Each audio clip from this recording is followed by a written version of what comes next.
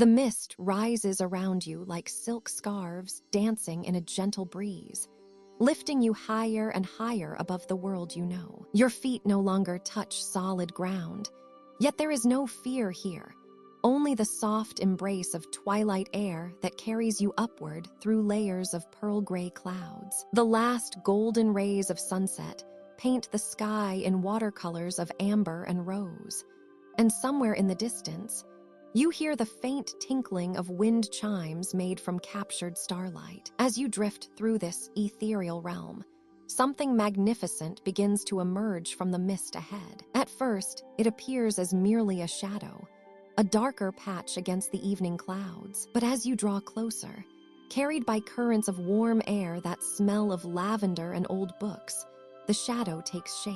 It is a building unlike any you have ever seen. A vast library that floats suspended in the sky, its walls seeming to be crafted from compressed moonbeams and solidified dreams. The structure stretches both upward and outward, with towers that spiral gracefully into the star-speckled sky and wings that extend like the arms of someone offering an eternal embrace. Its walls shimmer with an inner light, neither harsh nor bright, but warm and welcoming like candlelight filtered through honey. Windows of every shape and size dot the facade, each one glowing softly from within, suggesting countless rooms filled with wonders beyond imagination. You notice the great entrance doors first, towering portals carved from what appears to be moonstone, their surfaces alive with gentle swirls of silver and blue that remind you of ocean waves viewed from far below the surface. Delicate traceries of golden light dance across their surface, forming patterns that seem almost like writing, though in no language your waking mind could read. These symbols pulse slowly, rhythmically, like a great heart beating in perfect time with the whisper of the evening wind. As you approach, carried ever closer by the mist that has become your gentle chariot, the doors begin to open, not with the creak and groan of earthly hinges, but with the soft sigh of a sleeper turning over in bed, the quiet rustle of pages being turned by careful hands. The gap between the doors widens slowly, revealing glimpses of what lies beyond.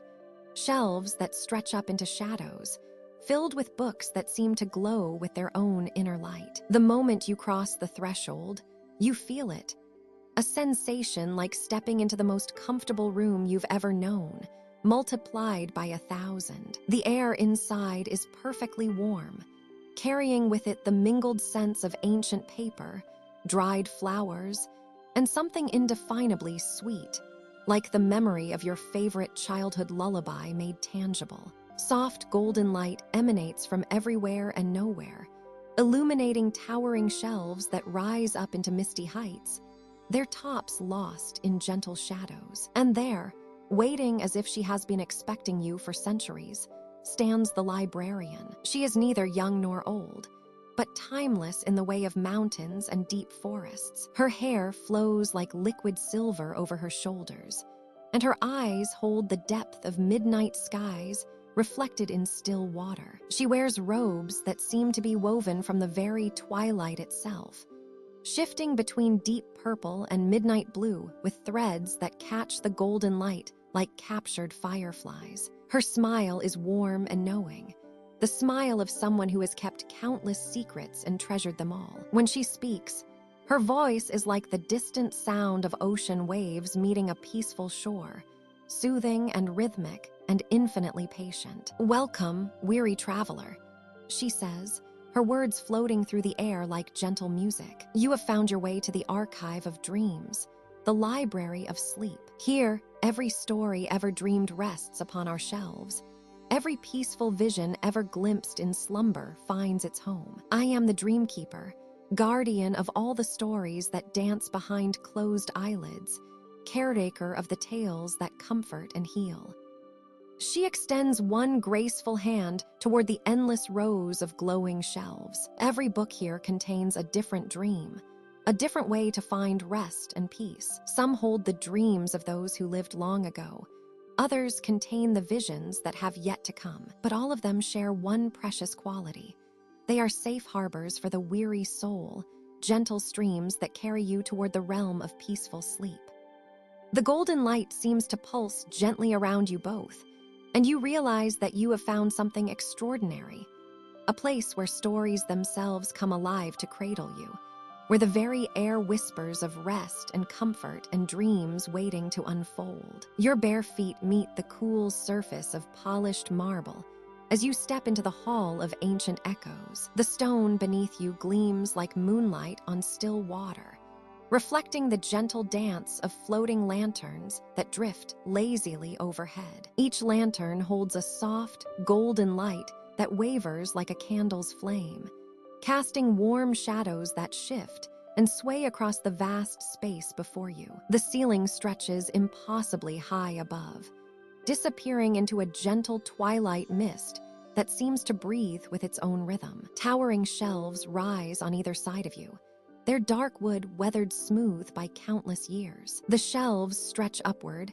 until they fade into the misty heights, filled with volumes that seem to pulse with their own quiet life. As you walk deeper into the hall, you begin to hear it, a soft humming that seems to come from the books themselves. It's not quite music, not quite whisper, but something in between. The sound wraps around you like a silk scarf, warm and comforting. Each shelf you pass adds its own note to this gentle symphony, creating harmonies that rise and fall like slow, peaceful breathing. You pause beside one of the ancient shelves and reach toward a leather-bound volume. The book feels warm under your fingers, and as you touch its spine, the humming grows slightly louder, more distinct. You can almost make out words in a language you don't recognize, yet somehow understand. These are the dreams of civilizations that flourished when the world was young, their hopes and wishes preserved in these sacred pages. The marble floor guides your steps with its smooth, cool touch. Each footfall creates the softest whisper of sound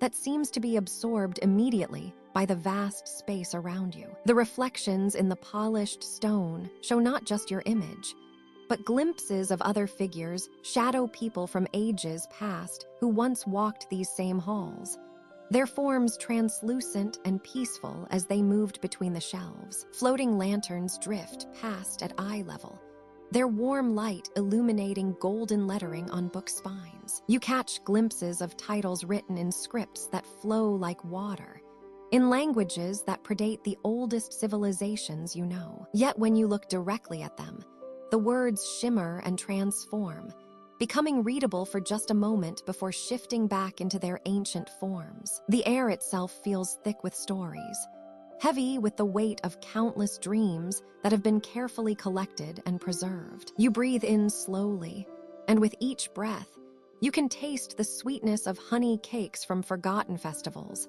smell the incense that once burned in temples that no longer exist, feel the phantom touch of silk robes that crumbled to dust millennia ago. A particularly large tome catches your attention, its cover decorated with silver threads that form intricate patterns resembling star charts. As you approach, you hear the sound of gentle rain, of children's laughter, of wind chimes moving in a summer breeze. These sounds don't disturb the peace of the hall. Instead, they blend into the existing harmony, adding depth and richness to the symphony of dreams. The lanterns seem to sense your presence, clustering more closely around you as you explore. Their light grows warmer, more golden, creating a cocoon of gentle illumination that moves with you through the hall. In this light, the books seem to breathe, their covers rising and falling almost imperceptibly, as if the dreams within are still actively being dreamed. You run your hand along the edge of a shelf, feeling the smooth wood that has been polished by countless other hands across the ages. The wood is warm, almost alive, and you sense that it too holds memories of the craftsmen who shaped it, of the first books that were placed upon it, of all the dreamers who have walked this hall before you. Above, the floating lanterns continue their eternal dance, some clustering together like constellations, others drifting alone in graceful spirals. Their light never flickers or dims, maintained by the same ancient magic that preserves the dreams within these books. The warm glow they cast makes everything in the hall appear soft and welcoming, as if filtered through layers of the finest silk. As you continue your journey deeper into the Hall of Ancient Echoes, the humming grows richer, more complex. You realize you're hearing the accumulated dreams of entire civilizations, their peaceful moments of rest, their gentle hopes for tomorrow, their quiet contemplations under starlit skies. Each step forward takes you further into this treasury of slumber, where the most beautiful dreams of humanity's past continue to sing their lullabies for all eternity. The marble beneath your feet remains perfectly smooth and cool, a constant comfort as you explore this sanctuary of sleep, guided by the warm light of floating lanterns and surrounded by the gentle chorus of dreams from ages long past. Your fingers trace along the spines of countless books until you find it. A volume bound in deep crimson leather, its cover warm to the touch like sun-baked stone. The title shimmers in faded gold lettering, Gardens of the Seven Hills. As you lift the book from its shelf, you feel a gentle, tingling sensation spreading through your fingertips, and the library around you begins to dissolve like morning mist. The air changes first. Gone is the hushed silence of the archive, replaced by the soft whisper of a Mediterranean breeze carrying the most intoxicating scents. Lavender in full bloom, wild rosemary growing along ancient walls, and the clean, mineral smell of fresh water flowing over marble. You find yourself standing on a pathway made of smooth white stones, each one perfectly placed by skilled craftsmen centuries ago. Before you stretches a Roman villa garden in all its tranquil glory. Cypress trees stand like gentle sentries along the perimeter, their dark green forms creating natural columns against the pale sky. The late afternoon sun filters through their branches, casting dancing shadows that move in rhythm with the breeze. Everything here breathes of peace and timeless beauty. You begin to walk slowly along the marble pathway, your footsteps making the softest echo against the stone. To your left, a fountain bubbles quietly, its water cascading from a carved dolphin's mouth into a circular pool lined with azure tiles. The sound is hypnotic, a constant, gentle murmur that seems to wash away any lingering tensions from your shoulders. A figure in a flowing white toga kneels beside a bed of herbs, carefully tending to young olive saplings. His movements are unhurried, deliberate, as if he has all the time in the world. He looks up as you pass, offering a serene nod of acknowledgement before returning to his work. There is something deeply calming about his presence, as if he carries within himself all the patience of the eternal city. The garden is arranged in perfect harmony, rectangular beds bordered by low hedges of boxwood, each section devoted to different plants. Here, rows of lavender stretch in neat purple lines, their blooms heavy with nectar that draws lazy bees to drone contentedly among the flowers. There, clusters of rosemary bushes release their sharp, clean fragrance with every touch of the wind. You pause beside a larger fountain at the garden's heart, this one featuring a statue of a water nymph pouring an endless stream from an amphora. The water catches the golden light, creating tiny rainbows in its spray. Stone benches curve around the fountain's edge, worn smooth by countless visitors who have sat here to contemplate and dream. Two men in senatorial togas walk slowly along a parallel path, their voices carrying softly on the air. They speak of philosophy, of beauty, of virtue, of the simple pleasures that make life meaningful. Their words blend with the gentle sounds of the garden like music, adding another layer to this symphony of peace. You cannot make out their exact words, nor do you need to. Their tone alone conveys wisdom and contentment. A woman in a pale yellow stola tends to a small altar decorated with fresh flowers, white roses and sprigs of myrtle arranged with artistic care. She moves like a dancer, each gesture fluid and purposeful. Incense burns in a small bronze brazier beside her, adding notes of frankincense to the gardens, already rich bouquet of scents. As you continue your leisurely exploration,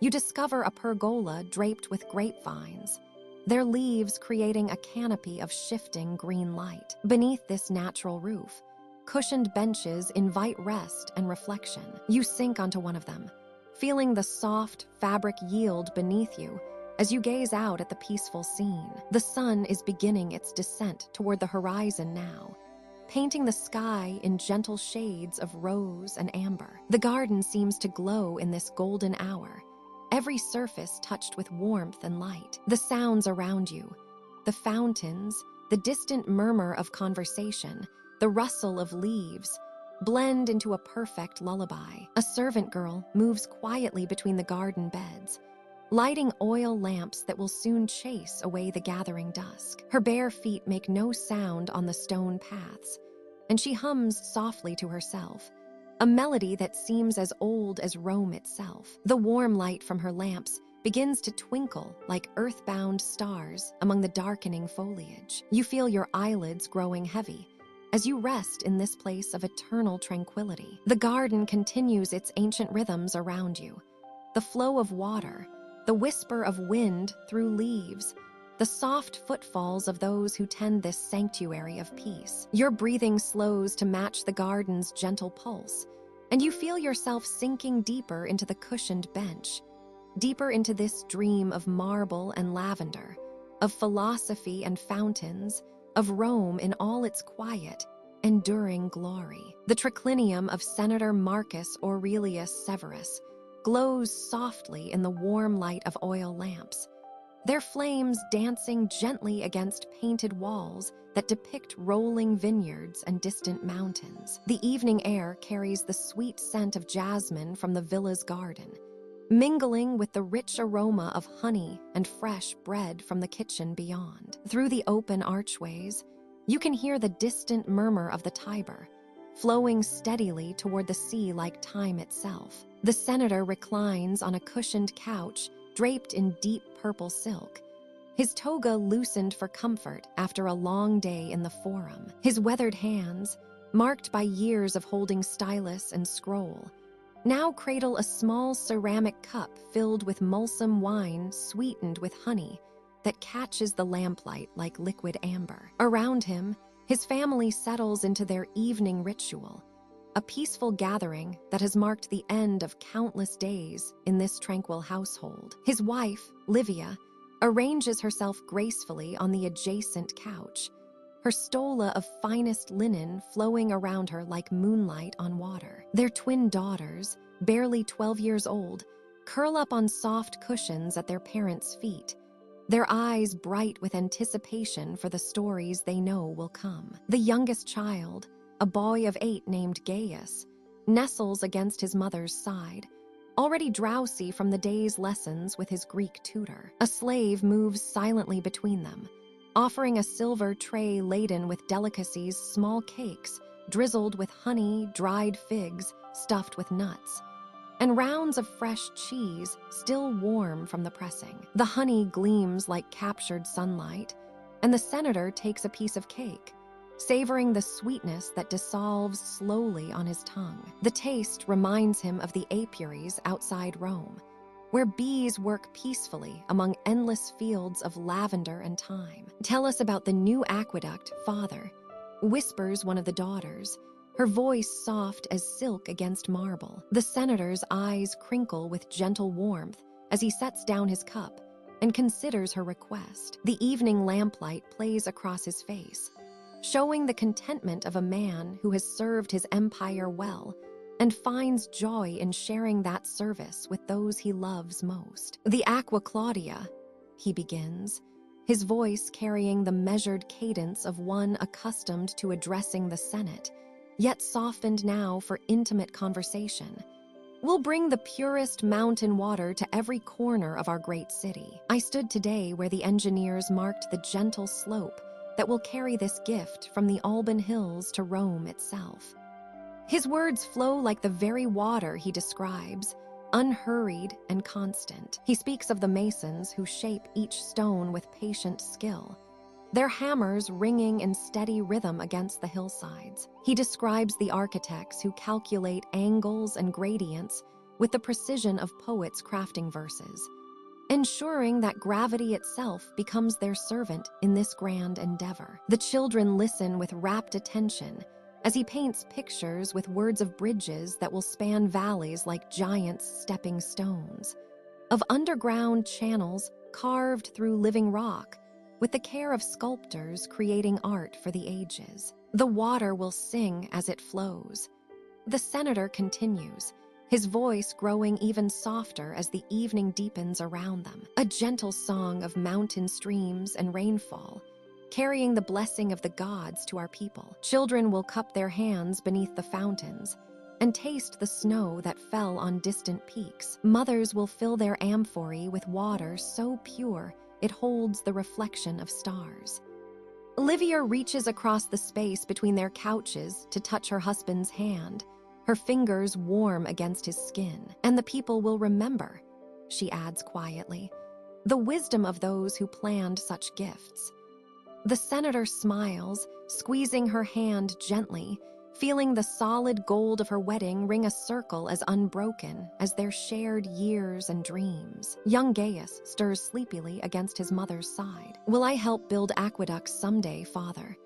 he murmurs, his words heavy with approaching sleep. The senator's voice drops to barely above a whisper, like wind through olive groves or waves lapping at a distant shore. "Perhaps, my son, or perhaps you will build bridges of words between peoples, or temples where prayers rise like incense to the gods. Rome grows not just through stone and mortar, but through the dreams we plant in young minds like seeds in fertile soil." His words hang in the air like a blessing, mixing with the scent of honey and jasmine, with the soft breathing of his family, with the eternal murmur of the river beyond. The lamps burn lower now, their light growing golden and warm as melted butter. In this peaceful triclinium, surrounded by love and the quiet satisfaction of service well rendered, the senator closes his eyes and feels the day's tensions dissolve like honey in warm wine. Tomorrow will bring new challenges, new opportunities to serve the eternal city. But tonight, in this moment of perfect tranquility, all is well in the world they have built together. The soft creak of ancient hinges draws your attention as another door opens within the Dreamkeeper's archive. This time, warm, humid air greets you, carrying the scent of mineral-rich water and smooth marble warmed by centuries of use. You step through into a vision that shimmers with gentle steam,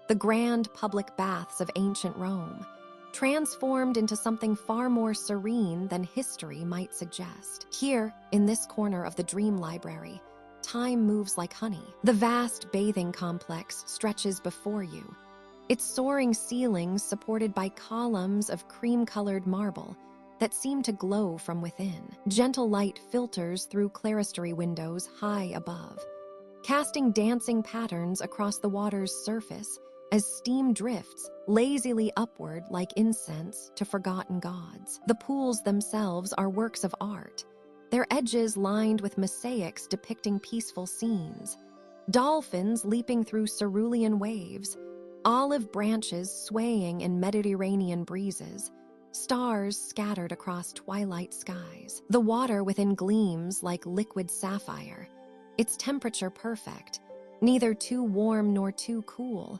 but precisely matched to the rhythm of a resting heartbeat. Citizens move through this space like gentle spirits, their forms softened by the ever-present mist. There are no harsh voices here, no political debates or merchants hawking their wares. Instead, soft conversations drift through the air like distant music, fragments of poetry shared between friends, quiet laughter that bubbles up like the springs themselves. An elderly senator floats peacefully in the tepidarium, his weathered face serene, all thoughts of the forum and its urgencies dissolved away. Nearby, a young scribe lets the warm water cradle her tired hands, the same hands that spent the day carefully forming letters on papyrus, now trailing gracefully through the mineral-rich pools. You watch as people slip into the water with the slow, deliberate movements of those who have finally found respite. Shoulders that have carried the weight of empire,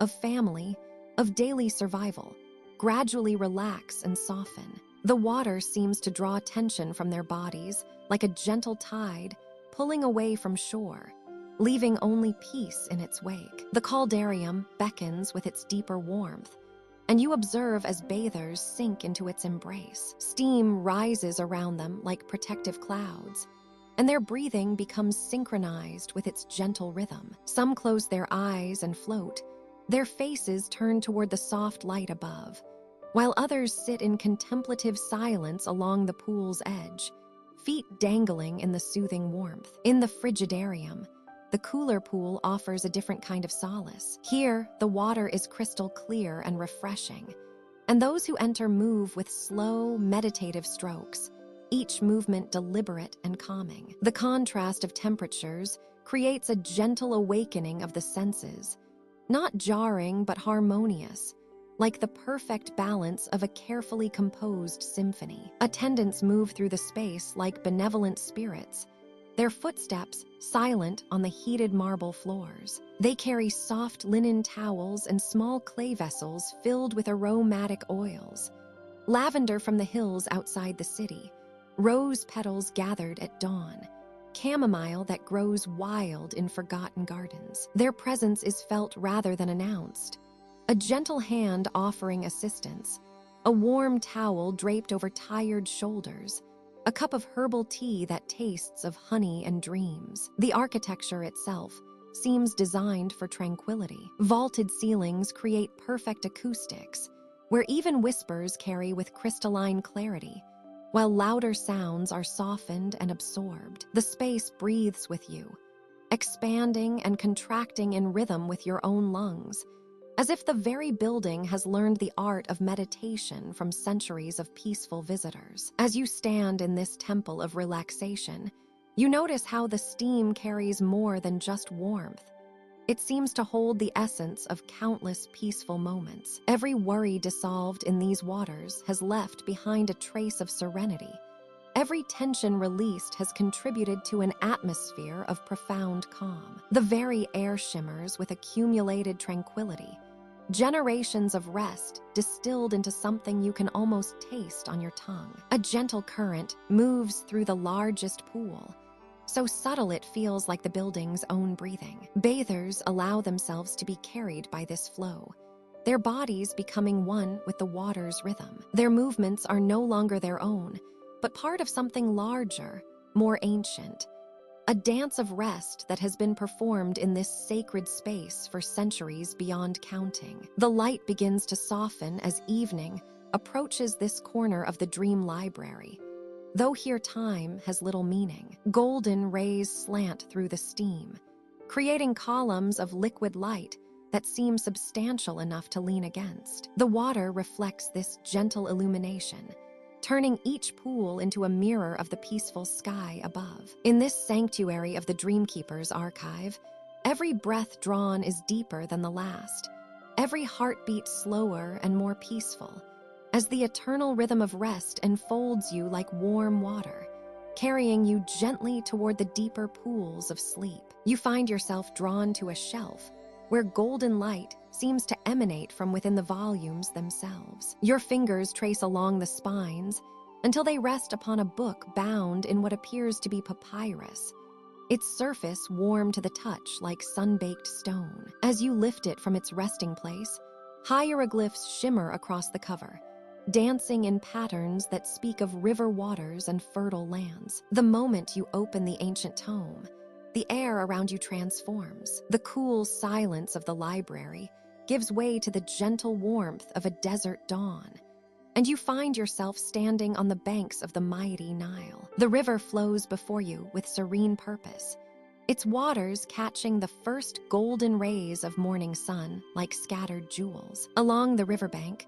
reed shelters stand in peaceful rows, their woven walls filtering the growing daylight into soft, honeyed patterns. Within these humble workshops, scribes work in quiet concentration, their movements as rhythmic and meditative as the river's eternal flow. You watch as one elderly scribe, his white linen robes pristine in the morning light, carefully prepares his writing reed, splitting the tip with practiced precision. The papyrus beneath his hands is smooth and golden, crafted from the very reeds that grow in abundance along these sacred waters. Each sheet tells its own story before a single mark is made of sun and river, of patient hands that cut and wove the fibers, of traditions passed down through countless generations. As the scribe begins to write, you notice something extraordinary. The hieroglyphs flowing from his reed seem to capture more than mere words or records. They shimmer with an inner light,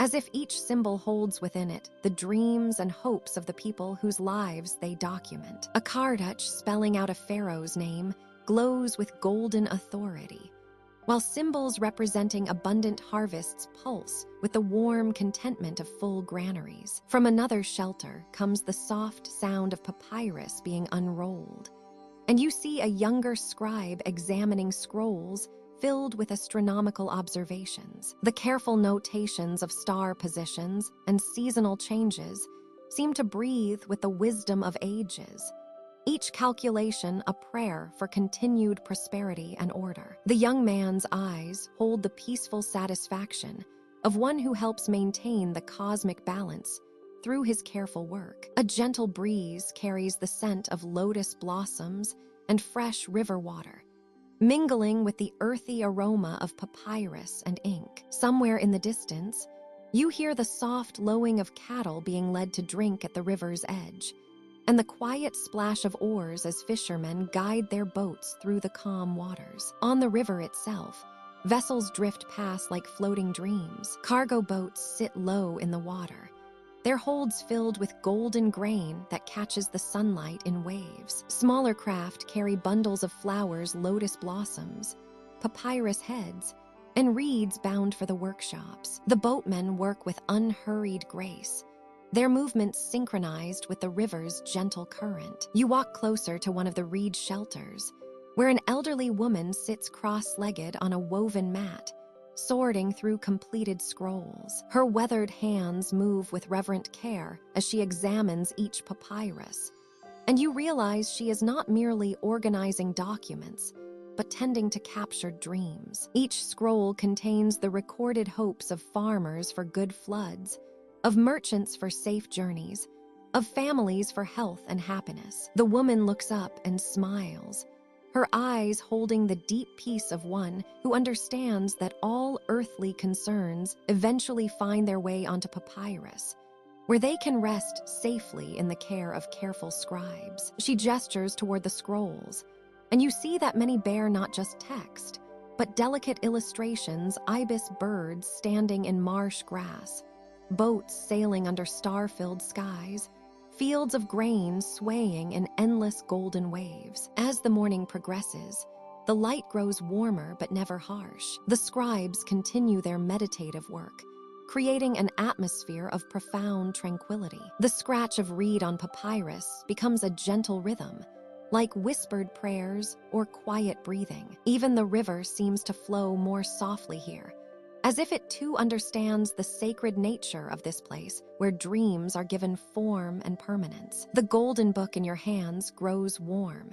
its papyrus pages rustling like reed grass in a gentle wind. You feel yourself being drawn back to the library, but the peace of the Nile scribes remains with you, that sense of important work done with patience and reverence, of dreams carefully preserved for future generations to discover and treasure. As the reed shelters fade from view, you carry with you the whispered wisdom of ancient papyrus, the eternal flow of river waters, and the profound contentment of knowing that all dreams, no matter how humble, deserve to be recorded and remembered in the great archive of human hope. The sun has painted the western horizon in shades of amber and rose, casting long shadows across the plateau, where the Great Pyramid rises like a mountain born of human will. The air carries the lingering warmth of the day, mixed with the cool breath of evening that whispers across the sand. You walk quietly along the workers' settlement,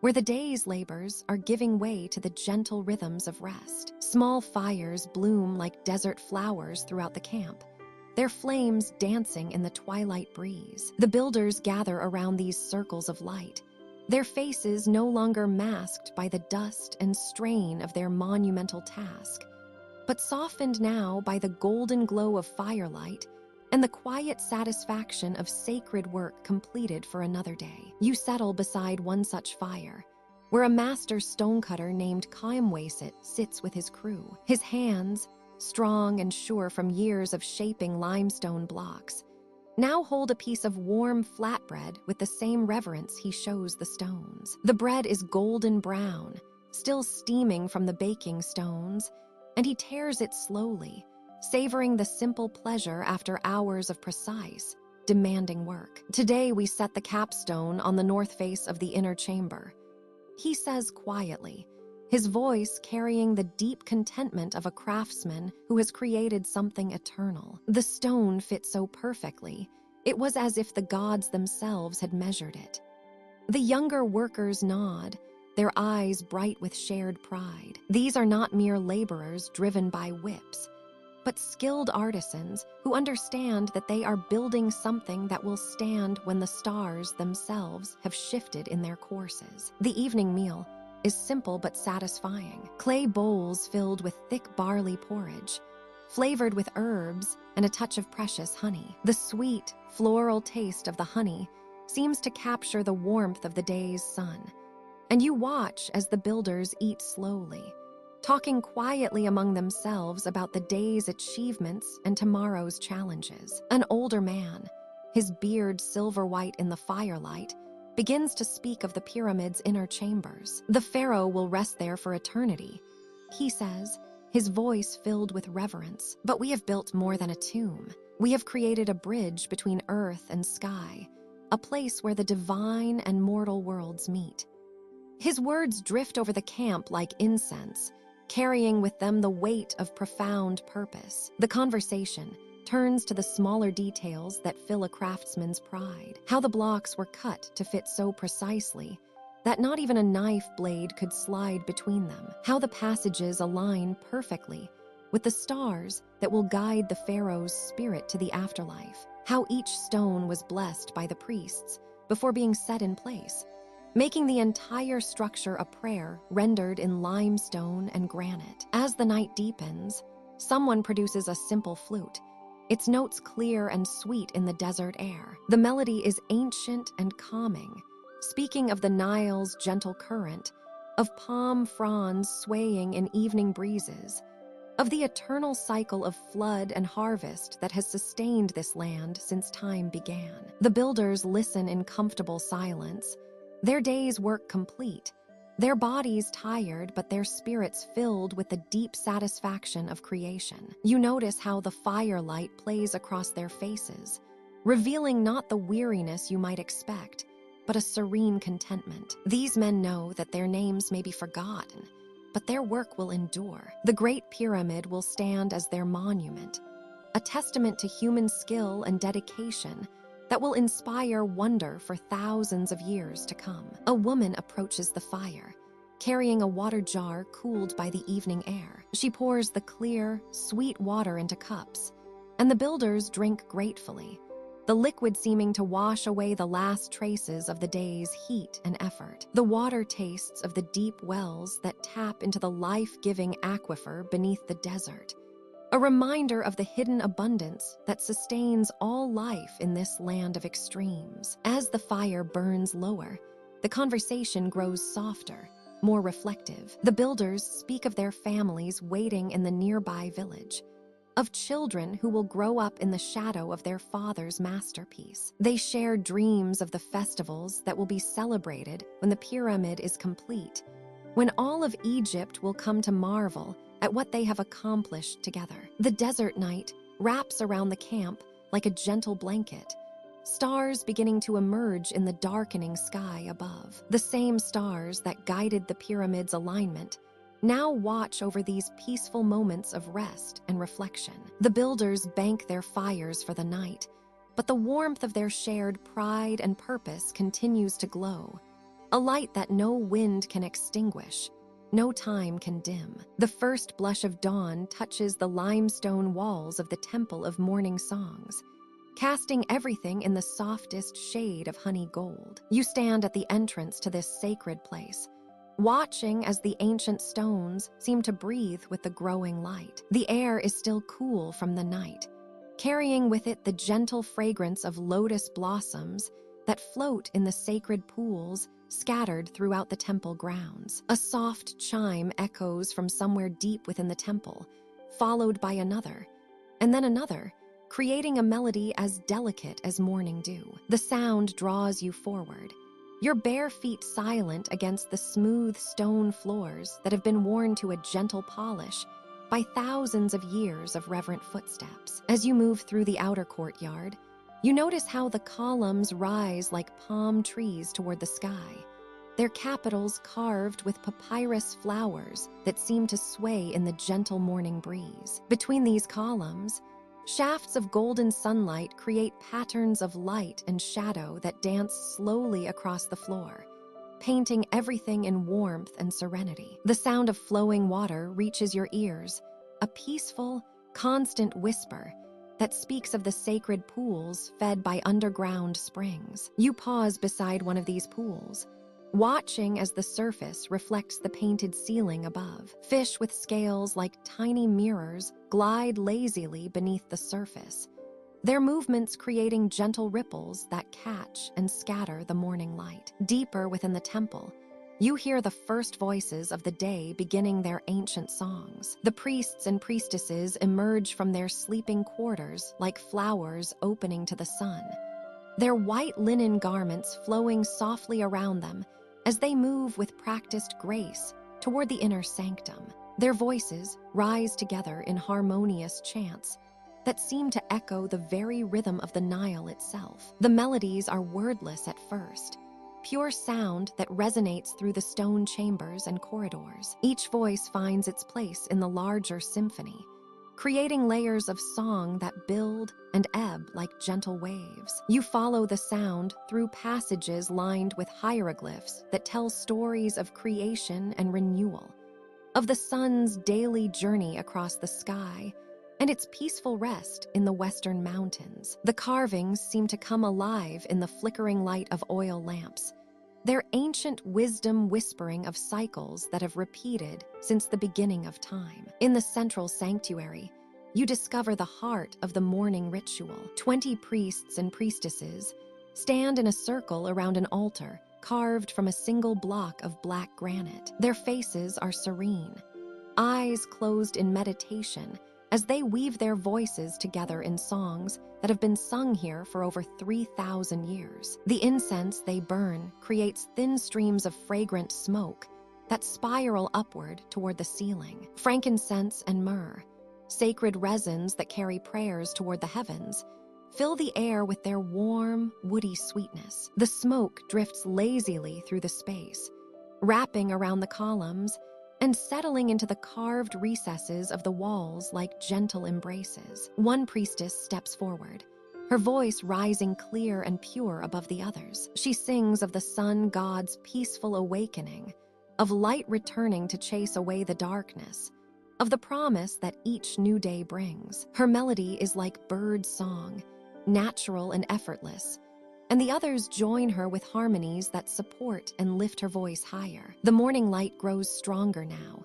streaming through clerestory windows high above and painting rainbow patterns on the floor through pieces of colored glass. The entire temple seems to glow from within, as if the stones themselves have absorbed centuries of prayer and song, and now release that energy in gentle waves of warmth and peace. You find yourself settling onto one of the stone benches that line the walls, feeling your breathing slow to match the rhythm of the chants. The sound surrounds you completely, not loud but enveloping, like being wrapped in the softest blanket woven from music itself. The water continues its gentle murmuring in the background, a constant reminder of life's flow. Occasionally, a dove coos from somewhere in the temple's upper reaches, adding its voice to the morning symphony. The priests and priestesses sway slightly as they sing, their movements as natural as reeds bending in the wind. As the sun climbs higher, the chants gradually soften, becoming whispers, then silence. The morning ritual draws to its peaceful close, leaving only the sound of water, the soft rustle of linen garments, and the gentle breathing of those who have offered their voices to welcome another day. The temple of morning songs settles into the quiet contentment of dawn's blessing received and shared, its ancient stones holding the echo of 10,000 morning prayers in their patient, enduring embrace. You step through another archway in the Dreamkeeper's archive, your bare feet silent on the polished stone floor. Here, between towering shelves lined with ancient volumes, a particularly ornate book draws your attention. Its leather binding is deep burgundy, worn smooth by countless gentle hands, and golden clasps gleam softly in the eternal twilight of this place. The title, embossed in faded gold lettering, reads Tales from the Winter Hearth. As your fingers trace the cover, the book opens of its own accord, and you feel yourself drawn into its pages, like stepping through a doorway made of parchment and dreams. The great hall materializes around you, vast and welcoming. Stone walls rise high above, their gray surfaces softened by enormous tapestries that flutter gently in the warm air. These woven masterpieces tell stories of their own nights on peaceful quests, ladies tending rose gardens, unicorns drinking from crystal streams. The threads catch the firelight, making the images seem to move and breathe with life. At the heart of this magnificent space stands a hearth so grand you could walk into it standing upright. Flames dance within, crackling softly as they consume thick oak logs. The fire casts everything in golden hues, painting the faces of those gathered around it with warmth and contentment. Sparks rise lazily up the chimney,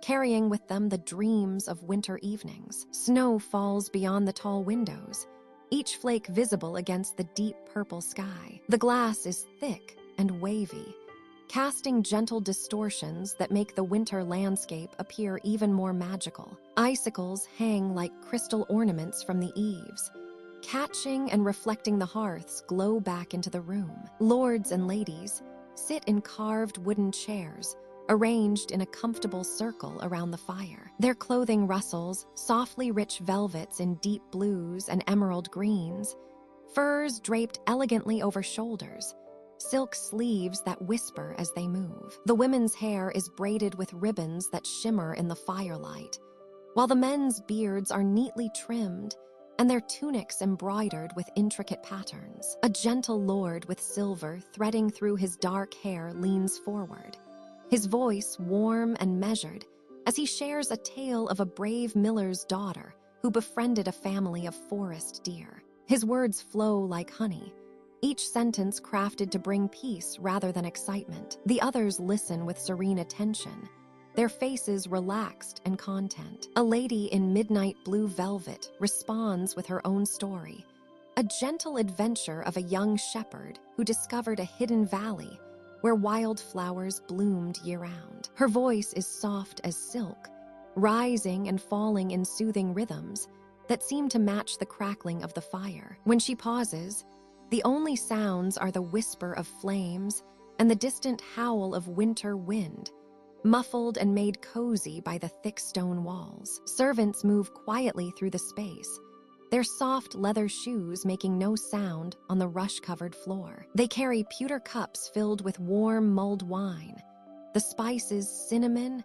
clove, and nutmeg adding their sweet fragrance to the air, already rich with wood smoke and beeswax from the candles that flicker in wall sconces. A young page, barely past childhood, sits cross-legged on a cushion near the hearth. His eyes are wide with wonder as he absorbs every word, every gesture. An elderly woman, her gray hair covered by a simple white coif, works quietly on her embroidery, her needle catching the firelight as it moves in and out of the fabric in peaceful rhythm. The fire settles lower as the evening progresses, the logs collapsing into themselves with soft sighs and gentle pops. Someone adds another piece of seasoned wood, and the flames leap higher for a moment before settling back into their steady, hypnotic dance. The renewed warmth spreads through the hall, touching every corner, every face, every heart gathered here. As the snow continues its silent fall outside, you feel yourself becoming part of this peaceful scene. The voices grow softer, more distant, as if heard through layers of warm wool and gentle dreams. The tapestries flutter more slowly now, their movements matching the drowsy rhythm of your breathing. The medieval hearth tale is drawing to its close, and you sense rather than see the great book beginning to close around you. The lords and ladies fade like morning mist, their gentle stories carried away on the smoke that rises from the dying fire. The stone walls become translucent, then disappear entirely, leaving only the memory of warmth and the echo of peaceful voices sharing tales designed not to thrill, but to soothe. You find yourself back in the archive, the burgundy book closed in your hands, its weight both substantial and comforting. The golden clasps catch the soft light, and you carefully place the volume back on its shelf, knowing that this winter hearth and its gentle stories will be here whenever you need them, waiting in the space between dreams and memory. Deep within the castle's lower chambers, where the stone walls grow thick and the air carries the scent of warm metal and glowing coals, Master Garrett tends to his forge with the patience of a man who has found his calling. The rhythmic ring of his hammer against anvil echoes through the corridors like a gentle heartbeat, each strike measured and purposeful, creating not instruments of war, but works of art that will bring beauty to the castle for generations to come. The forge glows with a welcoming warmth, its amber light dancing across the stone walls and casting long, peaceful shadows that seem to sway with each breath of the bellows. Unlike the weaponsmiths of distant lands, Master Garrett has dedicated his craft to gentler pursuits. His hands, weathered and strong from decades at the anvil,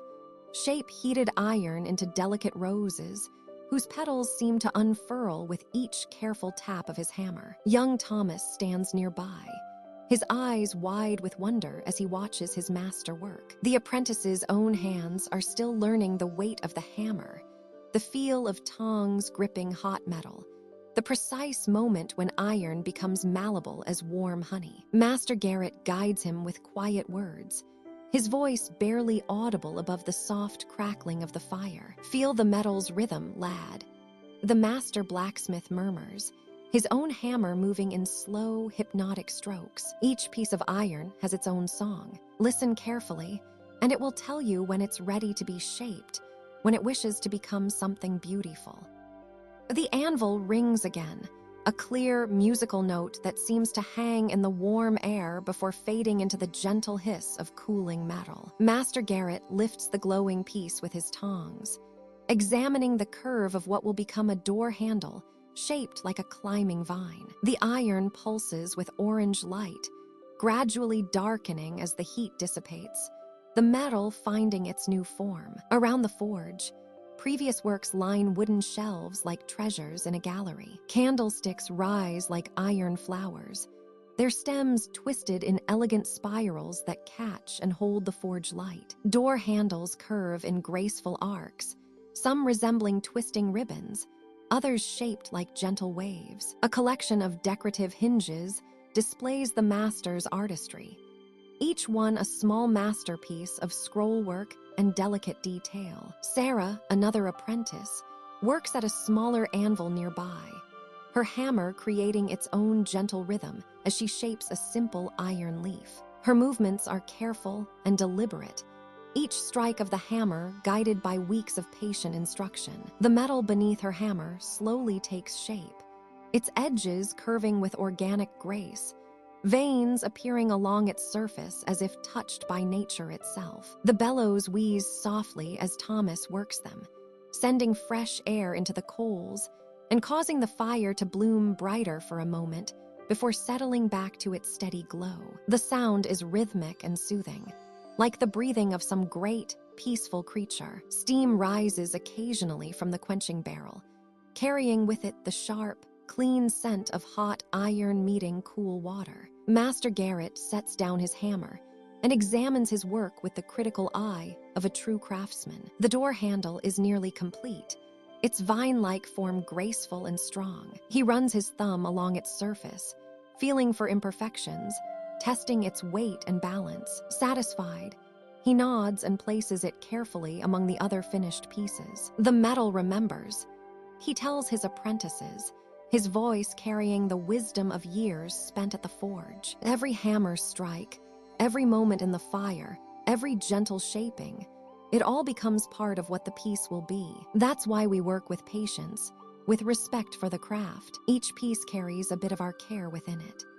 The afternoon light filters down through small windows set high in the stone walls, creating dusty beams that dance with tiny particles of ash and metal dust. The light mingles with the warm glow from the forge, bathing the workshop in golden hues that make even the rough stone walls seem welcoming and peaceful. As evening approaches, the rhythm of the hammers begins to slow. Master Garrett banks the fire for the night, his movements practiced and sure. The coals settle with soft whispers and gentle pops, their glow gradually dimming from bright orange to deep red. The anvils fall silent, their metallic voices resting until tomorrow brings new iron to shape, new beauty to create. In this peaceful corner of the castle, where hammers sing gentle songs and iron blooms into art, the ancient craft continues its quiet magic. Here, in the warmth of the forge and the company of dedicated artisans,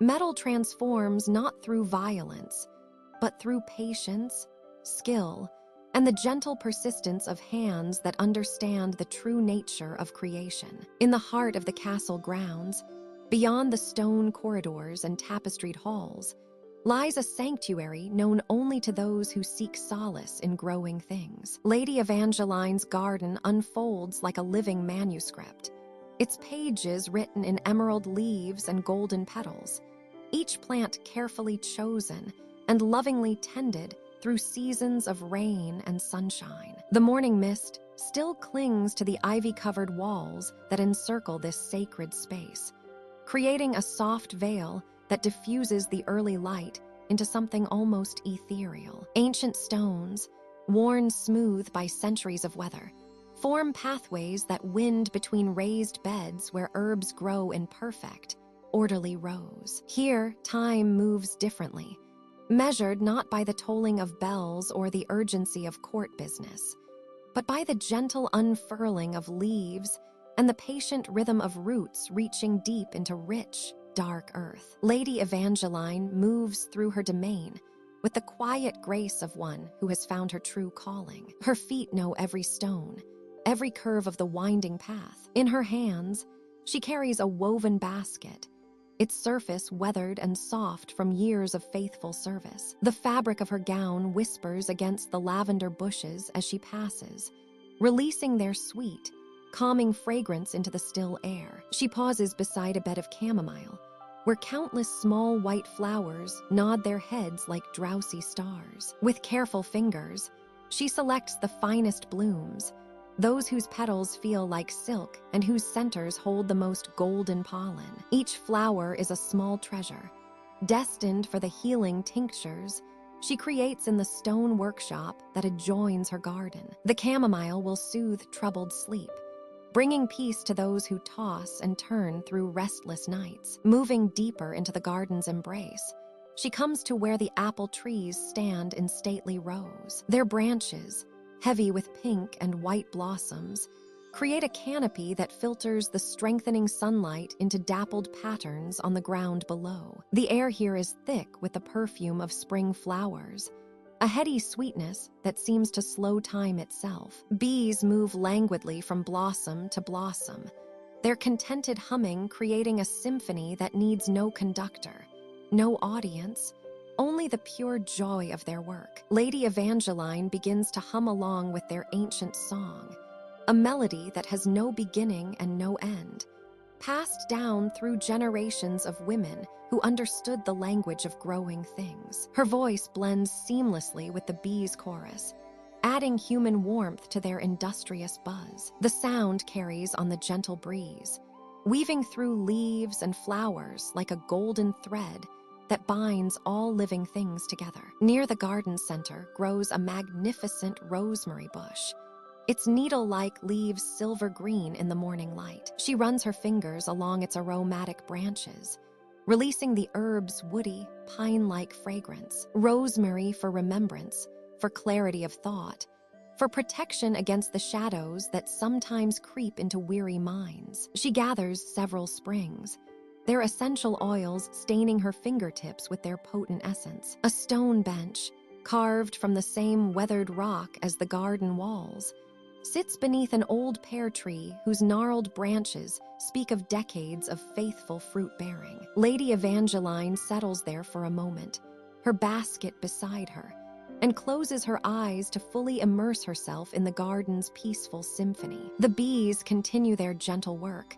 The breeze rustles through the herbs with the softest of whispers, and somewhere in the distance, a dove calls to its mate with liquid, mournful notes. The sun climbs higher, warming the enclosed space until it becomes a pocket of perfect comfort. Here, in this sanctuary of her own creation, Lady Evangeline has found something more precious than all the court's jewels and silks. She has found peace. The garden responds to her presence, seeming to bloom more vibrantly, to smell more sweetly, to hum with greater contentment when she is near. As she rises to continue her gentle harvest, the lady's movements remain unhurried, purposeful without urgency. There is mint to gather for digestive remedies, fennel seeds for the kitchen stores, and meadowsweet to dry for winter tisanes. Each plant offers its gifts freely, understanding the sacred contract between gardener and garden, care given freely, abundance received with gratitude. The morning stretches on in perfect serenity, the bees continuing their ancient work, the herbs releasing their healing fragrances into the warming air, and Lady Evangeline moving like a prayer made manifest through her peaceful domain. In this garden sanctuary, all is well, all is calm, and the very earth itself seems to breathe with deep, contented sighs. The ancient stone steps of the Dreamkeeper's archive fade beneath your feet as you follow the soft, amber glow deeper into the collection of sleeping memories. Here, between towering shelves lined with crystalline dream vessels, you discover a particularly warm orb pulsing with golden light. As your fingers brush its smooth surface, the library dissolves around you like morning mist, and you find yourself standing at the edge of a medieval village square, just as twilight begins to paint the sky in shades of lavender and rose. The cobblestones beneath your feet still hold the warmth of the day's sun, and the air carries the rich, earthy scent of freshly harvested grain and the sweet perfume of late-blooming flowers. Before you stretches a scene of gentle celebration, where the entire village has gathered to honor the abundance of their autumn harvest. Long wooden tables stretch across the square, their surfaces groaning under the weight of golden loaves of bread, wheels of creamy cheese, bowls of roasted chestnuts, and earthenware jugs filled with apple cider that sparkles amber in the flickering light. Lanterns hang from every doorway and window, their soft glow creating pools of warm light that dance across the weathered stone walls of the cottages. Some are simple candles enclosed in protective glass, while others are more elaborate constructions of colored parchment that cast rainbow patterns on the ground below. They sway gently in the evening breeze, creating a constellation of earthbound stars that mirror the first tentative glimmers appearing in the darkening sky above. Children move through the crowd like gentle spirits, their laughter soft and musical as they play quiet games between the tables. A small girl with braided hair chases soap bubbles that catch the lantern light and drift like tiny planets through the warm air. Two boys sit cross-legged on a blanket, carefully stacking wooden blocks while their mothers watch with fond smiles. An older child shows a group of younger ones how to weave grass into simple crowns, their small fingers working slowly and carefully under patient guidance. The adults move with the unhurried grace of people who have nowhere else to be. Farmers in their finest wool tunics share stories of particularly abundant fields, their weathered hands gesturing as they describe the perfect balance of rain and sunshine that blessed their crops. Women in flowing dresses adorned with embroidered flowers arrange platters of food with artistic care, each dish a small masterpiece of rustic beauty. The village baker, his apron still dusted with flour, slices thick portions of bread that release clouds of steam and fill the air with the comforting aroma of yeast and grain. Musicians have gathered near the old oak tree that stands sentinel in the center of the square. A woman with silver-streaked hair plays a wooden flute, its clear notes floating through the air like birdsong. Beside her, a man plucks the strings of a small harp, creating a gentle melody that seems to make the lantern flames dance more peacefully. A drummer keeps time with brushes rather than sticks, his rhythm soft as a heartbeat, steady as breathing, woven seamlessly into the fabric of the evening's gentle sounds. As the sky deepens from purple to deep blue, families begin to gather around the tables. Grandparents settle into carved wooden chairs, their faces creased with contentment as grandchildren climb onto their laps to share bites of honey cake. Young couples sit close together, speaking in voices so low their words become part of the evening's whispered chorus. Children curl up on blankets spread across the cobblestones, their eyes growing heavy as they listen to the soothing murmur of adult conversation and the distant sound of the flute. The feast continues without urgency, each course appearing as if by magic from the collective abundance of the village gardens and larders. Roasted vegetables glisten with herb-infused oils, their colors rich as jewels in the lantern light. Bowls of creamy soup steam gently, filling ceramic spoons that clink softly against pottery rims. Fresh fruit arranged on wooden platters provides sweet punctuation to the savory dishes. Apples and pears polished to a shine that reflects the flickering flames. As the evening deepens, the celebration begins to wind down naturally, like a song reaching its peaceful conclusion.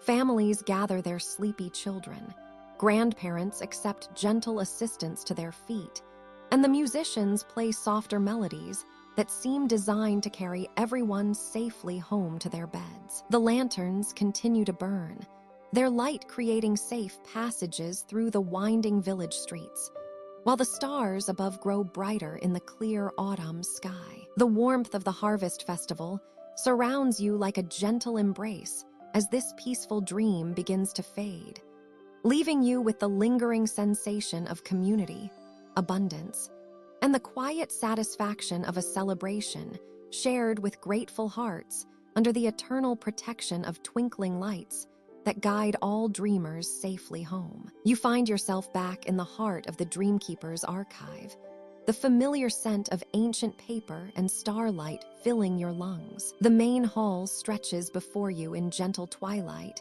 but tonight your feet are drawn to something you hadn't noticed before: a narrow spiral staircase tucked behind a towering shelf of dream journals. The steps are carved from what appears to be polished meteorite, each one catching and reflecting the soft amber glow of the archive's eternal lanterns. Your hand glides along the smooth banister as you begin to climb, feeling the cool metal warm beneath your touch. The staircase winds upward in a lazy spiral, unhurried and welcoming. With each step, the air grows thinner and somehow more luminous, as if you're ascending not just through floors, but through layers of consciousness itself. The walls curve around you, lined with small alcoves that hold curious instruments, astrolabes that turn slowly on their own, crystalline spheres that pulse with inner light, and delicate orreries that track the movements of distant worlds. 27 steps bring you to a landing where an arched doorway opens onto something magnificent. The cosmic observatory spreads before you like a cathedral, dedicated to the night sky. The domed ceiling rises high above, constructed entirely of what appears to be transparent crystal. Through it, you can see not the earthbound sky, but something far more wondrous. Nebulae drift in slow, colorful spirals, their gases painting the darkness in shades of rose and lavender, turquoise and gold. These are not the harsh, burning furnaces of active stars, but gentle clouds of cosmic dust that seem to breathe with their own peaceful rhythm. The observatory floor is arranged in concentric circles around a central platform. Telescopes of various sizes and designs are positioned throughout the space, but these are unlike any earthly instruments. Some are crafted from brass that gleams with an inner warmth, others from silver that seems to capture and hold moonbeams. A few appear to be made from crystallized starlight itself, their surfaces rippling with soft aurora patterns. Each telescope points toward a different region of this peaceful cosmos, inviting you to explore wonders without end. You approach the nearest instrument, a beautifully wrought telescope with eyepieces carved from what looks like compressed twilight. As you lean forward to peer through it, the view that greets you takes your breath away. A nebula unfolds in your vision, not as a distant smudge of light, but as a living garden of cosmic proportions. Streams of luminous gas flow like gentle rivers between islands of stardust. New stars are being born here, but not in violent explosions. They emerge like flowers opening at dawn, their light soft and welcoming. Moving to another telescope, you discover a view of what the wall charts call the meditation paths, lanes of space where the cosmic dust has arranged itself into spiraling patterns that seem designed for contemplation. Ships could travel these routes, the charts suggest, not for conquest or commerce, but simply for the joy of witnessing the universe's quiet artistry. These are highways for dreamers, mapped not by those seeking to claim territory, but by those who wish to understand the gentle mathematics of creation. The walls themselves are covered in star charts, but these are unlike any navigational maps you've ever seen. Instead of marking trade routes or territorial boundaries, they trace what the cartographers have labeled as pathways of wonder. Dotted lines connect constellation to constellation, not showing the fastest route between worlds, but the most beautiful. Some paths wind through asteroid fields, where the rocks have been naturally sculpted into impossible geometries. Others thread between binary stars that dance together in eternal, harmonious orbit. You notice small notations in the margins of these charts, written in the same gentle hand that penned the dream journals below. Best viewing during autumn meditation reads one note beside a particularly lovely nebula. Recommended for those seeking inspiration in times of change. Suggests another, marking a distant galaxy whose spiral arms seem to embrace rather than expand outward. A comfortable chair awaits near the center of the observatory, positioned perfectly for gazing up through the crystal dome. You settle into its cushioned embrace and let your eyes drift across the peaceful cosmos above. The nebulae pulse gently, like the breathing of some vast, benevolent consciousness. Stars wheel slowly in their ancient patterns, and you realize that this is not a place for studying the universe so much as for listening to it, for hearing the quiet song that space sings to itself in the long hours between one dream and the next. The observatory seems to exist in its own time, where minutes stretch into comfortable eternities, and the urgent world below fades into gentle irrelevance. Here, surrounded by maps of wonder and instruments of peace, you understand that the cosmos is not empty space punctuated by burning rocks,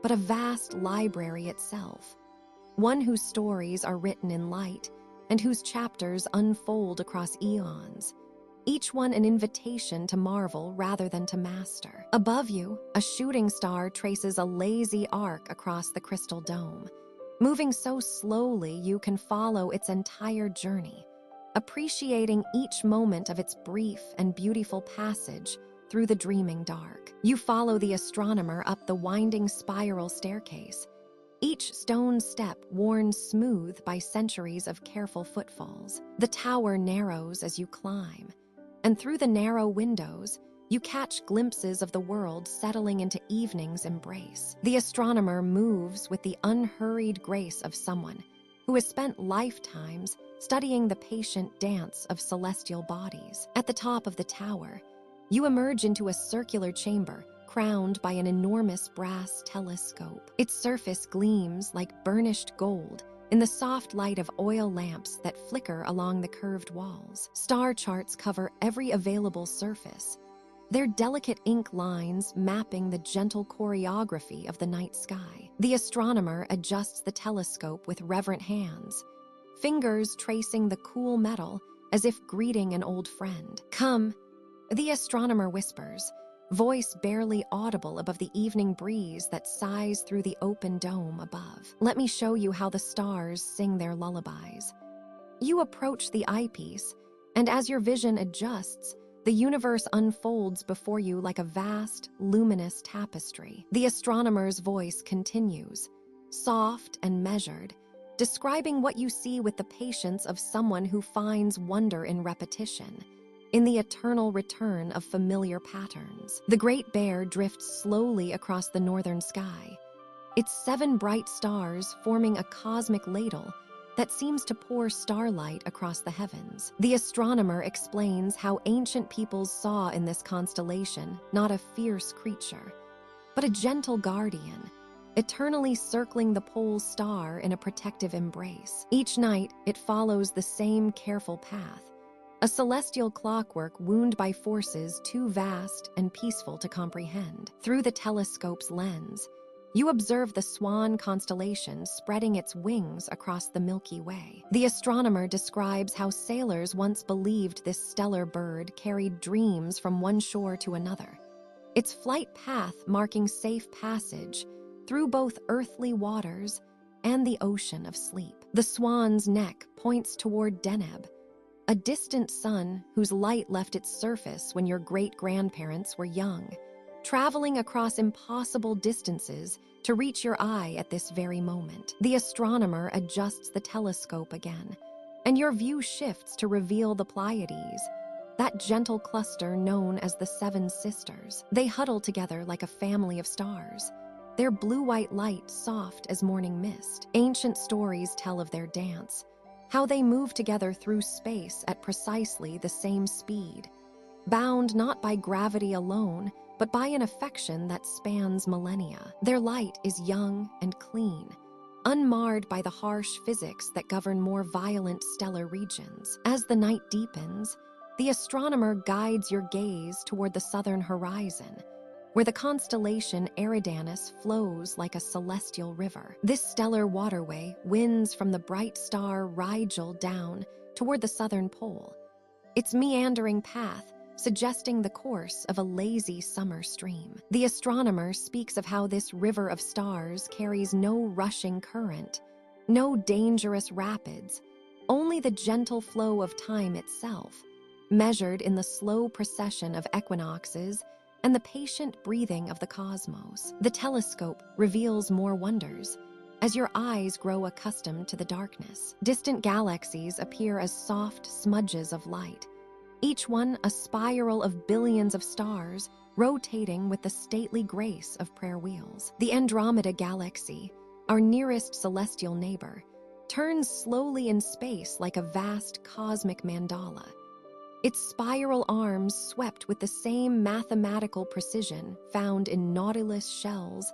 and unfurling fern fronds. The astronomer explains how these galaxies move through space not in violent collision, but in an ancient dance choreographed by the fundamental forces of the universe. Even when galaxies meet, their stars pass between each other like dancers changing partners, creating new patterns without destruction, new harmonies without discord. As you continue to observe, The astronomer points out binary stars that orbit each other in perfect synchronization, their gravitational embrace creating a rhythm like a cosmic heartbeat. These stellar partnerships have maintained their dance for millions of years, neither partner dominating, both contributing to a balance that creates stability in an otherwise chaotic universe. The night air grows cooler, and you notice how even the earth beneath your feet participates in this grand celestial ballet. The planet turns with the reliability of a music box, carrying you gently through space at thousands of miles per hour, yet with such smoothness that you feel only the whisper of wind and the solid comfort of stone beneath your feet. The astronomer dims the oil lamps until only starlight illuminates the chamber. In this darkness, you understand why ancient peoples found comfort in the night sky's predictability. The same constellations that guided shepherds and sailors for thousands of years continue their patient vigil, marking the seasons and the hours with a consistency that transcends human worry and turmoil. Here in the astronomer's tower, surrounded by the gentle machinery of the universe, you feel yourself becoming part of this vast, peaceful system, your own breathing synchronizing with the rhythm of the spheres. You drift deeper into the Dreamkeeper's archive, your bare feet silent on the polished marble floors that seem to shimmer with their own inner light. The air here carries the faint scent of jasmine and old parchment, a combination that speaks of wisdom and wonder carefully preserved across countless ages. Ahead of you, a magnificent brass telescope stands positioned near a vast window that spans from floor to ceiling. The telescope itself is a marvel of craftsmanship, its burnished surface etched with constellations and celestial maps that seem to move gently in the dim light. Ancient brass gears and delicate adjustment wheels catch the starlight streaming through the glass, creating tiny prisms of color that dance across the nearby walls. You approach the telescope with reverence, drawn by an irresistible curiosity about what wonders it might reveal. The eyepiece is smooth and warm against your palm as you position yourself comfortably, feeling the solid weight of the instrument as it turns silently on its mounting. Through the lens, the darkness of space gradually resolves into something far more magnificent than mere emptiness. Before you unfolds a vista of impossible beauty. Nebulae stretch across your field of vision like vast gardens suspended in the cosmic void, their colors more vivid and alive than any earthly flower bed. Swirls of emerald green gas spiral slowly through clouds of deep magenta, while tendrils of golden light weave between them like luminous vines reaching across the darkness of space. These are the gardens of the universe, you realize, where stars are born in cradles of stellar nurseries that span distances your mind can barely comprehend. Yet from this telescope, they appear intimate and peaceful, like a secret garden discovered behind a hidden door. The gases move with such gradual grace that their motion is barely perceptible, like watching flowers bloom in the most patient time lapse imaginable. In one region of this cosmic garden, you observe a nebula that resembles an enormous rose in full bloom. Its petals are formed from layers of ionized hydrogen that glow with a soft pink radiance, while the center holds a cluster of newly formed stars that twinkle like dewdrops caught in morning light. The entire structure rotates slowly, completing one full turn every few million years. Yet through the telescope's magic, you can sense this ancient dance unfolding. Your gaze shifts to another wonder, a nebula that appears as a cosmic lily, its trumpet-shaped form created by stellar winds blowing away clouds of interstellar dust. The edges glow with brilliant blue-white light where young, hot stars illuminate the surrounding gas, while deeper within, cooler regions take on hues of amber and rust that remind you of autumn leaves settling gently to earth. The telescope seems to respond to your thoughts, adjusting its focus to reveal more distant gardens. Here, a nebula spreads like morning glory vines across light years of space, its purple and blue tendrils reaching toward a cluster of orange giant stars. There, another formation resembles a field of cosmic daisies, each bright center representing a stellar nursery,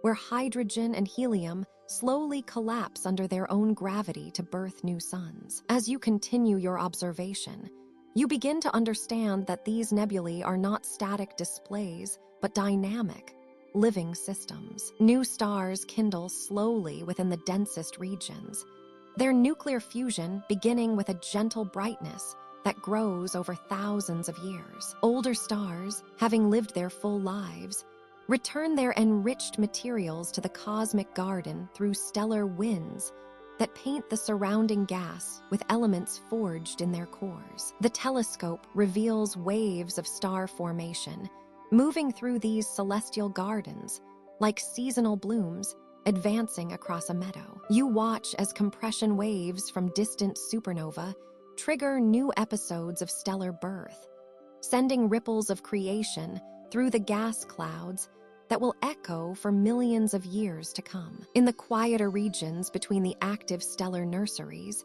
you observe vast caverns of nearly empty space, their walls lined with glowing filaments where the solar wind from hot young stars has carved out bubbles in the surrounding medium. These cosmic clearings provide a peaceful contrast to the more active regions, like quiet paths winding through an overgrown garden. The colors shift and blend as your eyes adapt to the telescope's revelations. Hydrogen glows in its characteristic red, while oxygen adds touches of green and blue. Sulfur contributes warm yellows, and traces of other elements create subtle gradations that would make any earthly artist weep with joy. Yet these cosmic gardens are painted not with pigments, but with the very building blocks of existence, arranged by forces so gentle and patient that their artistry spans geological ages. As you step back from the telescope, the nebula gardens remain vivid in your mind's eye. These distant wonders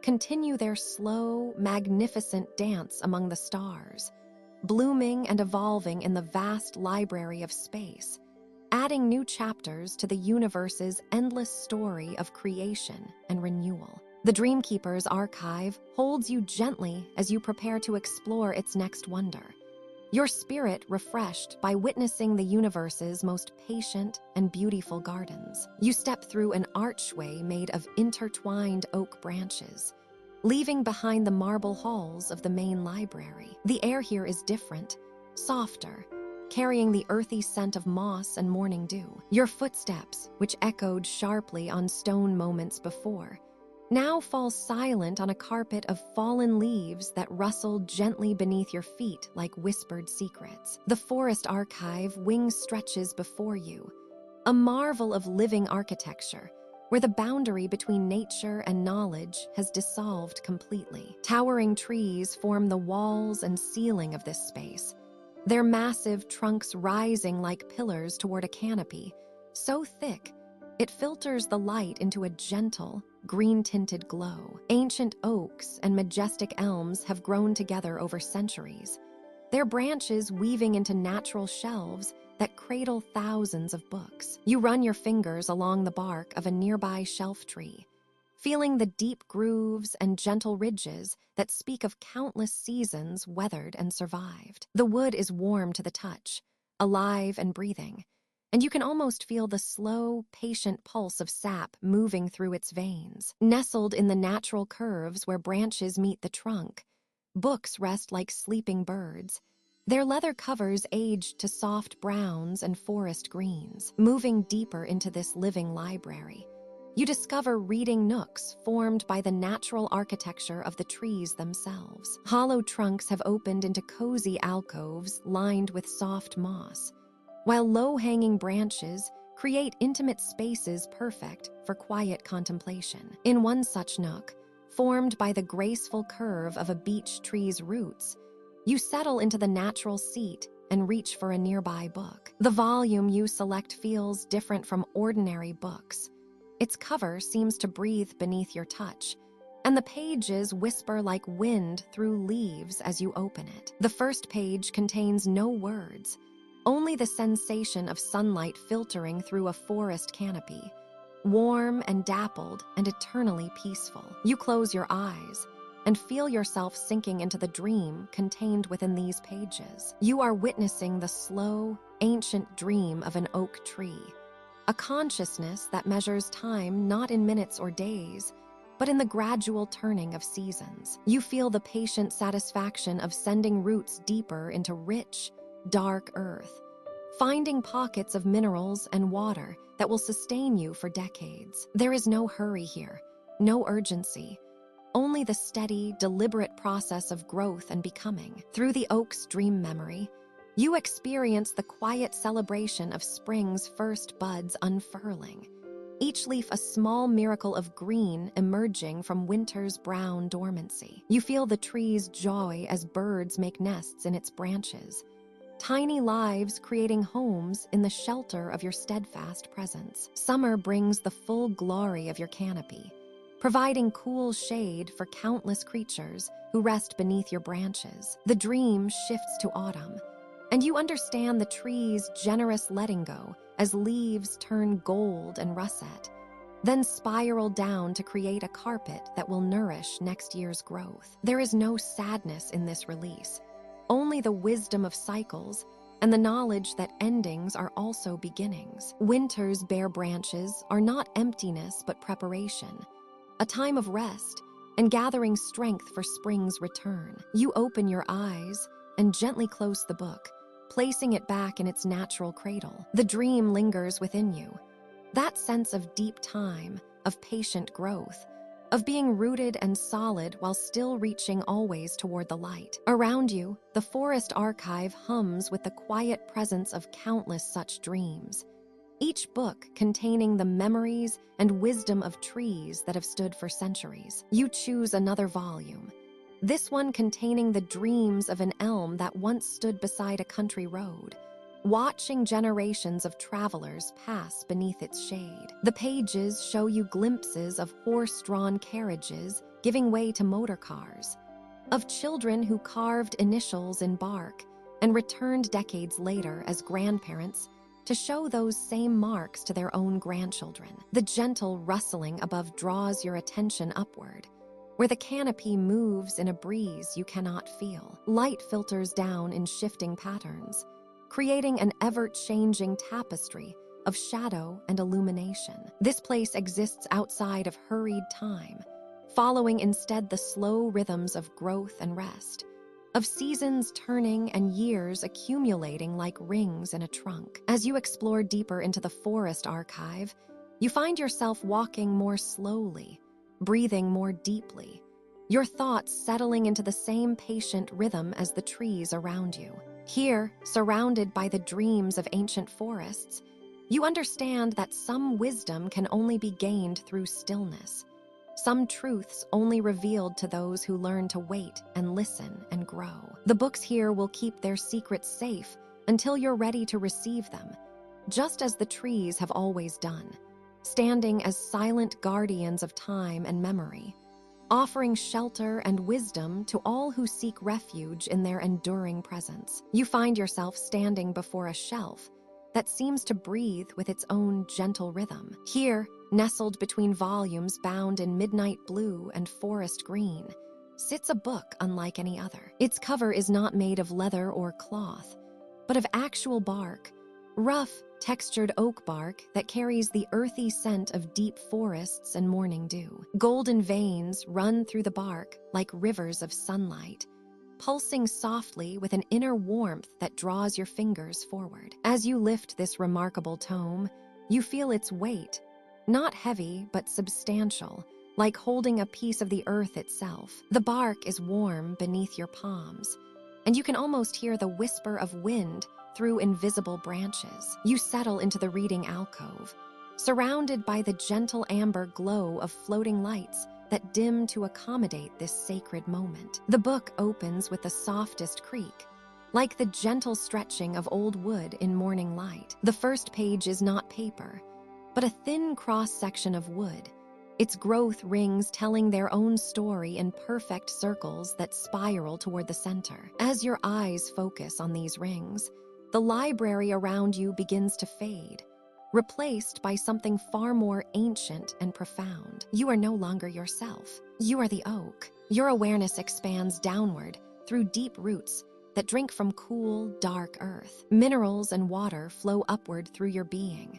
a slow, satisfying nourishment that fills you with quiet contentment. Your consciousness stretches upward too, through a trunk thick with decades of growth, into branches that reach toward a sky painted in the softest pastels of early spring. It is March, and you feel the first stirrings of awakening. Tiny buds along your branches swell with potential, carrying within them the promise of countless leaves. The earth beneath your roots warms gradually, releasing the rich sense of thawed soil and new growth. A robin lands on one of your branches, its small weight barely registering, and begins to sing the first tentative notes of the season's symphony. Days flow by like gentle streams. Your buds unfurl into the tender green of new leaves, each one a perfect expression of life renewed. You feel the sun's warmth on your bark, a golden benediction that fills you with peaceful energy. Spring rains arrive with soft percussion against your emerging canopy, each drop a gift that your roots welcome gratefully. Summer arrives in waves of deep contentment. Your leaves have grown full and broad now, creating a living ceiling of green that dances in warm breezes. Beneath your spreading branches, wildflowers bloom in quiet profusion, bluebells and violets carpeting the forest floor in gentle colors. Children sometimes come to play in your shade, their laughter mingling with the rustle of your leaves. You shelter them gladly, offering cool respite from the summer sun. The years flow by in this peaceful rhythm. You grow taller, broader, your trunk thickening ring by ring. Seasons cycle through you like breathing. The bright awakening of spring, the full contentment of summer, the golden transformation of autumn, and the deep, restorative sleep of winter. Each year adds another layer to your being, another chapter to your quiet story. Decades pass in serene meditation. You witness the gentle changes in the forest around you, saplings growing into mature trees, clearings slowly filling with new growth, streams changing their courses in the unhurried way of water seeking its path. Animals make their homes in your branches and roots. Squirrels nest in your hollows, their chattering a familiar comfort. Owls roost in your upper reaches, their soft calls punctuating the evening peace. As autumn arrives in your 100th year, you feel a profound satisfaction. Your leaves turn the most magnificent gold you have ever achieved, each one catching the slanted light of October afternoons like captured sunshine. They release themselves one by one, floating downward in lazy spirals to carpet the earth beneath you in burnished treasure. This letting go feels not like loss, but like the most natural expression of completion. Winter settles over you like a soft blanket. Your bare branches reach toward gray skies with elegant simplicity. Snow accumulates in the crooks of your arms, creating patterns of pristine beauty. In this season of rest, you feel the deep satisfaction of a century lived in perfect harmony with the rhythm of the earth. Your roots rest in the frozen soil, dreaming of springs yet to come. The awareness begins to fade gently, like morning mist lifting from a quiet pond. You feel yourself returning from the oak's century-long dream, carrying with you the profound peace of that existence. The book closes softly in your hands, its bark cover warm with the memory of sunlight and seasons. In the Dreamkeeper's archive, time moves differently, and you realize that you have experienced not just a story, but a meditation on the gentle persistence of life itself, the quiet wisdom found in growing slowly toward the light. The last rays of golden sunlight filter through the ancient oak leaves, casting dappled patterns of amber and honey across the forest floor. You find yourself walking along a soft carpet of moss and fallen leaves, each step silent and cushioned, as the woodland begins its gentle transition from day to evening. The air carries the sweet scent of pine needles and wild honeysuckle, mixed with the earthy richness of damp soil after an afternoon shower. A gentle rustle draws your attention to a clearing ahead, where a family of deer moves with graceful precision toward a crystal-clear stream. The mother doe steps delicately, her hooves barely disturbing the soft earth, while two spotted fawns follow close behind, their large, dark eyes reflecting the fading light. They approach the water's edge with reverent care, lowering their elegant heads to drink from the mirror-smooth surface. The sound of their gentle, lapping mingles with the soft babbling of the brook as it winds its way between smooth river stones. Above you, the first calls of evening owls begin to echo through the canopy. A great horned owl settles onto a thick branch, its feathers ruffling slightly in the warm breeze. Its amber eyes blink slowly, wisely, as it surveys the peaceful scene below. There's no urgency in its movement, only the patient preparation for the quiet night ahead. Another owl answers from deeper in the woods, their calls creating a gentle symphony that seems to encourage the forest to settle into its evening rhythm. Near the base of a towering pine tree, you notice the entrance to a fox den, partially hidden by a curtain of trailing ferns. A red fox emerges,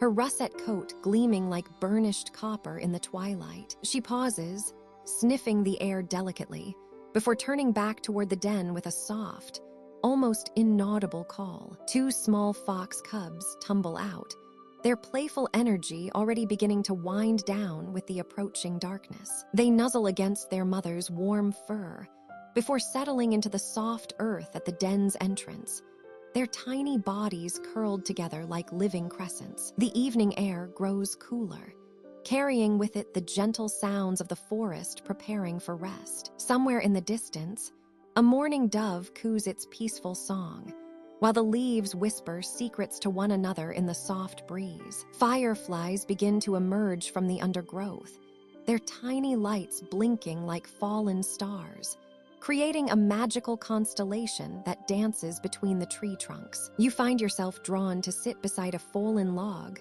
covered in soft, emerald moss. The wood is warm from the day's sunshine, and as you settle against it, you feel the profound peace that comes from being completely in harmony with the natural world. A small chipmunk scurries across the clearing, its cheeks full of acorns for winter storage, before disappearing into a hollow at the base of an ancient maple tree. The stream continues its gentle murmur, joined now by the soft hooting of owls preparing for their nocturnal wanderings. Their calls are not hunting cries, but gentle communications, like parents tucking children into bed with whispered lullabies. The deer have finished drinking and now move slowly back into the deeper forest, their white tails flickering like pale flames in the gathering dusk. High above, the first stars begin to appear through the canopy, tiny pinpricks of silver light that seem to bless the peaceful scene below. A gentle breeze stirs the leaves, creating a sound like soft rain, and you notice how the fox cubs have fallen asleep against their mother's warm side, their tiny chests rising and falling with perfect contentment. The forest seems to exhale deeply, releasing the day's energy and embracing the approaching night. Every creature, from the smallest beetle to the wise old owls, moves with unhurried grace, following the ancient rhythms of evening. The air itself feels softer now, infused with the peaceful energy of countless creatures settling into rest. As full darkness approaches, the forest doesn't become silent, but transforms into a gentle symphony of night sounds. The soft hooting of owls, the whisper of leaves, the distant babble of the stream, and the occasional rustle of small creatures finding their sleeping places create a natural lullaby that seems designed by nature herself to encourage peaceful slumber. Here in this woodland sanctuary, surrounded by the gentle preparations of forest creatures for the night ahead, you feel yourself becoming part of this timeless ritual of rest. The peace that settles over the forest like a soft blanket extends to you as well, drawing you deeper into the quiet contentment that comes from witnessing the natural world's gentle transition into sleep. You turn a corner in the Dreamkeeper's archive, and the familiar rustle of paper pages fades into something softer, more fluid. The air itself seems to shimmer and flow, carrying with it the faint scent of salt and kelp. Before you stretches a section, unlike any other you've encountered in this vast library of sleeping minds. The shelves here are carved from what appears to be driftwood, their surfaces smooth and weathered by countless tides. But it's the books themselves that capture your attention. Instead of leather or cloth, these volumes are bound in shells, some as delicate as mother of pearl, others robust as conch shells, their surfaces catching the filtered blue-green light that seems to emanate from everywhere and nowhere at once. You approach the nearest shelf and run your fingers along the spines. Each shell-bound book pulses gently, like a sleeping heart, and you realize these are the dreams of the ocean depths, the collected sleeping thoughts of a world that exists in perpetual twilight, where time moves differently and silence reigns supreme. Drawing out a book bound in an abalone shell that reflects deep purples and blues, you open it carefully. The pages within are not paper, but something that feels like sea glass, smooth and cool to the touch. As your eyes focus on the first entry, the words seem to swim and flow, and suddenly you are no longer in the library. You find yourself suspended in crystal clear water, looking down at a coral garden that stretches endlessly in all directions. This is a dream born from centuries of patient growth, where each polyp has spent decades building upon the work of those before. The coral formations rise like underwater cathedrals, their branches reaching toward the distant surface in slow, graceful arcs. Schools of tropical fish weave between the coral spires in ribbons of yellow and silver, their movements choreographed by currents that carry the memory of storms long past. A sea turtle glides overhead, ancient and unhurried, its powerful flippers cutting through the water with the efficiency of eons. In this dream, time is measured not in heartbeats, but in the gradual accumulation of calcium carbonate, the slow dance of geological change. You turn the sea glass page and find yourself in deeper waters now, where the sun's rays can barely penetrate. Here, in the twilight zone of the ocean, whale songs echo across impossible distances. The sound begins as a low thrumming that you feel in your bones before you hear it with your ears.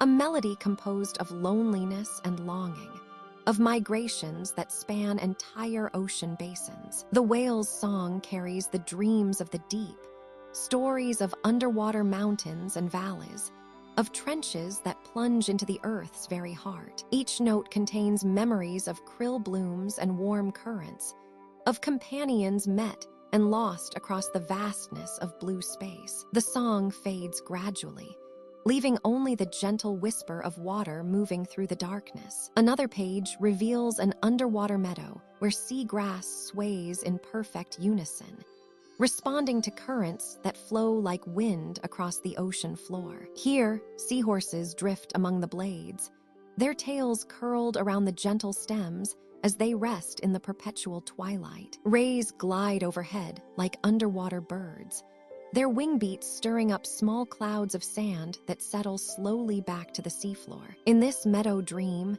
you witness the quiet miracle of photosynthesis taking place in near darkness, where specialized plants have learned to capture and use the faintest glimmers of filtered sunlight. The entire ecosystem pulses with a rhythm older than memory, a breathing that connects every creature to the great circulatory system of the world's waters. You close the abalone-bound book gently and select another, this one enclosed in a spiral shell that feels warm against your palm. Inside, you discover the dreams of creatures who have never seen daylight, bioluminescent beings who create their own stars in the eternal night of the deep ocean. Their dreams are filled with constellations of their own making, light shows that would put the aurora borealis to shame. As you explore more of these oceanic dreams, you begin to understand that this collection holds something profound. the sleeping thoughts of a world that exists in 3 dimensions, where creatures can move up and down as easily as forward and back. These are dreams unbound by gravity. Stories of weightless ballet performed in cathedrals of living rock. The Ocean Depths collection whispers to you of patience measured in millennia, of beauty that blooms unseen in the darkness, of songs that travel farther than any earthbound melody. Here, in these shell-bound volumes, sleep the dreams of the largest habitat on Earth, vast, mysterious, and eternally peaceful. You place the books back on their weathered shelves, knowing that these underwater dreams will continue their slow, rhythmic breathing long after you've moved on to other sections of the archive. The ocean's dreams are patient. After all, they have learned the art of waiting from tides themselves. You open the aquamarine book with gentle hands, its cover smooth as sea glass beneath your fingertips. The pages shimmer with an otherworldly light, and as you turn to the first chapter, the world around you dissolves into the warm embrace of tropical waters. You find yourself floating in crystal-clear seas, suspended in liquid tranquility. The water cradles you with perfect buoyancy, neither too warm nor too cool, but precisely the temperature of contentment itself. Sunlight filters down from far above in dancing columns of gold and turquoise, creating shifting patterns that pulse with the rhythm of gentle waves. Before you stretches a vast underwater plateau, and here begins one of nature's most patient masterpieces. You watch as tiny coral polyps, no larger than pinheads, begin their ancient work. These delicate creatures, translucent and graceful, secrete calcium carbonate with methodical precision. Each polyp builds its own small fortress, grain by precious grain, creating the foundation for something magnificent. Time moves differently here, in the coral city's birth. Days flow into months, months into years, and you witness the slow miracle of growth. The first corals appear as small, rounded domes, scattered across the sandy floor like underwater mushrooms. Their surfaces are textured with intricate patterns, each species contributing its own unique architecture to the growing metropolis. Brain coral spreads in meandering ridges, its surface carved with valleys and peaks that mirror the folds of a sleeping mind. Staghorn coral reaches upward in branching antlers, creating 3-dimensional sculptures that sway gently with the current. Table coral extends broad, flat platforms that will one day provide shelter for countless sea creatures. As the years pass in your peaceful observation, the reef begins to take on color. Zooxanthellae, tiny algae partners, take up residence within the coral tissues, painting the growing city in shades of amber, rose, and sage. The symbiosis is perfect, and ancient, the algae provide food through photosynthesis, while the coral offers protection. A partnership that has endured for millions of years. The water carries nutrients, and plankton in slow, rhythmic cycles. You feel the gentle push and pull of tides, the way they breathe life into every corner of this underwater realm. Currents move like liquid wind, bringing fresh oxygen and carrying away waste, maintaining the delicate balance that allows the coral city to flourish. Fish begin to arrive as the reef grows more complex. First come the small, bright creatures, butterfly fish with their geometric patterns, angelfish trailing gossamer fins, and schools of blue tangs that move like living sapphires through the coral branches. They glide with unhurried grace, their movements creating subtle currents that massage the growing coral formations. Parrotfish arrive to graze on algae, their beaks carefully scraping excess growth without harming their coral hosts. Their gentle munching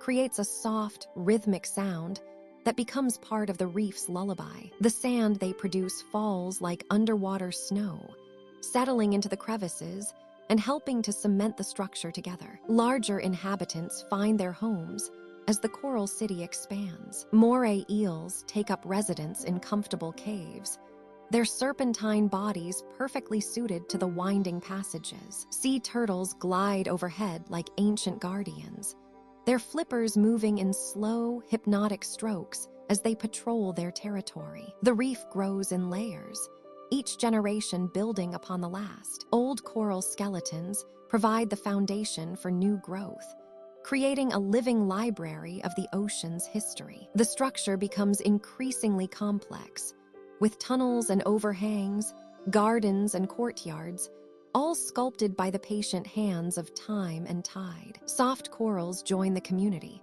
their flexible bodies swaying like underwater flowers. Sea fans spread their delicate nets to catch passing plankton, while anemones anchor themselves in protected crevices, their tentacles dancing in the gentle current. The diversity grows with each passing season, creating an underwater metropolis of breathtaking beauty and harmony. At night, the coral city transforms into something magical. Many corals extend their feeding tentacles under cover of darkness, creating a forest of reaching arms that filter the water for microscopic prey. Bioluminescent creatures add touches of living starlight, their gentle glows pulsing like the heartbeat of the sea itself. The reef's rhythm becomes your rhythm. Your breathing slows to match the eternal pulse of the tides. The gentle sounds of the underwater world, the whisper of water through coral branches, the distant calls of whales,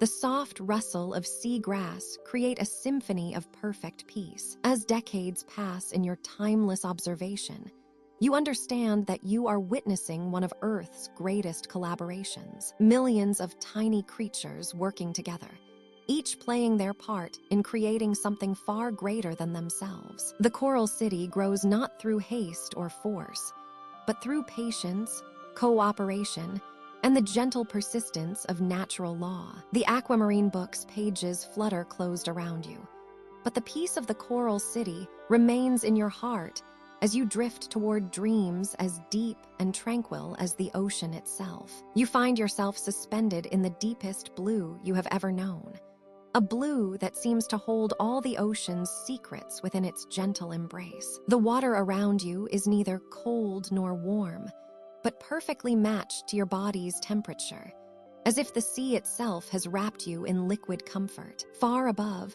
shafts of silver light filter down from the surface, creating dancing columns that sway and shimmer like curtains in a gentle breeze. The silence here is profound, yet it is not empty. It pulses with life, with the ancient rhythm of the deep ocean's heartbeat. And then, cutting through this sacred quiet, comes the first note, low, haunting, beautiful beyond description. It resonates through the water and through your very bones, a sound that seems to have been born from the Earth's core itself. Another voice joins the first, then another, until you are surrounded by the most magnificent symphony you have ever heard. The whale's songs flow around you like liquid music, each note perfectly placed in an underwater cathedral built of sound and water. You turn slowly in this blue sanctuary and see them, the gentle giants of the deep. A humpback whale glides past you with impossible grace,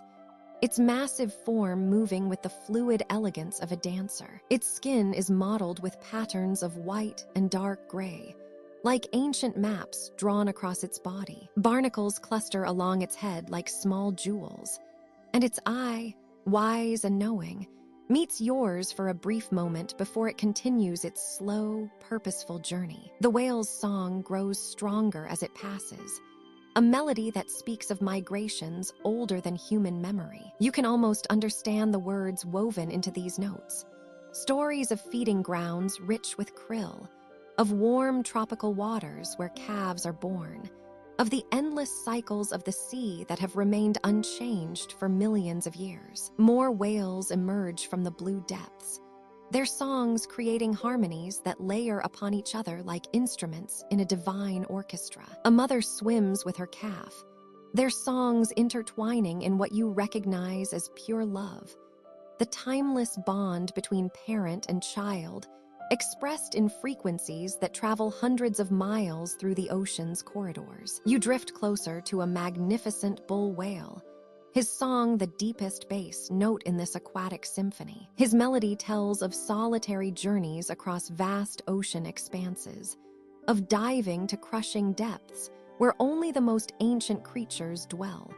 of surfacing beneath star-filled skies to breathe the night air. His music carries the wisdom of decades spent in the ocean's embrace, each note a memory preserved in song. The water itself seems to respond to their music, creating gentle currents that rock you back and forth like a baby in a cradle. You close your eyes and let the whale's songs wash over you, feeling each note penetrate deeper than your ears, deeper than your mind, settling into your heart where all true music lives. A younger whale approaches, its song higher and more playful, filled with the joy of discovery. It circles you in a slow spiral, its massive tail flukes creating gentle pressure waves that massage your floating body. Its song is curious, welcoming, as if it has recognized you as a fellow traveler in this underwater dreamscape. The symphony grows more complex as more voices join the chorus. Some whales sing of feeding grounds where the water turns green with tiny organisms, their songs practical and informative. Others weave melodies of deep ocean trenches and underwater mountain ranges, their music painting sonic pictures of landscapes no human has ever seen. You realize that these songs are more than communication. They are the ocean's memory made audible. Each whale carries within its voice the stories of its ancestors, the migrations routes passed down through generations, the locations of safe harbors and rich feeding grounds. Their songs are living libraries, archives of oceanic wisdom that stretch back to the dawn of whale kind. As the symphony continues, you feel yourself becoming part of it. Your own breathing creates small bubbles that rise toward the surface in perfect rhythm with the whale's songs. Your heartbeat synchronizes with the deep bass notes that rumble through the water. You are no longer just listening to the music. You have become one with it. The whale's songs begin to grow softer now, the harmonies resolving into something that feels like a lullaby. The great creatures drift past you one by one, each adding a final gentle note to the symphony before disappearing into the blue depths. Their songs fade gradually, like echoes in a vast cathedral, leaving only the ocean's ancient rhythm and the memory of music that touched your very soul. In this perfect underwater silence, you float in complete peace, your body weightless, your mind empty of all concerns except the lingering beauty of the whale song symphony that will resonate in your dreams for nights to come. Your fingers trace along the spine of a flower-dusted volume, its leather binding worn smooth by countless hands. The book falls open with a gentle whisper, and suddenly you're transported to a medieval village where the first light of dawn has barely touched the cobblestone streets. The bakery stands at the heart of the village, its stone walls still holding the warmth from yesterday's fires. Through the wooden door, you can see Master Thomas already at work, though the sun has yet to peek over the thatched rooftops. His movements are deliberate and peaceful, hands that have known this rhythm for 30 years. The massive stone ovens radiate a comforting heat that chases away the morning chill. Thomas moves between them like a dancer, checking the temperature with the practiced wave of his hand. The coals glow amber and gold, casting flickering shadows on the whitewashed walls where bundles of dried herbs hang from the rafters. He begins with the bread that will feed the village today. The wooden mixing bowl, carved from a single piece of oak, cradles the simple ingredients. Flour falls like snow from his cupped palms, each grain catching the firelight. The well water is cool and pure, drawn from the village spring that has never run dry. A pinch of precious salt,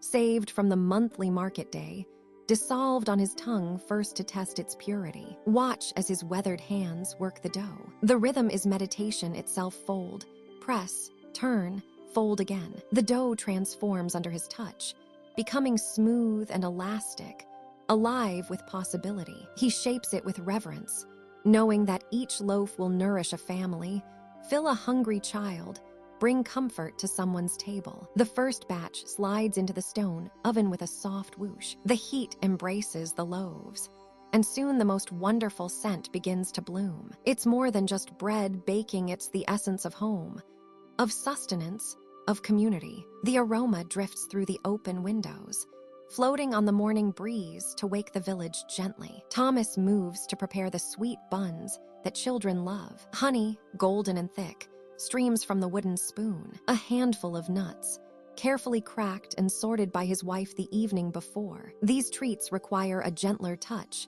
smaller portions, more delicate timing. His hands shape each one with the care of a craftsman creating art. The village begins to stir. Through the small window, you can see smoke rising from chimneys as families wake to the promise of fresh bread. Soon they will come, one by one, to collect their daily loaves. The blacksmith's apprentice will arrive first, always eager for the heel of warm bread to break his fast. The miller's wife will follow, her apron dusted with flour from her own work. Inside the bakery, the shelves slowly fill with golden treasures. Round loaves with crackling crusts, braided breads that glisten in the firelight, small rolls perfect for a child's hands. Each one bears the mark of Thomas's skill, the patience learned from his father and his father before him. The morning light grows stronger, painting the bakery in shades of gold and amber. Thomas wipes his hands on his linen apron,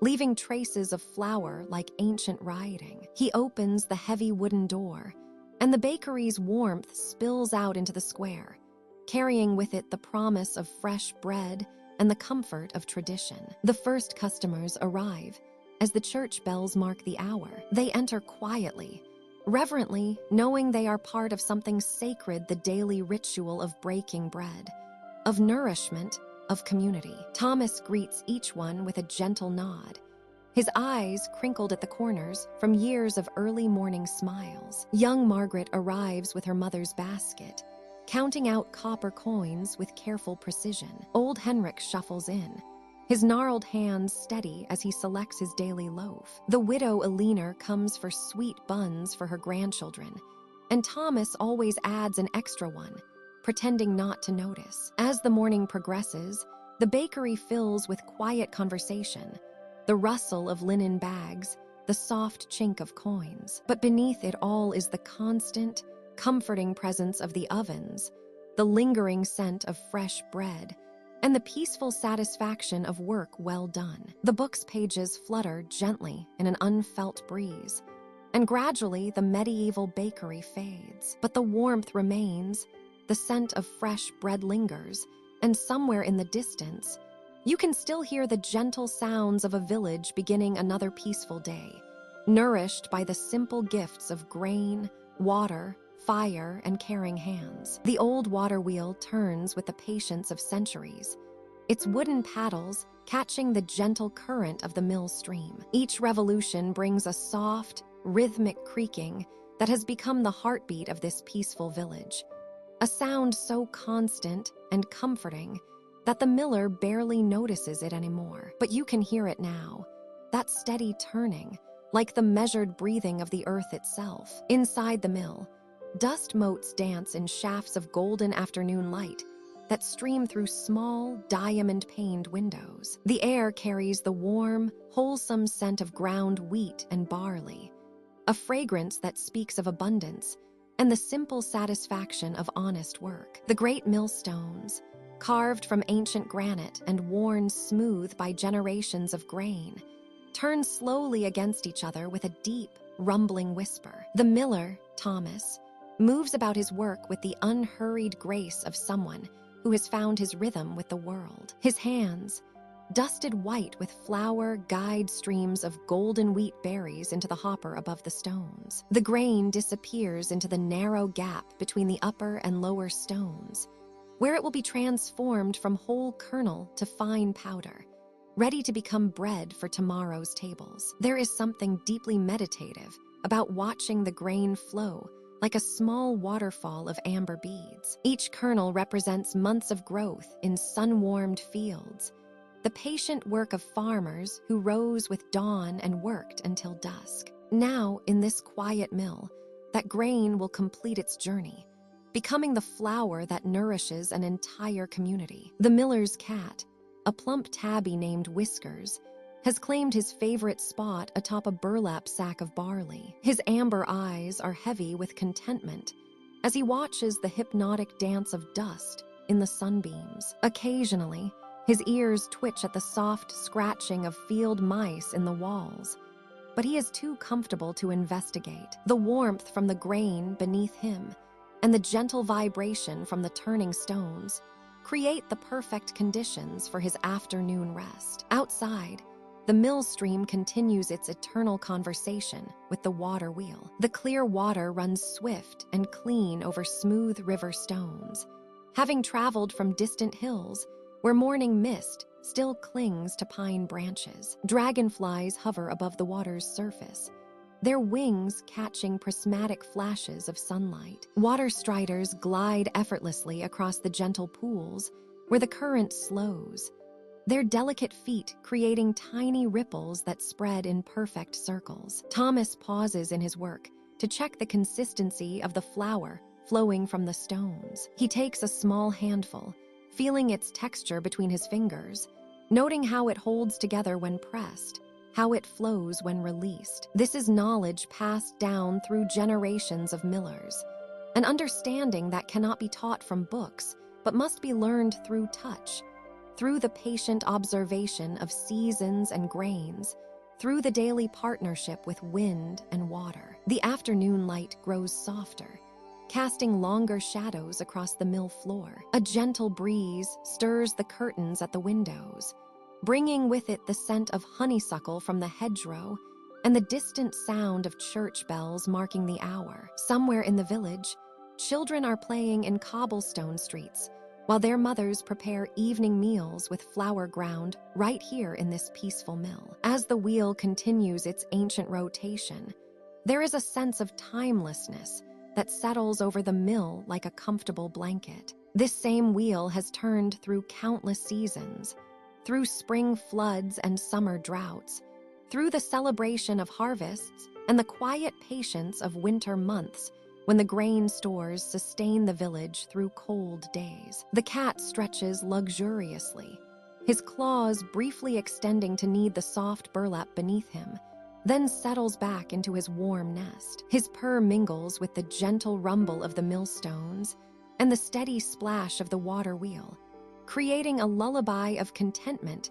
that seems to slow time itself. Thomas wipes his flour-dusted hands on his leather apron and steps outside to watch the wheel turn in the dappled light, filtering through willow branches that lean gracefully over the stream. The water catches the late afternoon sun, sparkling like scattered diamonds as it flows past the mill and continues on its journey toward the distant sea. In this moment, all is well in the small world of the mill. The grain is ground, the flour is ready, and the eternal partnership between human hands and nature's power continues its gentle dance. The wheel turns, the water flows, and peace settles over this corner of the world like evening mist over still water. In a quiet valley where the morning mist clings to rolling hills like soft wool, there stands a cottage workshop with windows that glow warm amber in the early light. The gentle clicking of wood against wood drifts through the air, the sound of Master Alara's loom, steady and rhythmic as a heartbeat. She has been at work since before dawn, her hands moving with the practiced grace of 40 years, spent in this sacred dance of thread and patience. The loom before her is ancient, its oak frame polished smooth by countless hands. Generations of weavers have sat upon this same worn stool, their fingers following the same eternal rhythm. Ilara's shuttle glides through the vertical threads like a small boat crossing a peaceful lake, carrying with it strands of sage green wool that shimmer with threads of gold in the morning light. Each pass builds upon the last, creating something beautiful through countless small, deliberate movements. Behind her, 3 apprentices work at smaller looms, their movements not yet as fluid as their masters, but growing more confident with each passing day. Young Mira works with cream-colored wool, creating the base for what will become a tapestry of spring meadows. Her shuttle catches slightly on the warp threads, but she pauses, breathes deeply, and begins again. There is no rush here, no urgency, only the quiet satisfaction of work done well, and with intention. The tapestry growing beneath Alara's hands tells the story of harvest season. Golden wheat swaying in gentle breezes, farmers walking slowly through their fields, baskets filled with the earth's abundance. Each thread is chosen with care, each color mixed to capture not just the appearance of things, but their essence. The wheat is not merely yellow, but holds within it the warmth of summer sun, the promise of bread, the contentment of work completed. The loom teaches us patience. Alara says softly to her apprentices, her voice barely disturbing the peaceful atmosphere. Each thread must find its place in its own time. We cannot force the pattern to emerge more quickly than it wishes. We can only tend to each moment, each pass of the shuttle, with complete attention. The workshop smells of lanolin and herbs, lavender hung in bundles from the rafters, rosemary growing in clay pots on the windowsills. The walls are lined with shelves holding skeins of wool in every imaginable hue.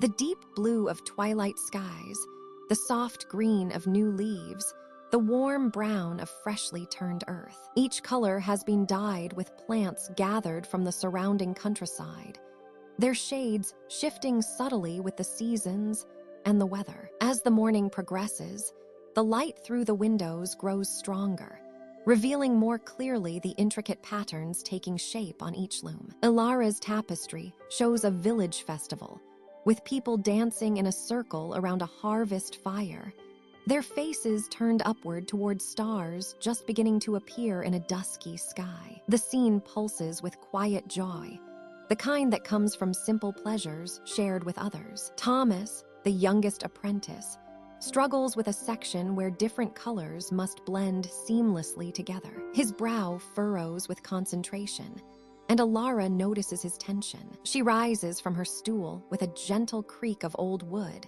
and moves to stand beside him. "Feel the rhythm of the work," she says, placing her weathered hand over his young one. "The shuttle wants to move smoothly. Let it teach you its preferred pace." Together, their hands guide the shuttle through several passes, and gradually Thomas begins to feel the natural rhythm, his movements becoming more fluid and relaxed. The third apprentice, Alina, has been working for 2 seasons now, and her confidence shows in the steady speed of her weaving. She is creating a winter scene, snow-covered evergreens standing sentinel over a sleeping garden, the bare branches of fruit trees creating delicate patterns against a pale gray sky. Her shuttle moves with quiet certainty, building the image thread by thread, moment by moment. As midday approaches, the weavers pause for a simple meal of bread and honey, herb tea steaming in ceramic mugs. They eat in companionable silence, their eyes naturally drawn to their work in progress, already imagining the next passes of the shuttle, the next colors to be introduced. The afternoon light slants golden through the windows, transforming the workshop into a place of dreams. The steady rhythm of the looms continues, a meditation in wood and wool, creating beauty through patience, skill, and the quiet satisfaction of work done with love. In this peaceful place, time moves differently, not measured by the urgency of clocks, but by the gentle accumulation of threads, the gradual emergence of stories told in fiber and dye. Here, in the weaver's workshop, each day unfolds like a tapestry itself, beautiful, purposeful, complete. You pull the sand-colored book from its shelf, its leather cover warm to the touch like stone that has basked in gentle sunlight. The binding is soft and weathered, decorated with delicate patterns that remind you of wind-carved dunes. As you open to the first page, grains of golden sand seem to shimmer across the parchment, and you feel a warm breeze carrying the subtle scent of dates and jasmine. The scene unfolds before you like a mirage becoming real. You find yourself standing at the edge of a tranquil oasis, where crystal-clear springs bubble up from deep within the earth, forming peaceful pools that reflect the endless azure sky. The water moves with the gentlest of currents, creating soft ripples that catch and scatter the golden light of late afternoon. Tall date palms sway gracefully overhead, their broad fronds rustling with a sound like whispered prayers. The shade they cast is cool and welcoming, creating dappled patterns of light and shadow on the soft sand below. Between the palms, smaller acacia trees offer additional shelter, their delicate leaves trembling in the desert breeze. Around the largest spring, several Bedouin families have made their peaceful camp. Their black goat hair tents are pitched in a gentle circle,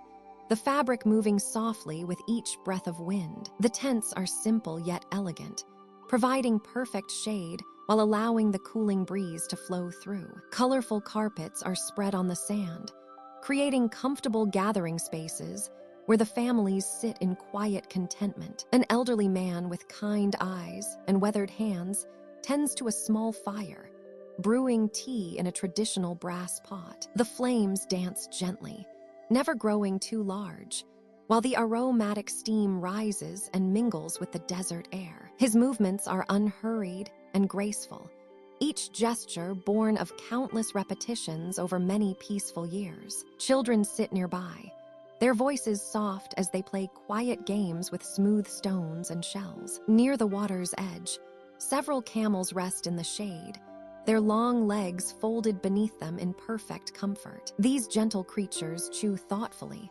their large eyes half closed in contentment. Their soft, groaning sounds blend harmoniously with the bubbling of the springs and the whisper of palm fronds. A young boy brushes one camel's coat with gentle strokes, both child and animal completely at peace with each other. Women in flowing robes move gracefully between the tents and the water, filling leather pouches and clay vessels from the springs. Their movements create a gentle rhythm, like a dance passed down through generations. They speak in low, musical voices, sharing quiet conversations and gentle laughter that carries on the warm air like the sound of distant wind chimes. You notice how the water seems to hold a special significance here. Each person approaches the springs with reverence, cupping the cool liquid in their hands and drinking slowly, savoring not just the taste, but the miracle of finding such abundance in the vast desert. The springs are treated as a gift, used carefully and with deep gratitude. As the afternoon light begins to soften toward evening, the families gather in a larger circle on the carpeted sand. The eldest among them begins to speak, his voice low and rhythmic, telling stories that have been passed down for countless generations. His words paint pictures of desert stars, of wise camels who knew hidden paths, of oases that appeared to travelers in their greatest need. The children listen with wide eyes, while adults nod knowingly at familiar tales. The stories flow like the gentle springs themselves, unhurried and continuous, connecting past to present in an endless stream of shared memory and wisdom. Each tale speaks of resilience, of finding beauty in simplicity, of the deep peace that comes from living in harmony with the desert's ancient rhythms. As twilight approaches, the oasis takes on an even more magical quality. The setting sun paints the sky in soft shades of rose and gold, while the first stars begin to appear in the darkening heavens. Fireflies emerge from hidden places among the palms, their tiny lights blinking like earthbound stars. The air grows cooler and more fragrant, filled with the scents of jasmine and the clean, sweet smell of fresh water. The families prepare for the evening meal with quiet efficiency, sharing flatbread, dates, and cheese while the tea continues to brew. Everything is done with mindfulness and gratitude, each simple pleasure appreciated fully. The conversation continues in soft tones, occasionally interrupted by comfortable silences where only the sounds of the desert night can be heard. You feel yourself growing drowsy in this peaceful place, surrounded by the timeless rhythms of desert life. The gentle sounds of the oasis water trickling, palm fronds rustling, quiet voices sharing ancient wisdom begin to blur together into a lullaby as old as the desert itself. The sand-colored book grows heavy in your hands as you slowly close your eyes, letting the tranquil spirit of the oasis carry you toward the most restful of dreams. The sun hangs low like a golden coin against the vast canvas of the desert sky, painting the endless dunes in shades of amber and rose. From your vantage point within the archive's desert realm, you watch as the trading caravan below begins its evening ritual, a dance as old as the trade routes themselves. The lead merchant raises his weathered hand, and the long line of travelers comes to a gentle halt. Dust settles around the caravan like a soft whisper, revealing the true beauty of this desert crossing. 30 camels stand patiently, their bells creating a subtle melody that mingles with the evening breeze. These magnificent creatures seem to understand the rhythm of desert life, their dark eyes reflecting an ancient wisdom as they wait for their evening rest. The merchants move with practiced ease, their movements unhurried and deliberate. Colorful fabrics unfurl from pack animals, deep crimsons, ocean blues, and sunset oranges that seem to capture the very essence of the fading light. These will become the walls of temporary homes, shelters that will bloom like desert flowers across the cooling sand. You can almost feel the texture of the fine sand beneath their feet as they work, each grain still holding the warmth of the day. The desert air carries a symphony of gentle sounds, the soft thud of tent stakes being placed, the rustle of silk as merchants unpack their precious goods, and the contented snorts of camels as their loads are lifted away. A trader from the eastern kingdoms kneels beside a small brass brazier, his fingers moving with the patience of one who has performed this ritual countless times. The first spark catches, and soon a warm glow spreads across his weathered features. The scent of burning wood mingles with something more exotic, cardamom and cinnamon, spices that speak of distant markets and forgotten kingdoms. Nearby, a merchant woman with silver-streaked hair braided with tiny bells begins preparing tea. Her movements are like a meditation as she measures leaves into a copper pot, each gesture flowing into the next. The water she pours catches the last rays of sunlight, creating brief prisms that dance across the sand. Soon, the rich aroma of jasmine tea will join the evening's perfume. The camels have found their own peace, settling onto the sand with satisfied groans. Their long legs fold gracefully beneath them, and they begin the slow, rhythmic motion of chewing their cud. One young camel, still adorned with tassels of blue and gold, turns its gentle gaze toward the stars that are beginning to emerge in the darkening sky above. A group of traders gathers in a loose circle, their voices creating a gentle murmur that blends with the desert wind. They speak of cities you've never seen, of markets filled with precious stones, of mountain passes where snow glitters like diamonds, of oasis towns where date palms sway in the breeze. Their words paint pictures in the cooling air, stories that will be shared again and again as they travel the endless trade routes. The youngest merchant, barely more than a boy, sits slightly apart, carefully writing in a leather-bound journal. His pen moves slowly across the page, recording not just the day's journey, but the colors of the sunset, the taste of the evening air, the sound of his companions' laughter. These are the details that will help him remember this moment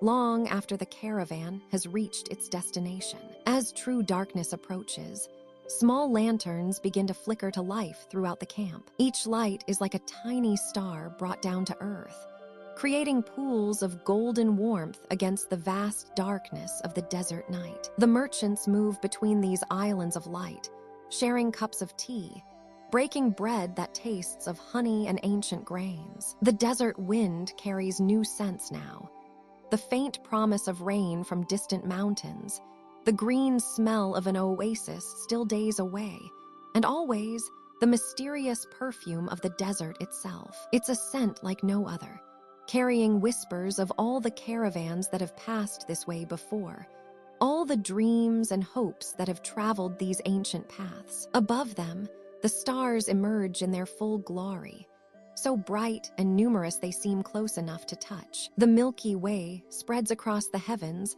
like a river of light, and the merchants pause in their evening tasks to marvel at the celestial display. In this moment, surrounded by the gentle sounds of their peaceful camp. They are part of something eternal and beautiful. The last camel settles with a contented sigh, and the desert caravan prepares for sleep beneath the endless canopy of stars, their dreams ready to join the countless others that drift across these timeless sands. Beyond the date palms and beneath the ancient stone archway, you discover the oasis garden's most treasured secret. Here, where few travelers ever venture, lies a sanctuary within a sanctuary. A hidden garden where desert flowers bloom in carefully tended rows, their petals catching the dappled sunlight that filters through the canopy above. The garden keeper, Hassan, moves among the flowering beds with the unhurried grace of someone who has learned to measure time not in minutes, but in seasons. His weathered hands, gentle as morning rain, tend to each plant with the devotion of a craftsman perfecting his art. He has spent 40 years in this garden, watching generations of desert blooms unfold their petals to the patient sun. You follow the winding stone pathway, worn smooth by decades of careful footsteps. Each step reveals new wonders.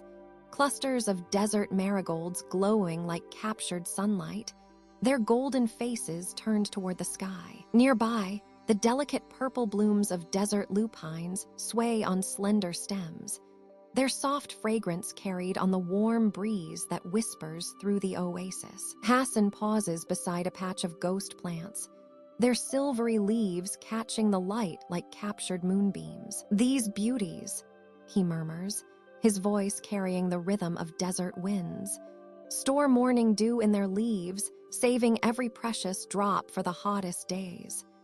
His fingers brush the velvety surface of a leaf, and you can almost feel the cool moisture hidden within. The garden is arranged in gentle spirals, each section devoted to different flowering treasures. Desert willow trees form a natural border, their long, narrow leaves creating pools of shade where more delicate flowers can rest during the day's heat. Beneath them, carpets of desert bluebells spread in soft waves, their tiny blue flowers nodding like sleeping children. You settle on a weathered stone bench, worn smooth by countless visitors who found peace in this hidden sanctuary. The sound of water trickles softly from an ancient fountain, its gentle splash creating a natural melody that mingles with the soft buzz of desert bees moving lazily from bloom to bloom. These bees, Hassan explains, have learned to work in the cooler hours, gathering nectar when the flowers are most generous with their gifts.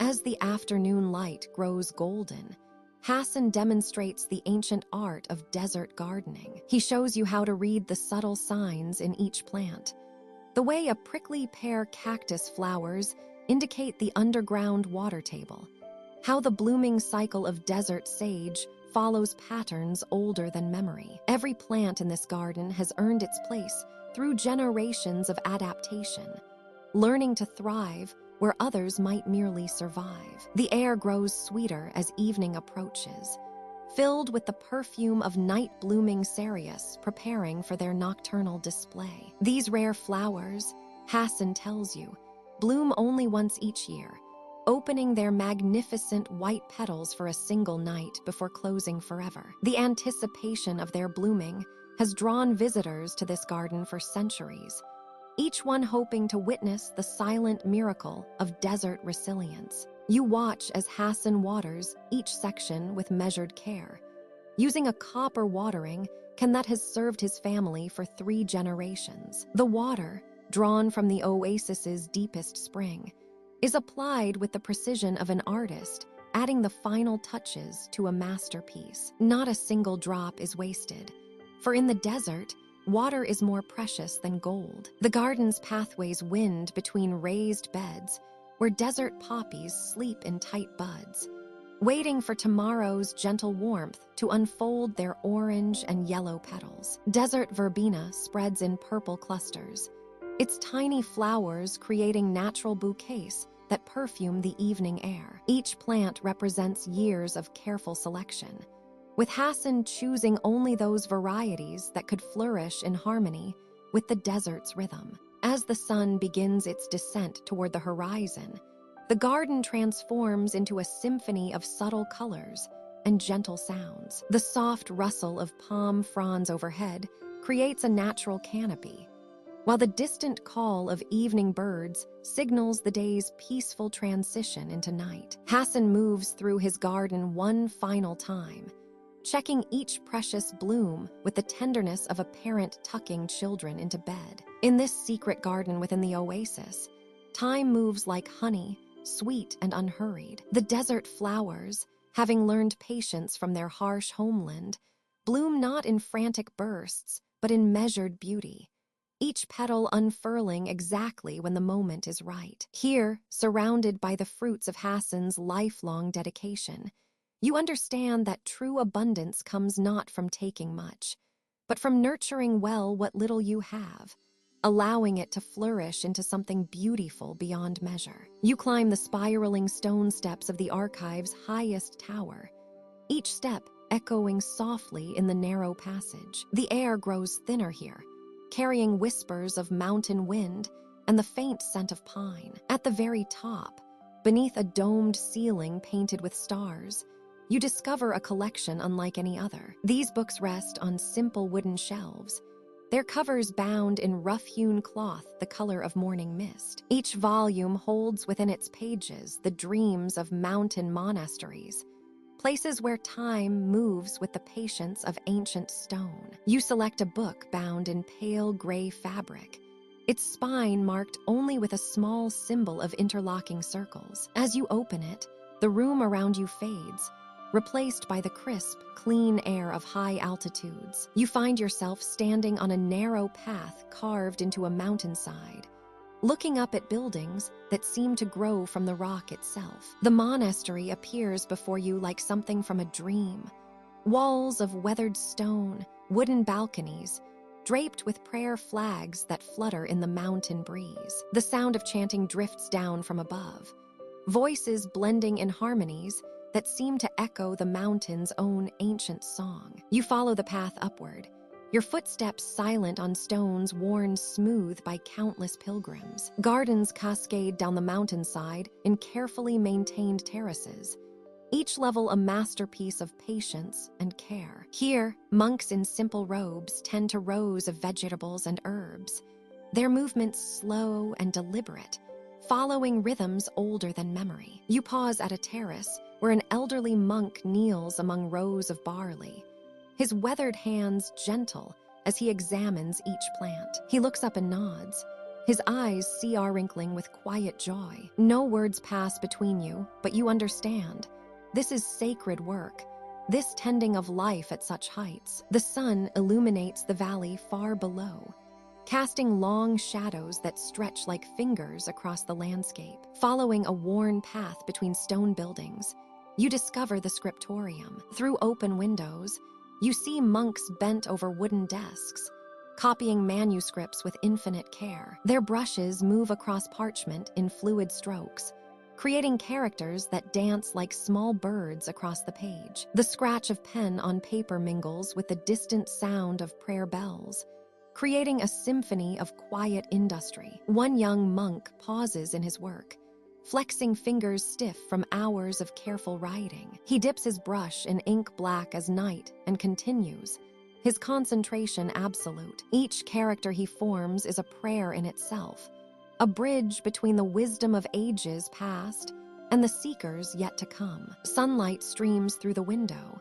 illuminating particles of dust that dance in the air like tiny spirits. You move deeper into the monastery, discovering a meditation hall where monks sit in perfect stillness. The silence here is profound, not empty, but full of presence. It's the silence of snow falling on mountain peaks, of stone enduring through countless seasons. You feel your own breathing slow to match theirs, your heartbeat finding harmony with the mountain's patient pulse. In the herb gardens, you watch as monks harvest healing plants that grow only at these altitudes. Their knowledge is ancient, passed down through generations who have lived close to the sky. They move with reverence, taking only what is needed, offering gratitude for each gift the mountain provides. The air is thick with the fragrance of medicinal herbs, lavender, chamomile, and others, whose names are known only to those who have dedicated their lives to this peaceful calling. As evening approaches,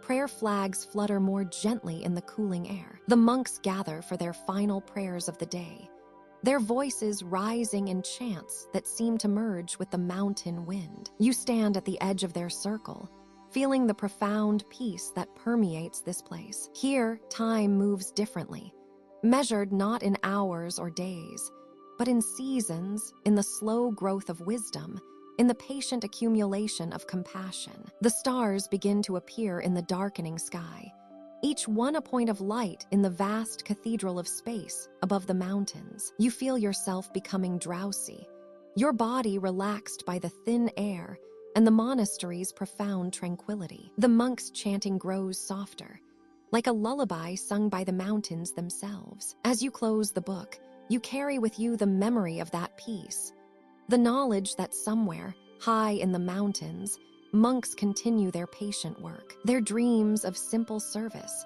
of tending gardens and copying wisdom, of living in harmony with the ancient rhythms of stone and sky, now rest gently in your heart as you drift towards sleep. The ancient bell tower stands silhouetted against the evening sky, its weathered stones holding centuries of prayer within their embrace. As twilight settles over the mountain monastery, the first resonant note rings out across the valley, a sound both earthly and divine that seems to emerge from the very heart of the mountains themselves. You find yourself walking along the cobblestone path that winds between herb gardens and meditation courtyards, where lavender and rosemary release their gentle fragrances into the cooling air. The bell's voice calls again, deeper this time, and you feel its vibrations travel through the soles of your feet, up through your body, settling somewhere near your heart where peace lives. Brother Thomas pulls the rope with practiced reverence,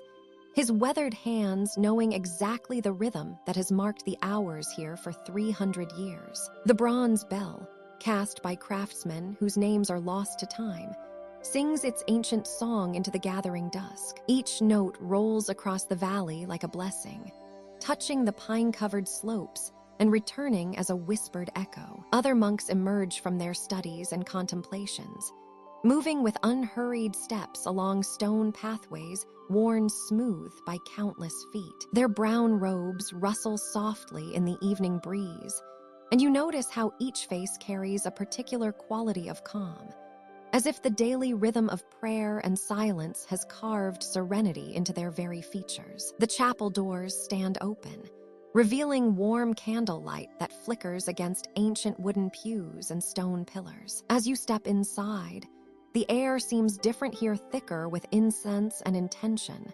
cooler against your skin, heavy with the weight of centuries of devotion. The vaulted ceiling draws your eyes upward, where shadows dance between carved angels and painted stars. Monks file in quietly, taking their places with the kind of familiarity that comes from years of shared ritual. Their movements are neither hurried nor delayed, but perfectly attuned to this moment between day and night. The youngest among them, Brother Marcus, lights the evening candles with a brass taper, each flame adding its small warmth to the gathering sanctity. When the final bell note fades into silence, something even more beautiful begins. Brother Augustine's voice rises first, a single thread of melody that seems to come from somewhere deeper than his throat. It's a sound that speaks of mountains and valleys, of sunrise prayers and midnight vigils, of a life spent in contemplation of things greater than oneself.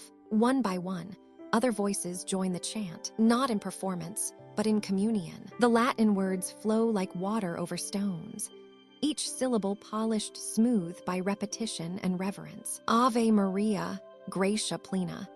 They sing, and the words seem to take physical form in the air, visible as golden threads that weave between the pillars and settle into the very stones of the sanctuary. You notice how the chant seems to breathe with its own rhythm, expanding and contracting like the slow pulse of some vast, benevolent heart. Brother Stephen's deep bass notes provide foundation, while Brother Francis adds tenor harmonies that dance between earth and sky. The sound grows not louder but deeper, more encompassing, until it feels as though the entire mountain is singing. Outside, the wind moves through ancient pines with a voice of its own, creating a natural accompaniment to the human voices within. Pine needles whisper against windows, and somewhere in the distance, an owl calls its evening greeting. These sounds don't compete with the chanting, but join it, as if all of creation participates in this moment of transition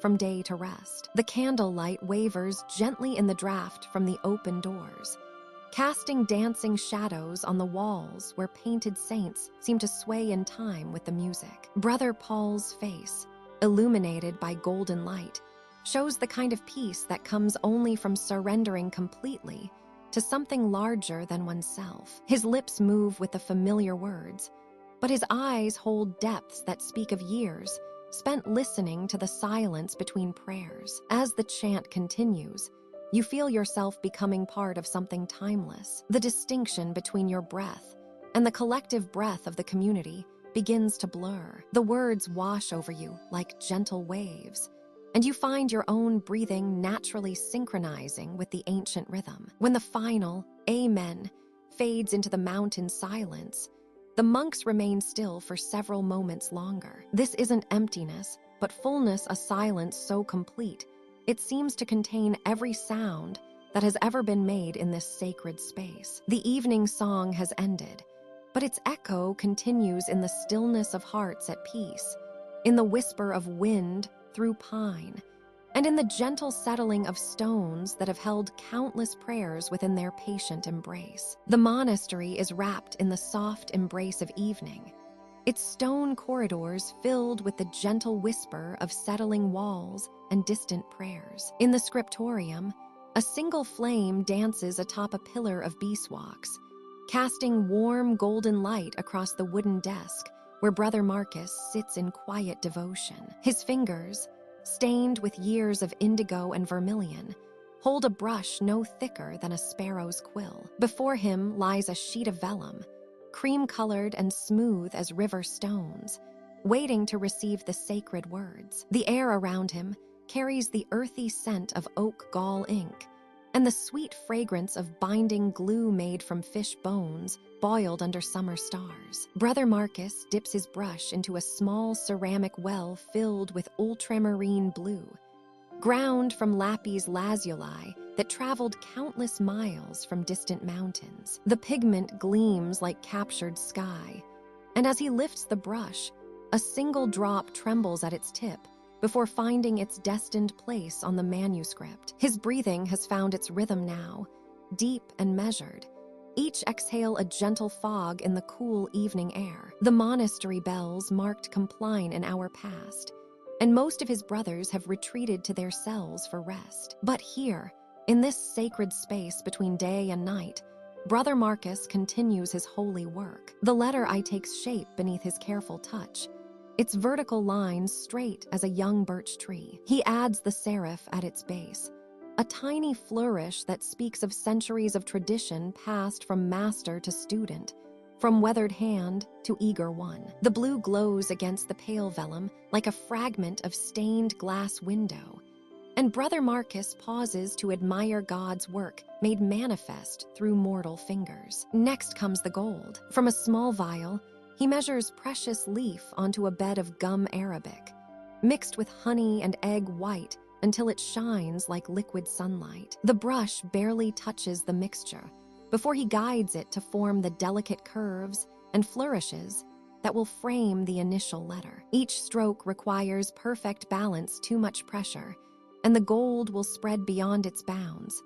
Too little, and it will not adhere to the vellum's surface. The candlelight flickers as a gentle draft moves through the scriptorium, and the golden illumination seems to pulse with life. Brother Marcus has been perfecting this craft for 30 years, yet each night brings new wonder. He watches the light play across the metallic pigment, creating tiny rainbows in its surface like oil on water after spring rain. His hands move with the patience of flowing water, never hurried, never rushed. Time here is measured not in minutes or hours, but in completed letters, finished lines, pages that glow with sacred purpose. The monastery cat, a gray shadow named Benedict, pads silently into the room and settles beside the warm brazier, adding his purr to the evening's gentle symphony. Brother Marcus begins work on a decorative border, intertwining vines that seem to grow across the page. Each leaf requires 3 shades of green viridian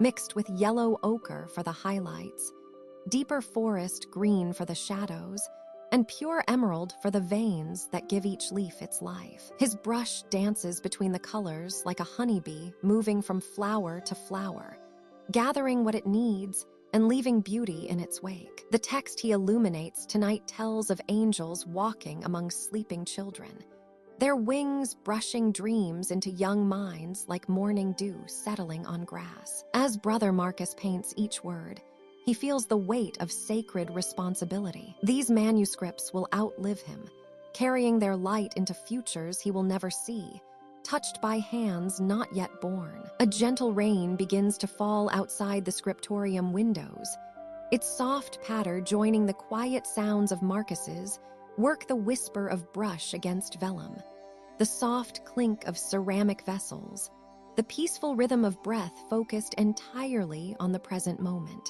The raindrops on glass catch and scatter the candlelight, creating tiny prisms that dance across the walls like earthbound stars. Brother Marcus sets down his brush and flexes his fingers, watching the candlelight play across his work. The illuminated page glows before him, each letter a small window to the divine, each flourish a prayer made visible. Tomorrow he will continue, adding more gold, more color, more light to this sacred text. But for now, in the gentle darkness of evening, surrounded by the peaceful sounds of rain and quiet breathing, his work rests complete, glowing like a small piece of heaven preserved in pigment and gold, waiting to carry its beauty forward through all the sleeping nights to come. The morning mist clings to the monastery walls like a gentle embrace, and Brother Matthias moves through his garden with the quiet reverence of someone who has spent 40 years learning the language of growing things. His weathered hands, mapped with the fine lines of age and countless seasons, brush against the silvery leaves of lamb's ear as he walks the familiar stone pathway between raised beds of healing herbs. The herbalist's garden exists in a pocket of perfect stillness, sheltered by ancient walls where climbing roses release their last whispers of summer fragrance into the cooling air. Here, time moves differently than in the world beyond the monastery gates. Here, each plant grows according to its own gentle rhythm, unhurried and undisturbed. Brother Matthias pauses beside a magnificent patch of chamomile, where hundreds of small white flowers nod like tiny stars in the soft morning light. He kneels slowly, his joints creaking like old leather, and begins to harvest the delicate blooms. Each flower head is chosen with care, plucked with a practiced touch that speaks of decades spent understanding which chamomile will brew the most soothing tea for troubled sleepers. The chamomile releases its sweet, apple-like scent as he works, and the fragrance mingles with the deeper, more complex aroma of lavender that grows in orderly purple rows nearby. The lavender bushes hum with the drowsy song of late-season bees, their heavy bodies moving slowly from flower to flower in the warming sun. Brother Matthias smiles at their gentle industry, knowing that soon they too will settle into winter's rest. He moves to the sage plants next, their gray-green leaves soft as velvet beneath his fingertips. The sage speaks of wisdom and cleansing, of old hurts slowly healed and minds gradually quieted. He harvests only what he needs, leaving the plant strong and whole, understanding that taking too much breaks the delicate balance between giving and receiving that makes his garden thrive. In the corner where the morning shadow lingers longest, Brother Matthias tends his precious patch of valerian. The plant's small white flowers seem modest, almost shy, but he knows the powerful medicine that sleeps within its roots. This is the herb of deep rest, of minds that race too quickly toward worry, of bodies that hold tension like stones. He speaks softly to the valerian as he loosens the soil around its base, his voice barely more than a whisper in the garden's profound quiet. The monastery bell tower chimes the hour somewhere beyond the garden walls, but the sound seems to come from another world entirely. Here, surrounded by the gentle presence of his healing plants, Brother Matthias exists in a space between sleeping and waking, where wisdom flows as naturally as morning dew gathering on fennel fronds. He carries his woven basket to where the lemon balm grows in cheerful abundance, its heart-shaped leaves releasing their bright,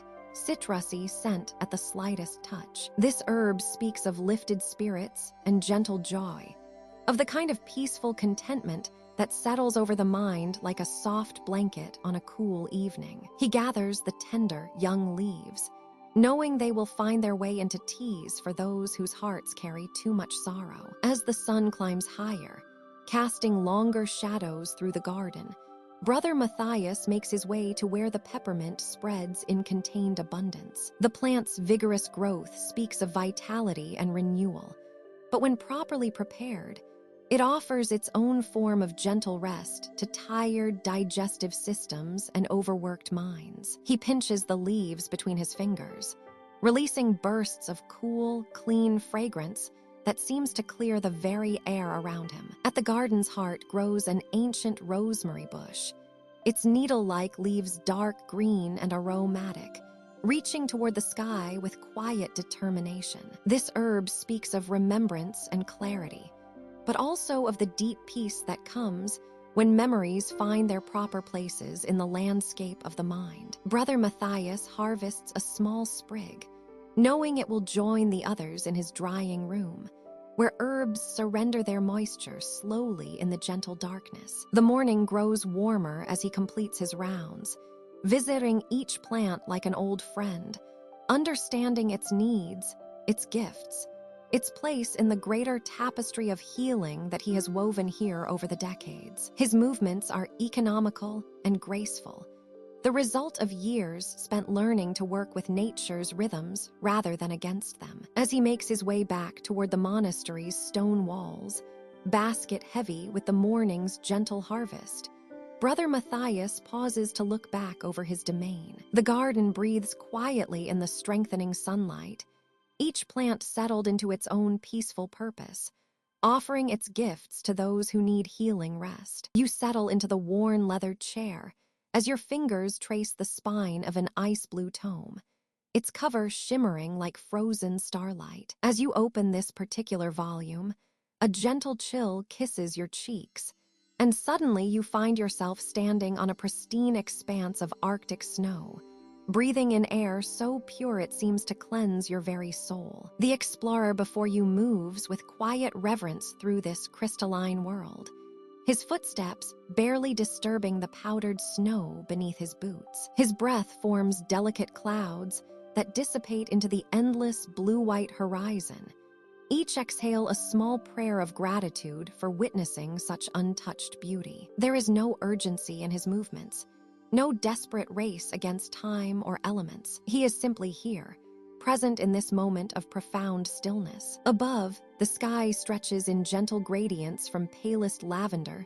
to the softest pearl gray, unmarked by any cloud. The silence here is not empty, but full of the slow whisper of wind across ice, the distant murmur of shifting glacial formations, and the almost musical creak of ancient ice settling into new positions, a symphony performed over centuries. In the distance, icebergs rise from dark waters like cathedrals carved by divine hands. Each formation is unique, sculpted by wind and wave into flowing curves and elegant arches. The explorer pauses to study one magnificent borg, its surface gleaming blue-green in the Arctic light, revealing layers of ice compressed over thousands of years. He reaches out to touch its surface, feeling the smoothness worn by countless seasons, marveling at the patient artistry of time itself. As he continues his gentle journey, the explorer comes upon a collection of smaller ice formations,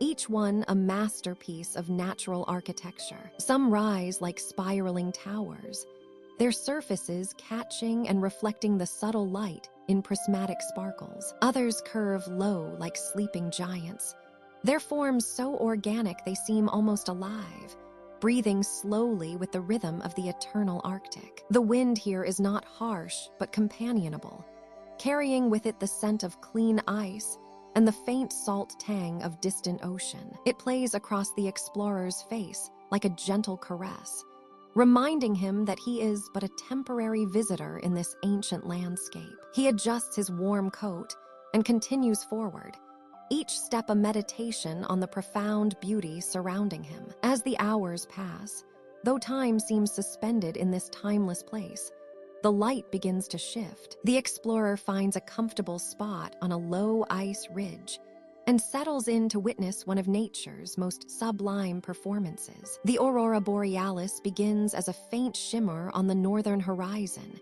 barely perceptible at first, like a whispered secret between earth and sky. Gradually, the lights strengthen, ribbons of green and gold dancing across the star-filled dome above. The explorer watches in reverent silence as the aurora paints sweeping brushstrokes of ethereal light, the colors flowing and undulating like silk scarves caught in a celestial breeze. Occasionally, hints of purple and blue join the display, creating a tapestry of such delicate beauty that tears freeze softly on the explorer's cheeks. The ice around him seems to come alive in the aurora's glow, its surface reflecting and refracting the dancing lights until he feels surrounded by a living cathedral of light and crystal. Each ice formation becomes a prism, breaking the aurora into countless tiny rainbows that flicker and play across the white landscape. As the night deepens,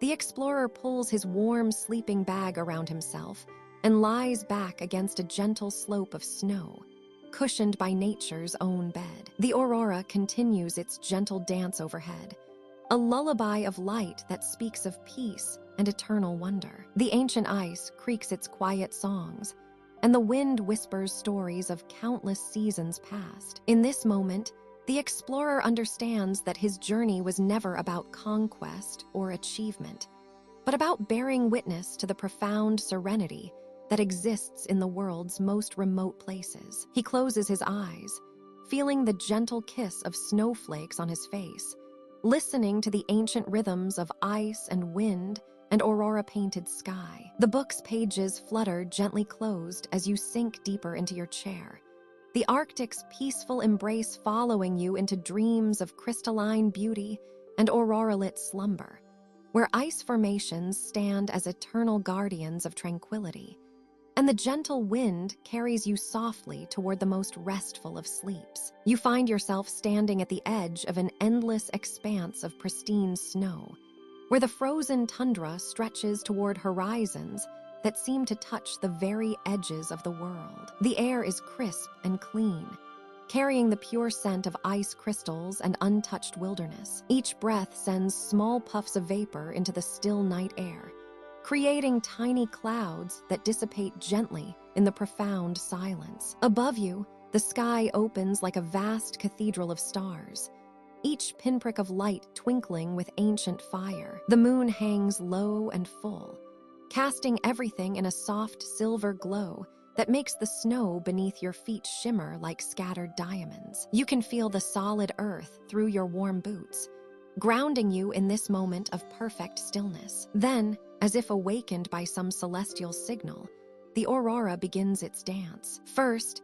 there is only a faint green glow on the northern horizon, barely perceptible against the star-filled darkness. But slowly, gracefully, ribbons of emerald light begin to unfurl across the sky like silk scarves caught in a gentle breeze. The aurora moves with deliberate grace, each undulation flowing seamlessly into the next, creating patterns that seem both random and perfectly choreographed. The green curtains deepen and brighten, joined now by wisps of pale blue that interweave through the celestial fabric. You watch in wonder as these cosmic veils dance higher and higher, reaching toward the zenith of the sky in slow, hypnotic movements. There is no sound to this display, only the profound quiet of the Arctic night and the soft whisper of your own breathing. As you stand witness to this ancient performance, you feel a deep sense of connection to something far greater than yourself. The aurora dances not for applause or recognition,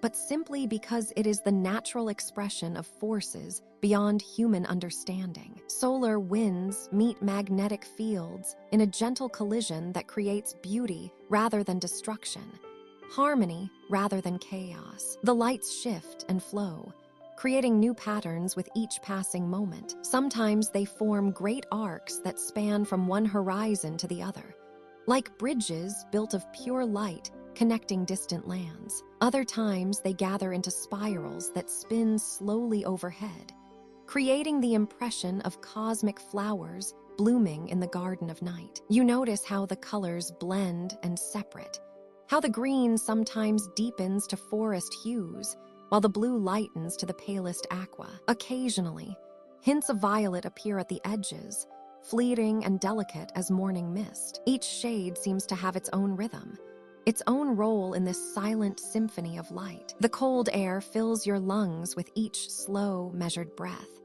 but you feel warm inside, heated by the wonder of witnessing something so purely beautiful. Your heartbeat slows to match the gentle rhythm of the aurora's dance, and you feel yourself becoming part of this peaceful moment, integrated into the harmony between earth and sky. Time moves differently here.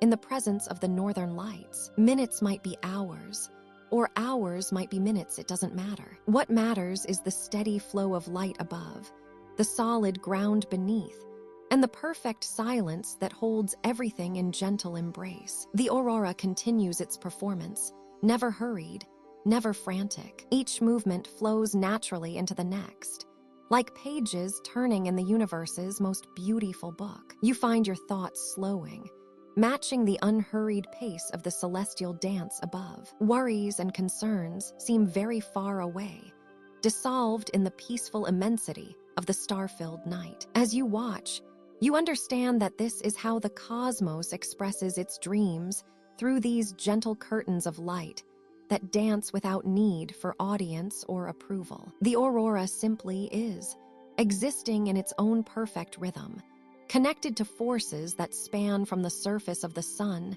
to the magnetic heart of the earth. The lights begin to soften now, their intensity dimming as the dance gradually slows. The green ribbons become more translucent, the blue wisps more delicate, but rather than fading with disappointment, they seem to be settling into a peaceful rest, like a lullaby coming to its gentle conclusion. Standing here in this moment of perfect tranquility, surrounded by endless snow and crowned by dancing light, you feel yourself becoming part of the aurora's dream. The peaceful rhythm of the cosmic dance flows through you, bringing with it a deep sense of calm and connection to the infinite beauty that exists in the quiet spaces between heartbeats. The northern lights continue their gentle sway above, a reminder that even in the deepest silence, the universe is always creating something beautiful. You find yourself standing at the threshold of something magnificent, your breath forming gentle clouds in the crisp, still air. Before you stretches a palace unlike any earthly creation. Walls of pure ice rise in graceful arcs, their surfaces so perfectly clear they seem to hold captured starlight within their crystalline depths. The explorer's dream has led you here, to this sanctuary of winter's most exquisite artistry. Your footsteps make no sound as you cross the threshold onto floors of polished ice, smooth as mirrors and clear as mountain springs. The cold here is not harsh or biting, but gentle and welcoming, like stepping into a world where winter itself has learned to embrace rather than challenge. The very air seems to shimmer with tiny ice crystals that catch and scatter light like microscopic prisms, creating an aurora of soft colors that dance just at the edge of your vision. The entrance hall stretches before you, its vaulted ceiling supported by pillars of ice that spiral upward in perfect helices. Each pillar is carved with intricate patterns, snowflakes no two alike, frost ferns spreading their delicate fronds, and geometric designs that seem to flow and shift as you pass. The architecture breathes around you, expanding and contracting ever so slightly with the natural rhythms of the frozen palace, as if the entire structure is alive with the quiet pulse of winter's heart. Along the walls, ice sculptures stand in silent vigil, figures of impossible beauty and grace carved from single blocks of crystal-clear ice. Here, a swan spreads wings that seem gossamer thin, yet strong as stone. There, a tree extends branches hung with icicles like nature's own chandelier, each one singing with the faintest musical tone as air moves through the palace's luminous corridors. The sculptures catch and reflect the starlight that filters through the ice walls, creating patterns of light that ripple across surfaces like water made of silver. As you move deeper into the palace, you discover that each room holds its own unique wonder. In one chamber, the walls curve inward to form a perfect dome, its surface etched with constellations that glow with their own inner light. The ceiling here is transparent, revealing the night sky above, where real stars mirror their icy counterparts below. You lie upon a bed of snow, so soft it feels like the finest silk, and watch as the celestial display slowly wheels overhead, the boundary between dreams and reality becoming beautifully blurred. Another room contains fountains of ice where water has been frozen mid-flow, creating sculptures of liquid motion preserved for eternity. The droplets hang suspended in perfect crystalline spheres, each one containing a miniature world of refracted light. You can hear the memory of water's movement in the silence, a whispered song of streams and springs and gentle rain, all transformed into this cathedral of perpetual winter. The throne room rises before you like a sanctuary of pure light. Here, pillars of ice stretch impossibly high, their surfaces carved with spiraling patterns that draw your eyes ever upward. The throne itself is carved from a single massive crystal, its faceted surface breaking starlight into 1,000 gentle rainbows. But this is not a seat of power or dominion. It is a place of rest, of contemplation, where the winter itself comes to pause and reflect on the beauty it has created. In the palace's heart, you discover the most wondrous room of all, a circular chamber where the walls are formed entirely of ice, so clear it seems like crystallized air. Here, the architecture truly breathes, the walls expanding and contracting in the slowest of rhythms, like the breathing of a sleeping giant. The sound is barely perceptible, a whisper of ice shifting against ice, creating harmonies that resonate not in your ears, but in your very bones. The light here is extraordinary, not harsh or blinding, but soft and omnipresent, as if the ice itself generates illumination from within. Every surface glows with gentle radiance, and you realize that this palace exists not just as a structure, but as a living thing, breathing with the deep, slow rhythms of geological time, of seasons turning, of winter's eternal patience. As you rest in this chamber of breathing ice, the palace seems to embrace you with its crystalline walls. The cold becomes warmth, the silence becomes the most beautiful music, and the starlight filtering through the ice becomes a blanket of silver dreams. The explorer's journey through this impossible architecture has led to this moment of perfect peace, where winter reveals its secret, that beneath its austere beauty lies the deepest comfort, the most profound rest. The palace breathes around you, its ice walls expanding and contracting like gentle lungs, and you feel yourself becoming part of this rhythm, your own breathing synchronizing with the ancient heartbeat of winter itself. In this cathedral of crystalline beauty, dreams and reality merge into something more beautiful than either could be alone. Your fingers trace the silk binding of this ancient volume, feeling the delicate texture beneath your touch as you slowly open to chapter 35. The pages whisper softly as they part, releasing the faint scent of jasmine and green tea leaves. Before you, the words shimmer and dissolve, replaced by a vision of extraordinary tranquility. You find yourself standing at the edge of a traditional Japanese tea garden, where morning mist still clings to the carefully manicured stones. The air is cool and crisp, carrying the gentle fragrance of cherry blossoms that drift like snow from the branches overhead. Each petal falls with perfect grace, landing silently on the moss-covered path that winds between ancient stone lanterns. The garden stretches before you, in harmonious balance. Every element has been placed with intention: the curved bridge over a small pond, where koi fish move like living brushstrokes; the bamboo fountain that fills and tips with a soft, rhythmic clack; the weathered stepping stones that lead toward a simple wooden pavilion nestled among the trees. As you walk along the path, your footsteps make no sound on the soft earth. The morning light filters through the maple leaves, casting dancing shadows that shift and sway with each gentle breeze. You can hear the distant trickle of water flowing over smooth rocks, a sound so pure it seems to wash away all worries from your mind. In the center of the garden stands the tea house, its sliding doors open to welcome the morning air. The structure is simple yet elegant, with clean lines and natural wood that has been weathered to a gentle silver by countless seasons. Paper screens glow softly with the filtered sunlight, creating a warm, inviting atmosphere within. You approach slowly,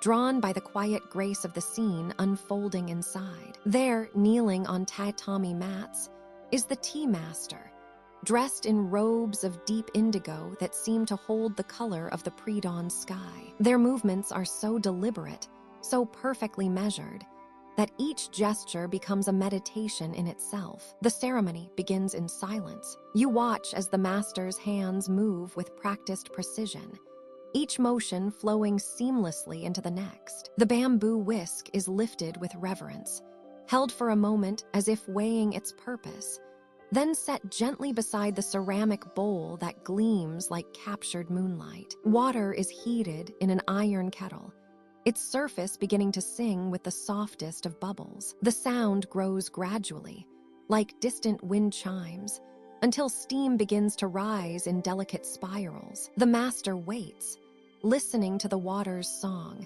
knowing the exact moment when it reaches perfection. You find yourself drawn into the pavilion, settling onto a cushion without disturbing the sacred rhythm of preparation. The tatami beneath you is firm, yet yielding, woven with the scent of dried grass and summer afternoons. Around you, the garden continues its quiet symphony: the rustle of leaves, the gentle plash of the fountain, the almost imperceptible hum of bees visiting the camellias. The powdered matcha is measured with a bamboo scoop, each movement economical and graceful. The bright green powder falls into the bowl like fine jade dust, creating a small mound that seems to glow in the soft morning light. The master pauses, hands resting in perfect stillness, as if honoring the gift of this moment. Now comes the whisking, that ancient dance of wrist and bamboo that transforms simple ingredients into something transcendent. The master's hand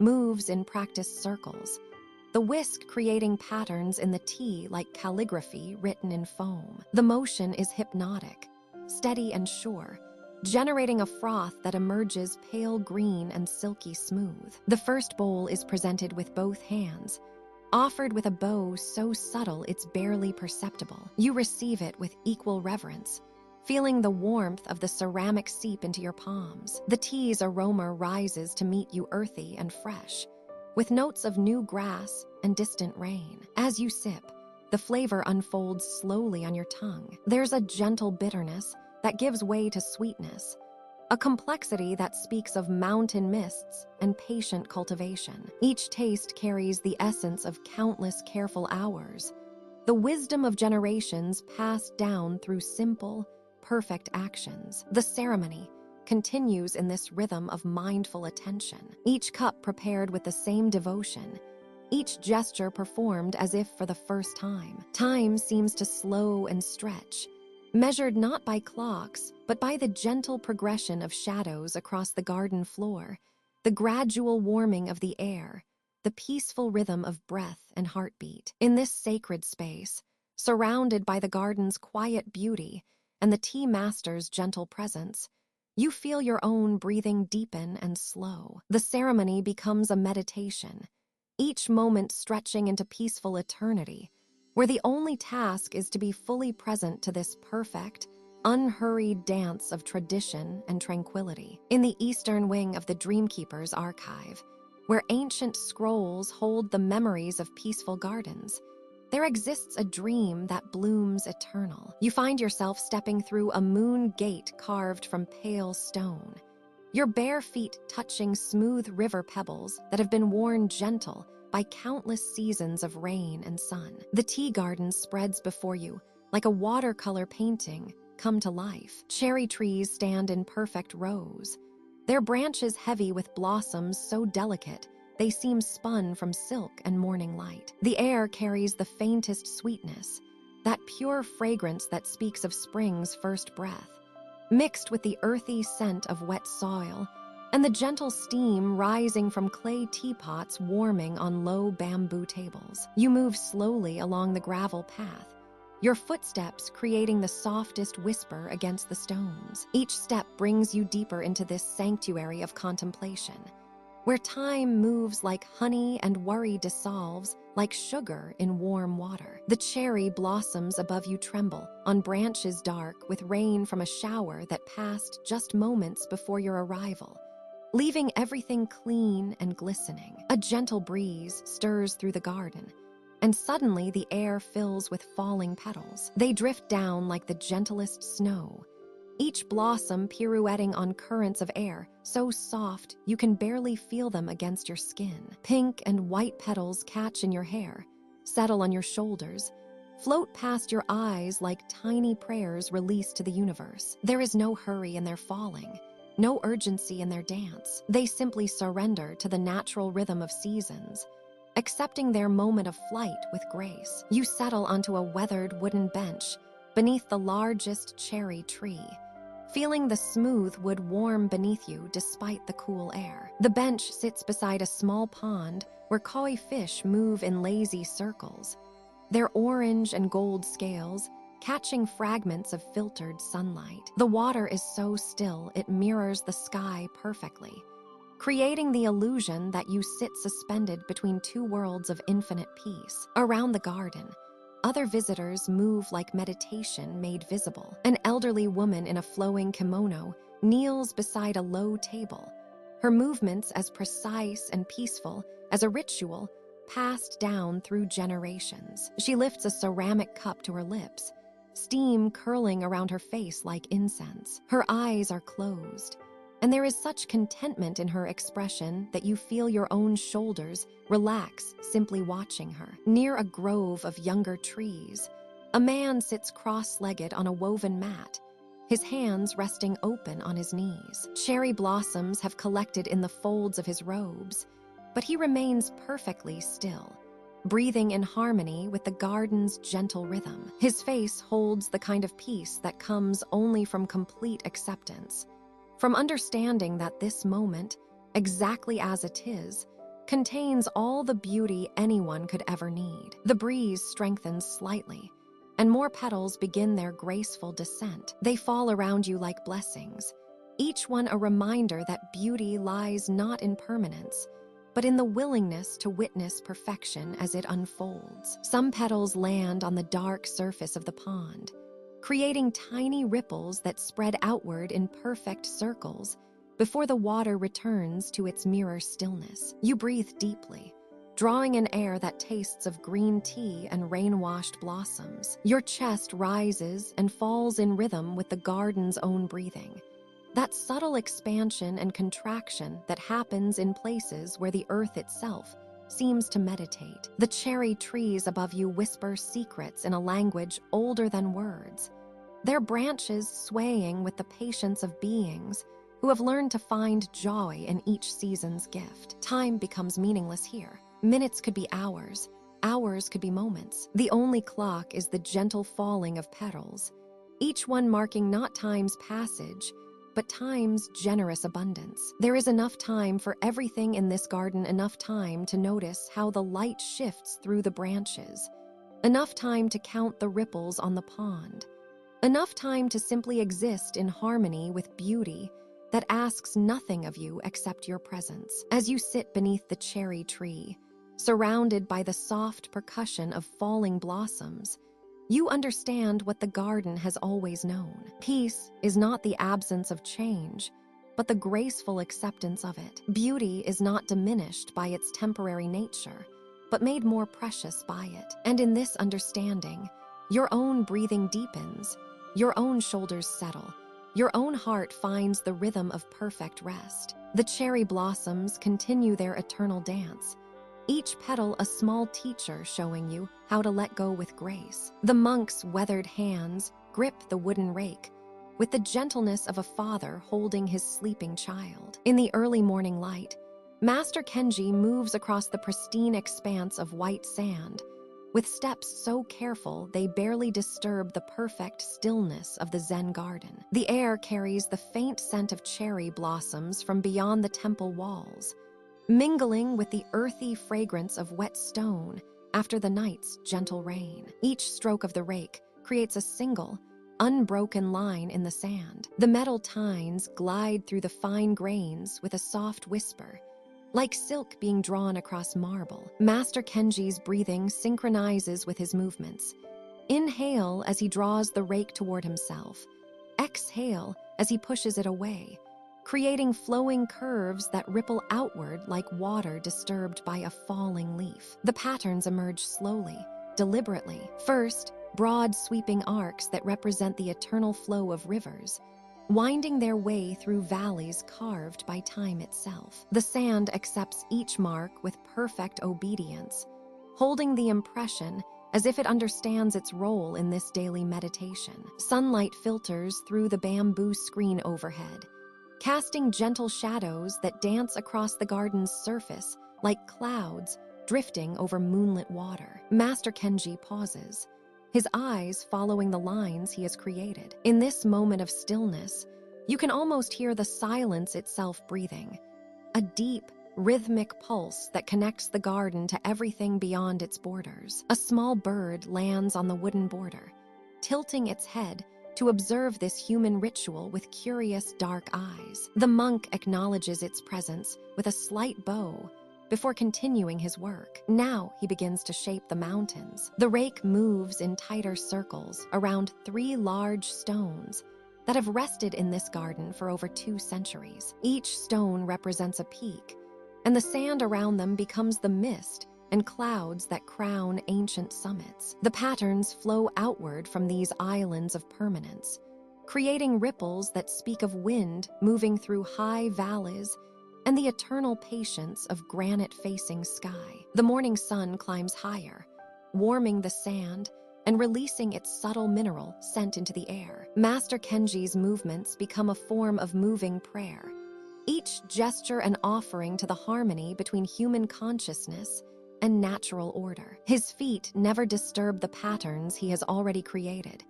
He moves with the practiced grace of someone who has performed this ritual every dawn for 40 years. As he works, memories surface and dissolve like morning mist. The young apprentice he once was, learning these same movements from his own teacher. The seasons that have passed, snow covering these patterns in winter, autumn leaves scattered like golden coins across the sand, spring rain creating temporary pools that reflected the sky. Each day the patterns are erased by wind and weather, and each dawn they are born again under his patient hands. The rake finds its rhythm in the sand's embrace. Lines begin to intersect and diverge, creating a complex geometry that seems both random and perfectly ordered. Here, where 2 curves meet, there is a moment of tension before they flow together into something larger. There, where the sand rises slightly around a small stone, the pattern adjusts naturally,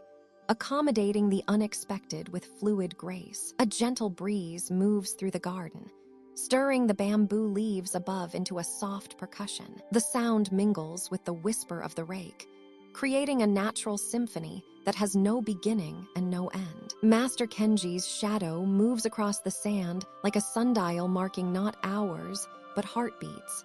Not minutes, but moments of perfect presence. The final strokes are the most delicate. Where the main patterns converge near the viewing pavilion, the monk creates a space of perfect stillness, a circle of unmarked sand that represents the void from which all things emerge and to which they return. It is here that tomorrow's patterns will begin, as they have every morning for generations. As Master Kenji completes his work, he steps back to the wooden walkway that borders the garden. The rake rests against his shoulder like an old friend. Before him stretches a mandala of sand and stone, a temporary masterpiece that will exist only until evening's wind arrives to prepare the canvas for tomorrow's meditation. The garden holds its breath in the growing morning light. Somewhere in the distance, temple bells begin their gentle calling, and the day officially begins. But here in this rectangle of raked sand and weathered stone,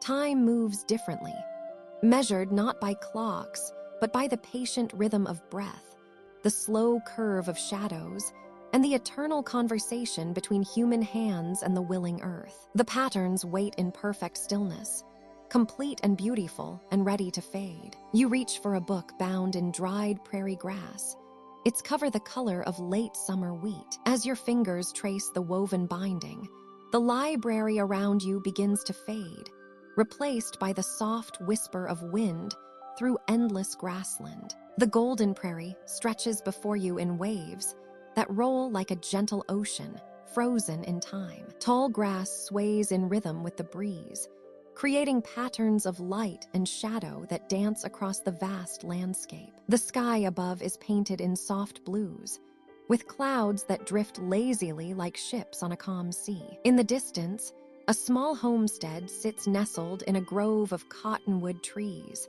their leaves rustling with a sound like gentle rain. Smoke rises peacefully from the chimney, a thin ribbon of gray against the endless blue. You begin walking through the grass, feeling it brush softly against your legs as you move toward this island of human presence in the golden sea. The prairie grass tells stories as you pass through it. Some stalks tower above your head, their seed heads heavy and ready for harvest. Others grow in shorter, softer patches where wildflowers peek through purple coneflowers, black-eyed Susans, and delicate white prairie roses that release their sweet fragrance into the warm air. As you walk, you hear the distant lowing of cattle, a sound that carries across the vastness like a lullaby. A red-winged blackbird perches on a tall stalk nearby, its song joining the symphony of the grassland. The sun warms your face as butterflies dance from flower to flower,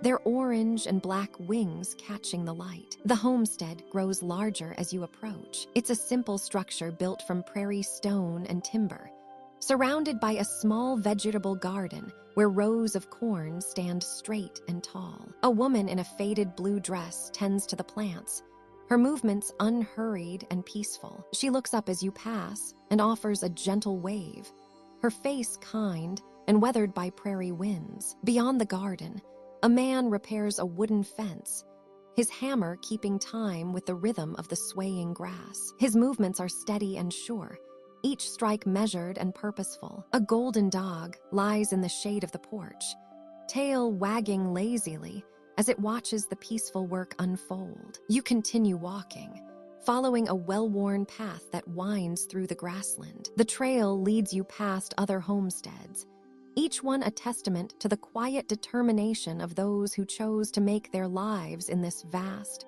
open space. Children play in yards surrounded by split-rail fences, their laughter mixing with the sound of wind chimes hanging from porch eaves. At one farm, an elderly man sits on his porch whittling a piece of wood, his hands moving with practiced ease. Shavings curl and fall at his feet while a tabby cat sleeps curled in a patch of sunlight nearby. The scene speaks of countless peaceful evenings spent in this simple contentment, watching the sun set over the endless prairie. The wind carries the scent of growing things, the green smell of grass, the earthy richness of soil, and the sweet perfume of prairie flowers. It whispers through the landscape with a voice that has remained unchanged for centuries, telling tales of seasons passing, of storms weathered, and of the quiet strength found in open spaces. As afternoon deepens, the light begins to change,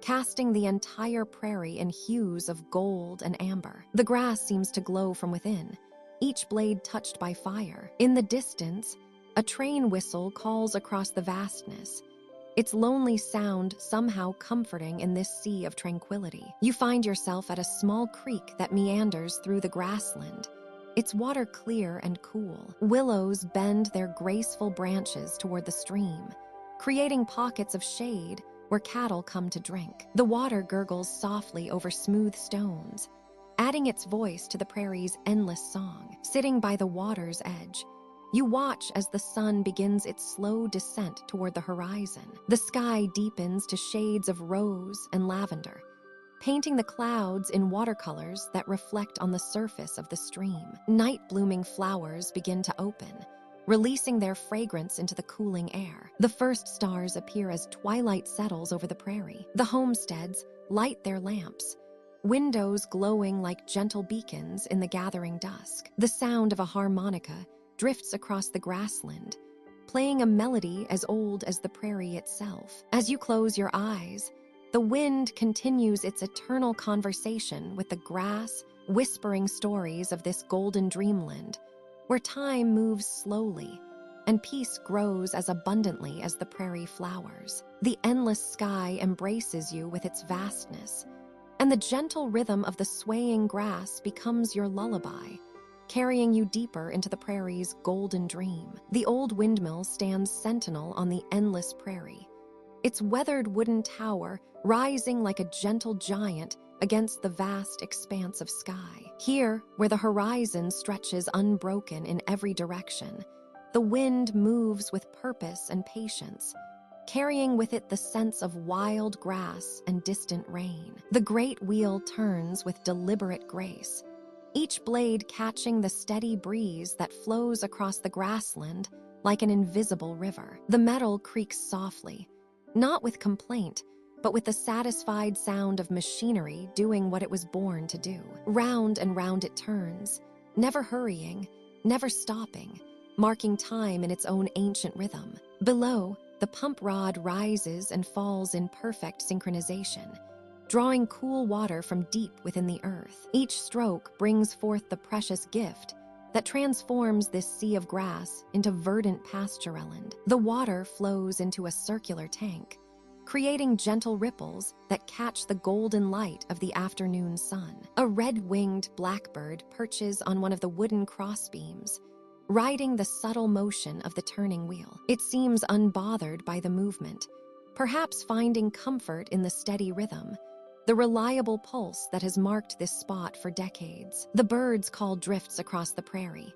mixing with the whisper of wind through the tall grasses. The farmer, Thomas, approaches on foot, his boots creating soft impressions in the earth still damp from yesterday's brief shower. He carries no urgency in his stride, moving with the unhurried pace of one who has learned to match his rhythms to those of the land. His weathered hands trace the smooth wooden railing that circles the windmill's base, checking the mechanism with the practiced eye of someone who has tended this faithful servant for 30 years. The afternoon heat shimmers in waves across the prairie, but here in the windmill's shadow, a gentle coolness prevails. Thomas settles onto a simple wooden bench he built years ago, positioned perfectly to catch both the shade and the cooling breeze that the spinning blades seem to gather and direct downward. He removes his wide-brimmed hat and lets the air move through his gray hair,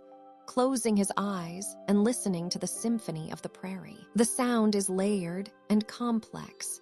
The steady creak of the windmill's mechanism, the soft rush of wind through metal and wood, the distant lowing of cattle who have come to drink at the tank. Somewhere in the tall grass, a meadowlark adds its liquid song, and the leaves of the lone cottonwood tree near the fence line rustle like gentle applause. Above, clouds drift across the azure sky in formations that seem painted by some celestial artist. They cast moving shadows across the grassland, creating an ever-changing pattern of light and shade that flows like water across the prairie's surface. The windmill's blades slice through these shadows, creating a hypnotic interplay of light and movement. A small herd of cattle has gathered near the water tank, their movements languid and peaceful. They drink deeply, then stand contentedly in the windmill's shadow, tails swishing rhythmically to ward off flies. A young calf,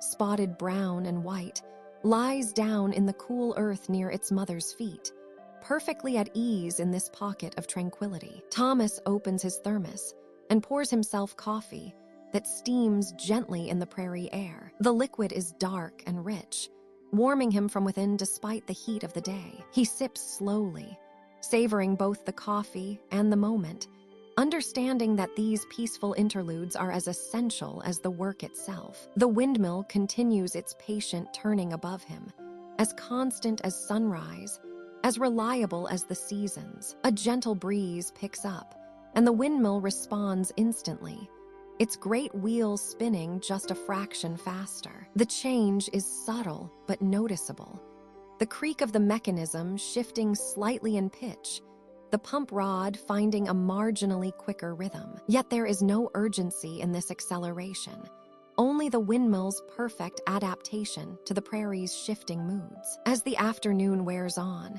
the light begins to soften, taking on the golden quality that transforms even the simplest scenes into something magical. The windmill's blades catch this light with each revolution, creating brief flashes of brilliance against the darkening sky. Soon, the evening star will appear, and the windmill will continue its faithful turning under the vast canopy of prairie night, drawing water from the earth's deep reservoirs, maintaining the endless cycle that sustains all life on these rolling grasslands. In this place, time moves differently, measured not in minutes or hours, but in the patient revolutions of the great wheel, in the steady pulse of the pump, in the eternal conversation between wind and prairie, between human need and nature's generous provision. The harvest moon rises like a great silver coin over the endless prairie, casting its gentle light across miles of golden wheat that sway in the evening breeze. Tonight is the night the farming families have waited for all season long, the harvest moon gathering, when neighbors from homesteads scattered across the vast landscape come together to celebrate the bounty of autumn. You can hear them arriving long before you see them, the soft creak of wagon wheels rolling across the packed earth, the gentle lowing of cattle in distant pastures, and the warm murmur of voices carried on the wind. Lanterns bob like fireflies as families make their way toward the Johnson homestead, where long wooden tables have been set up in the open field, arranged in a perfect square under the canopy of stars. Martha Johnson moves between the tables with quiet grace, her calico dress rustling softly as she adjusts the placement of mason jars filled with wildflowers. Each table is covered with checkered cloths that flutter gently in the breeze,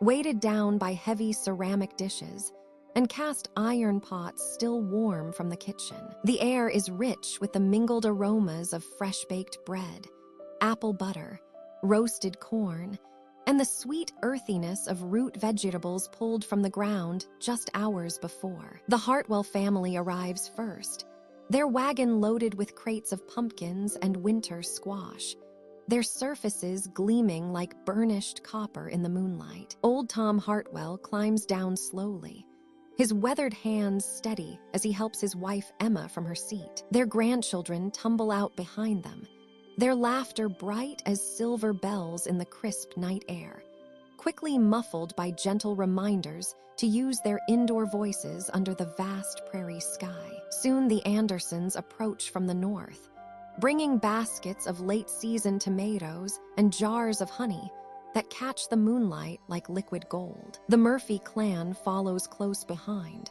their youngest daughter Sarah carrying a covered basket that releases the tantalizing scent of cinnamon and nutmeg with each step. One by one, the families converge, each bearing their contribution to the communal feast, their faces soft with contentment in the silver light. As the gathering takes shape, the men cluster near the head table, their voices low and measured as they discuss the yield from this year's crops, the quality of the soil, and plans for next spring's planting. Their weathered hands gesture slowly, painting invisible maps in the air, marking field boundaries and drainage patterns with the careful precision of those who know their land intimately. There is no urgency in their conversation, only the steady rhythm of farmers who understand that good things come to those who work with patience and respect the seasons. The women move in a graceful dance around the food tables,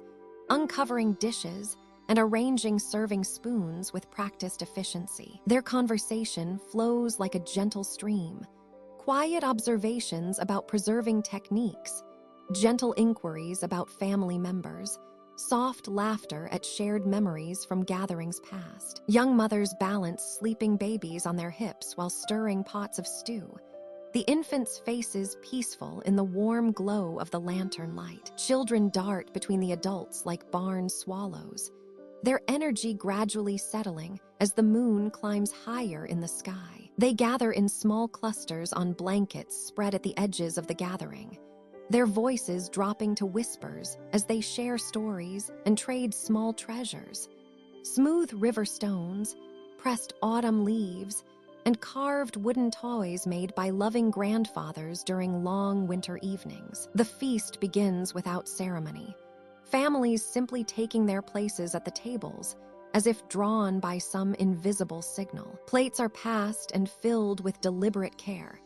Thick slices of cornbread still warm from Dutch ovens, generous spoonfuls of succotash made with beans dried from last year's garden, tender roasted chicken that falls from the bone, and sweet corn so fresh you can taste the sunshine in every kernel. Conversations flow as gently as honey, punctuated by the distant call of night birds and the soft rustle of prairie grass bending in the breeze. Stories are shared of neighbors helping neighbors, of barns raised and fences mended, of small kindnesses that bind these scattered homesteads into a true community. The children's voices grow softer as the evening deepens, their eyelids growing heavy as they lean against their parents' shoulders. As the meal draws to a close and the moon reaches its zenith, the gathering settles into a comfortable stillness. The adults remain at the tables, their voices now barely above whispers,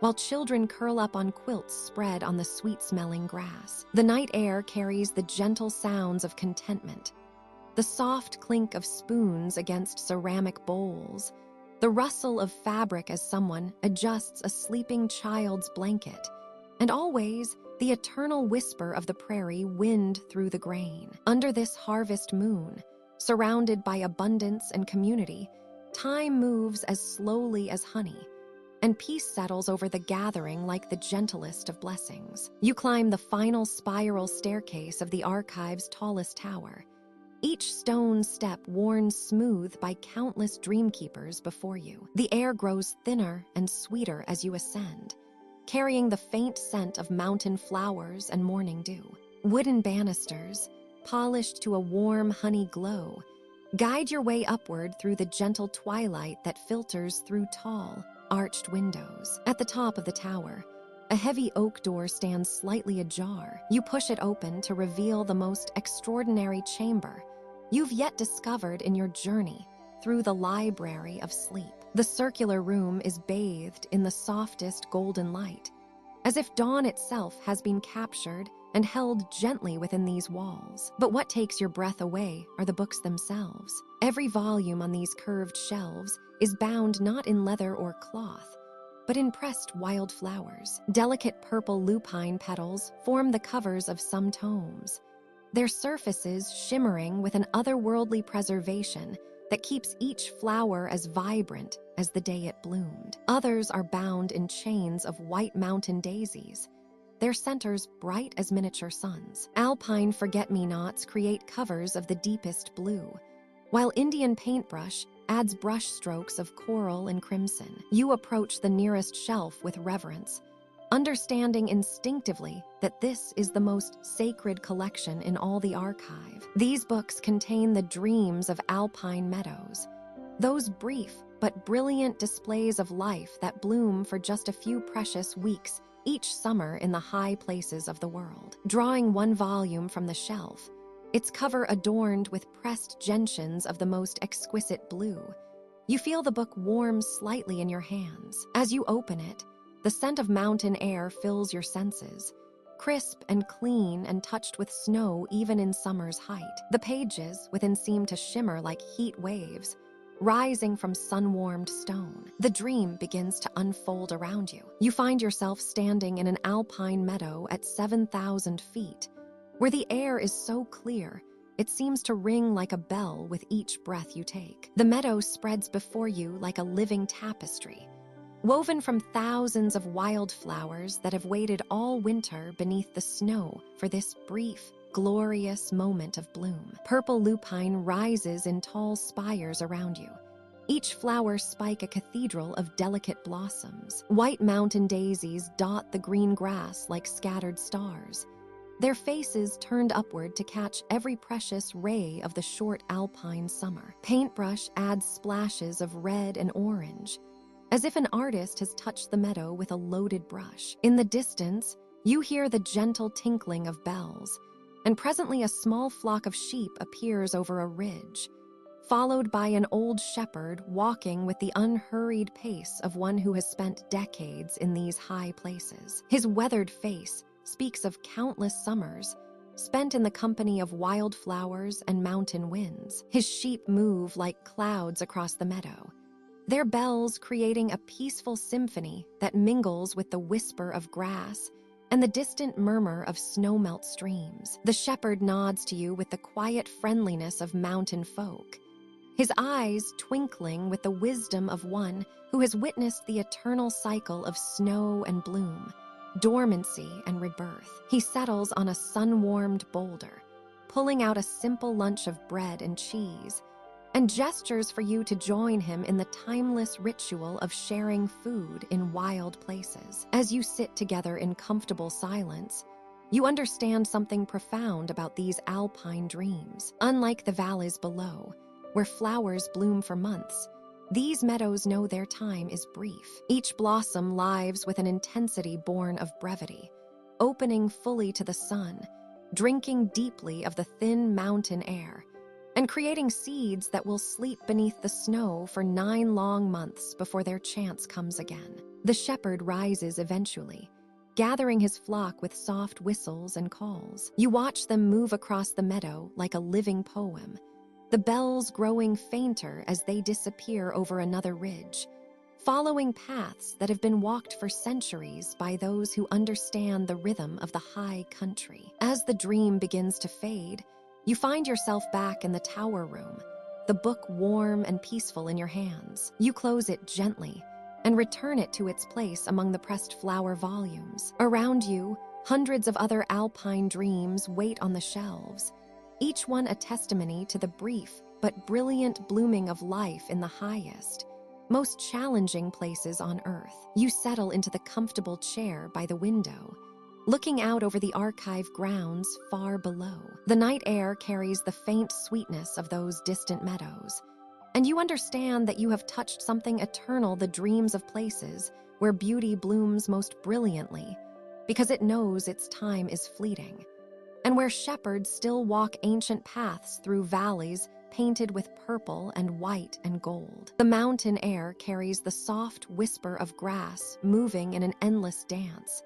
each blade bending and swaying in harmony with the gentle breeze that flows down from the peaks above. Here, in this timeless meadow suspended between earth and sky, an old shepherd moves with the unhurried grace of someone who has learned that patience is the greatest virtue of all. His weathered hands rest gently upon a wooden staff, smooth from decades of faithful service, though it serves more as a walking companion than any tool of command. The shepherd's steps are measured and deliberate, each footfall finding its place naturally among the soft tufts of mountain grass that cushion his path. His beard, silver as morning frost, catches the filtered sunlight that streams through the thin mountain air, and his eyes hold the deep contentment of one who has found his true calling in life. Around him, scattered across the emerald expanse like living clouds upon the earth,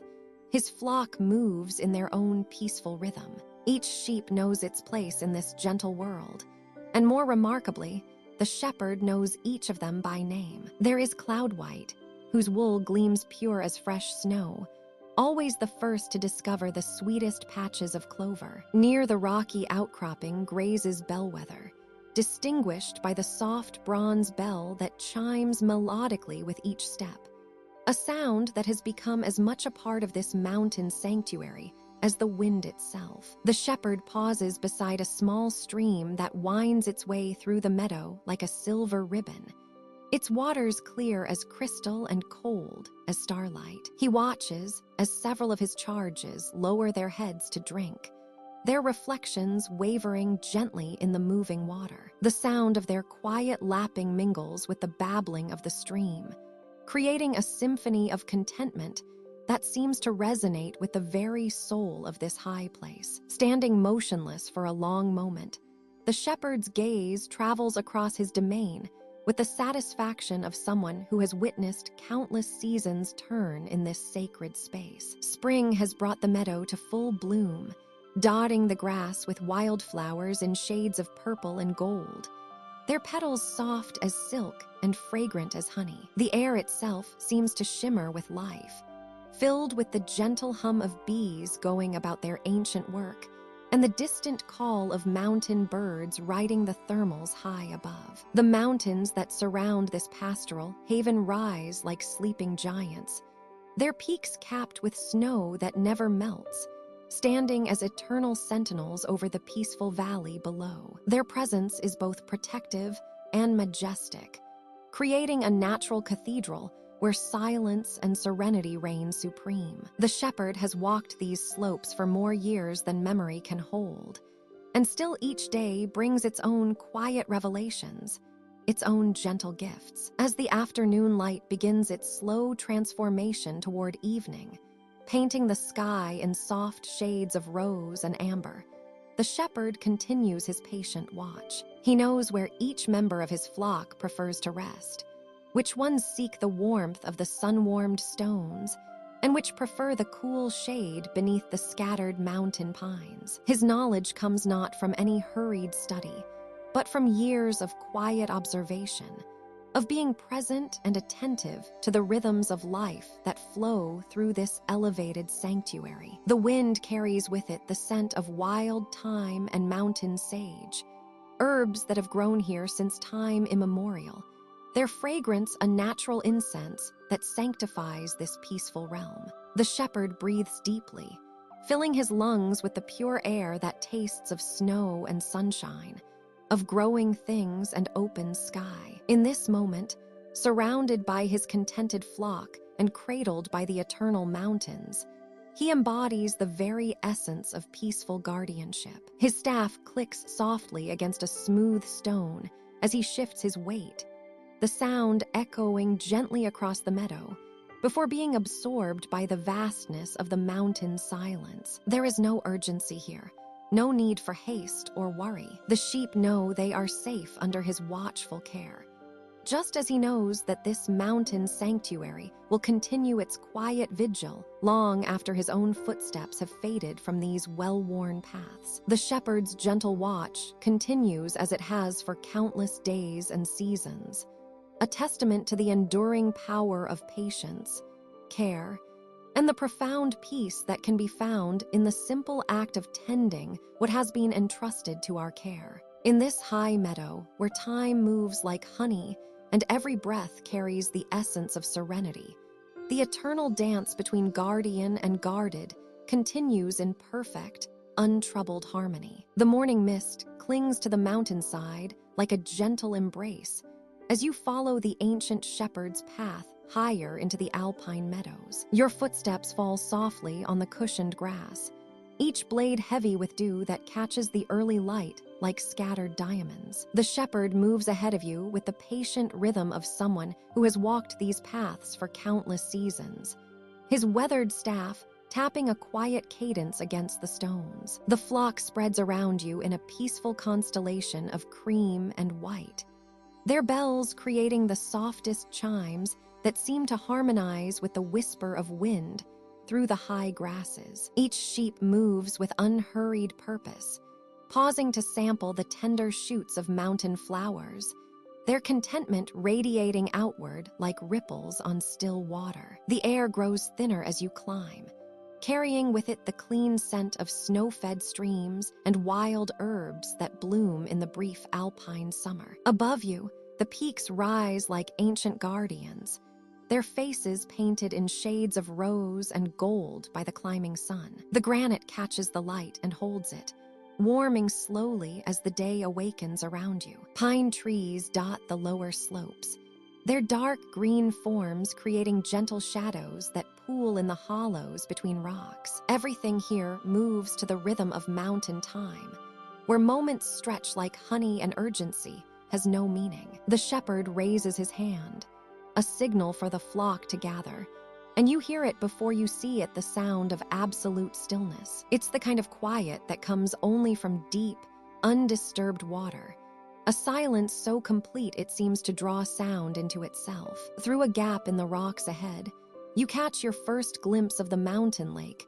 and your breath catches in your throat. The water stretches before you like a mirror crafted by the gods themselves, so perfectly still that the boundaries between sky and surface seem to dissolve. The lake holds the entire world within its depths, the towering peaks reflected with such clarity that you could believe you're looking down into another realm entirely. Each ridge, each snow field, each wisp of cloud is captured in the water's embrace, creating a doubled world of infinite beauty. The shepherd settles onto a sun-warmed boulder at the water's edge, and his flock spreads around the lake's perimeter like scattered pearls. They drink with delicate care, their movements barely disturbing the mirror's surface. When they do create ripples, the water accepts them gracefully, the circles expanding outward in perfect symmetry before the stillness returns, more profound than before. You find your own resting place on the soft grass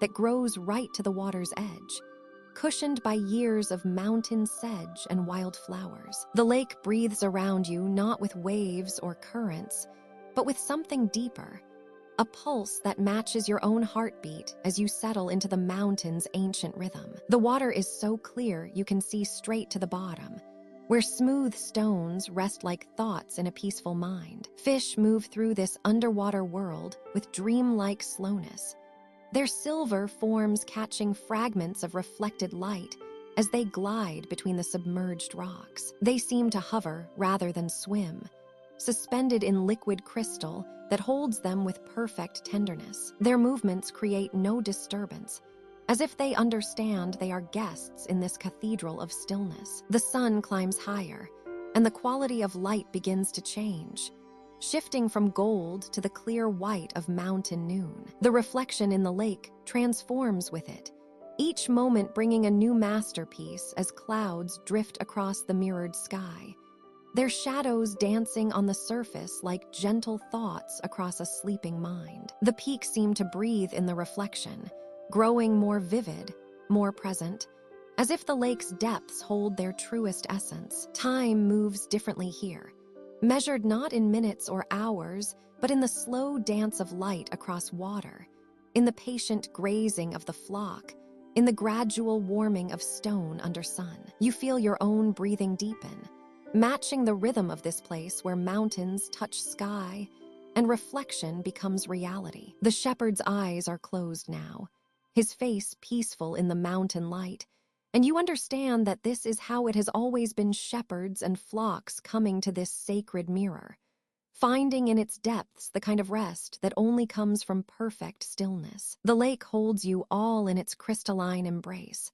a keeper of dreams reflected in waters so pure they seem to capture the very essence of peace itself. The sun hangs low behind the western peaks, painting the alpine meadow in shades of amber and rose. Here in this high valley, where the air carries the crisp sweetness of snow-fed streams and wild herbs, an old shepherd sits on a weathered stone, cradling a wooden flute in his weathered hands. The instrument is simple, carved from mountain birch, smooth from years of gentle use. Its surface bears the patina of countless evenings, just like this one. As the first notes rise into the cooling air, they seem to awaken something ancient in the landscape itself. The melody is unhurried, each note given space to breathe and settle into the vast silence that surrounds this hidden valley. The shepherd's fingers move with the ease of long practice, finding familiar patterns that speak of home,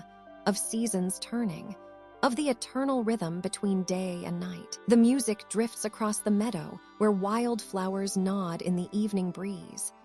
Alpine forget-me-nots and mountain asters, their petals beginning to close for the night. A few late bees move drowsily among the blossoms, their work nearly finished for another day. They seem to hover a moment longer, as if the flute's gentle voice has caught their attention, before settling into the heart of closing flowers. From somewhere across the valley, an echo returns. The mountain walls catch the melody and send it back transformed, deeper and more resonant, as if the stone itself has learned to sing. The shepherd pauses, listening to his own music return to him by the ancient peaks, then continues, weaving his simple tune with its ghostly companion. The two melodies dance together, one immediate and warm from human breath, the other vast and timeless from the memory of stone. A red deer steps delicately from the edge of the pine forest, her ears pricked forward, drawn by the music. She moves without fear, as if recognizing something peaceful in these evening sounds. Behind her, a young fawn follows on unsteady legs, both creatures seeming to understand that this moment belongs to quietness, to the gentle transition from day to rest. They pause at the meadow's edge, becoming living statues in the gathering dusk. High above, where the peaks catch the last golden light, an eagle circles on thermals that rise from the sun-warmed valley floor. Even this master of the heights seems to slow its flight, riding the air currents with less urgency, as if the flute's voice has reminded it that not all moments require the sharp focus of the hunt. There is time, too, for simply being present in the vastness of sky and stone. The shepherd's melody shifts, becoming even more gentle, like a lullaby meant for the entire valley. His breath creates clouds in the cooling air,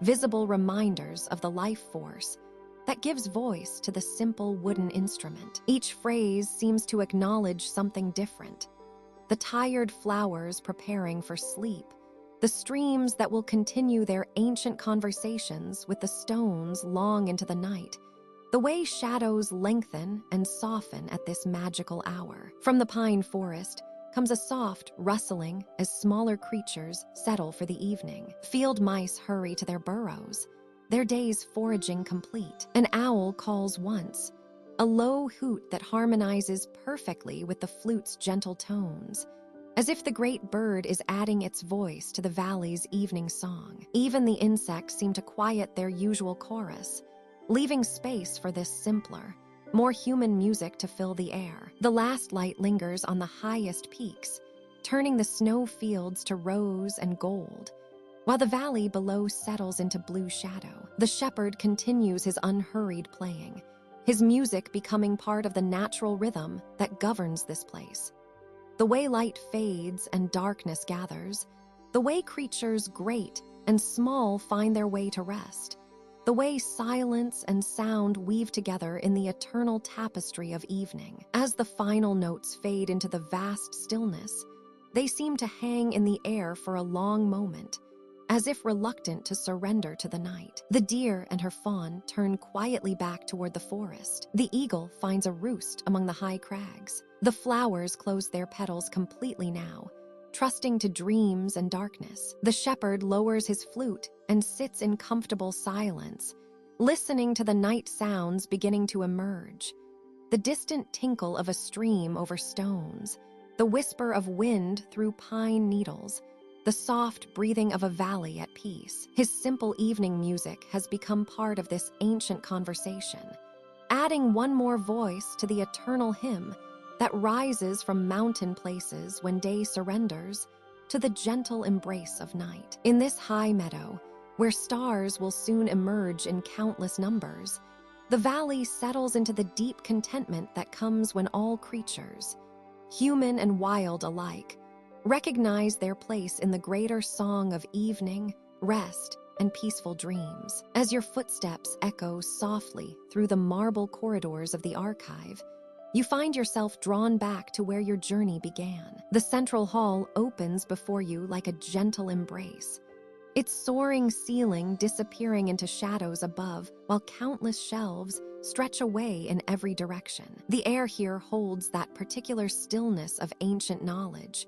warm and welcoming as a familiar blanket. The silver-haired librarian awaits you at the great circular desk, her presence as serene as moonlight on still water. She looks up from an ornate ledger, her eyes twinkling with the wisdom of ages. The golden lamp beside her casts a warm glow across the mahogany surface, illuminating pages filled with elegant script that seems to shimmer and dance in the gentle light. "Welcome back, dear traveler," she says, her voice carrying the soft comfort of distant chimes. "I see you've wandered far through our halls tonight, collecting stories like dewdrops on morning grass. Each tale you've discovered, each dream you've witnessed, has been carefully chosen for you." She closes the ledger with reverent care, the leather binding whispering against itself like autumn leaves. Rising gracefully from her chair, she moves around the desk to stand before you, her flowing robes rustling softly with each step. The fabric catches the lamplight, revealing subtle patterns of stars and crescents woven into the midnight blue material. "You may wonder," she continues, her hands folded gently before her, "why certain stories called to you tonight, why your fingers found particular books along particular shelves, why some tales seem to speak directly to your heart while others whispered to your weary mind." She pauses, allowing her words to settle around you like falling snow. The great hall seems to breathe around you both, the silence deep and peaceful. Somewhere in the distance, you hear the soft rustle of pages turning, the gentle footsteps of other midnight visitors discovering their own perfect stories. The scent of old paper and leather mingles with something else, lavender, perhaps, or the faint sweetness of chamomile tea. "The truth," the librarian says, moving toward a tall window that overlooks the archive's moonlit gardens, "is that every story you've read tonight has been preparing something precious. Each character you've met, each peaceful scene you've witnessed, each gentle adventure you've followed, they have all been weaving themselves into the fabric of your own dreams." Through the window, you can see the gardens stretching away under starlight, their pathways lined with night-blooming flowers that glow softly in the darkness. A fountain plays somewhere among the hedges, its gentle music drifting up to the window like a lullaby. "This is the archive's greatest secret," she explains, turning back to face you with a smile as warm as summer sunshine. "We are not merely keepers of stories that have been. We are gardeners of dreams that are yet to come. Every tale that has touched your heart tonight will bloom again in your sleep, gentler and more beautiful than before." She moves to a nearby shelf and withdraws a book you haven't seen before, its cover blank silver that reflects the lamplight like water. "This," she says, offering it to you, "is your story, the one being written even now, as you stand here in this sacred space between waking and sleep." As you take the book, you feel its warmth in your hands, as if it has been waiting just for you. The silver cover begins to show faint impressions, not quite words, but the promise of words to come. The pages within whisper with possibility, ready to be filled with the gentlest dreams. When you close your eyes tonight, the librarian says, her voice growing softer still, you will find that the Roman gardens you wandered through have planted themselves in your dreams. The medieval castle you visited will open its doors to you again. The forest paths you followed will welcome your return, and the starships you sailed will carry you to realms of perfect peace. The hall around you seems to shimmer slightly, as if reality itself is becoming dreamlike. The sounds of other visitors grow more distant, the lamplight more golden, the air more filled with that drowsy comfort that comes just before sleep. Remember, she whispers, her words following you as you begin to drift.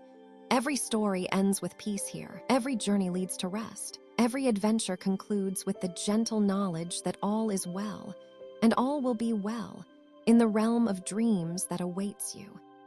The archive begins to fade around you, but you carry its treasures with you, a library of peaceful stories, ready to unfold in the soft theater of sleep. The Dreamkeeper's final secret has become your own. The librarian's footsteps are barely audible as she approaches through the amber-lit corridors of the archive, her robes whispering against the polished stone floor like gentle wind through autumn leaves. In her hands, she carries something precious, a journal bound in leather so soft, it seems to absorb the golden light that filters down from the crystalline ceiling above. The cover is the color of twilight clouds, a deep purple gray that shifts and shimmers as she moves, and you can smell the faint scent of vanilla and old parchment rising from its pages. This, she says, her voice carrying the warmth of honey and the patience of centuries, is your personal dream journal. It has been waiting for you since the moment you first closed your eyes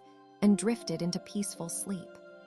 She extends the journal toward you, and as your fingers make contact with the impossibly smooth leather, you feel a gentle warmth spreading up through your arms, a sensation like sinking into the softest bed on the coldest night. The journal falls open in your hands, revealing pages that gleam with an inner light, their surfaces blank, but somehow full of infinite possibility. The paper feels like silk beneath your fingertips, and when you breathe in, you catch the scent of lavender fields and distant ocean breezes. Each page seems to pulse gently with its own rhythm, as if the journal itself is breathing, waiting to be filled with the peaceful stories your sleeping mind will create. Every dream you dream, the librarian explains, settling beside you on a cushioned bench that appears as if conjured from the very air.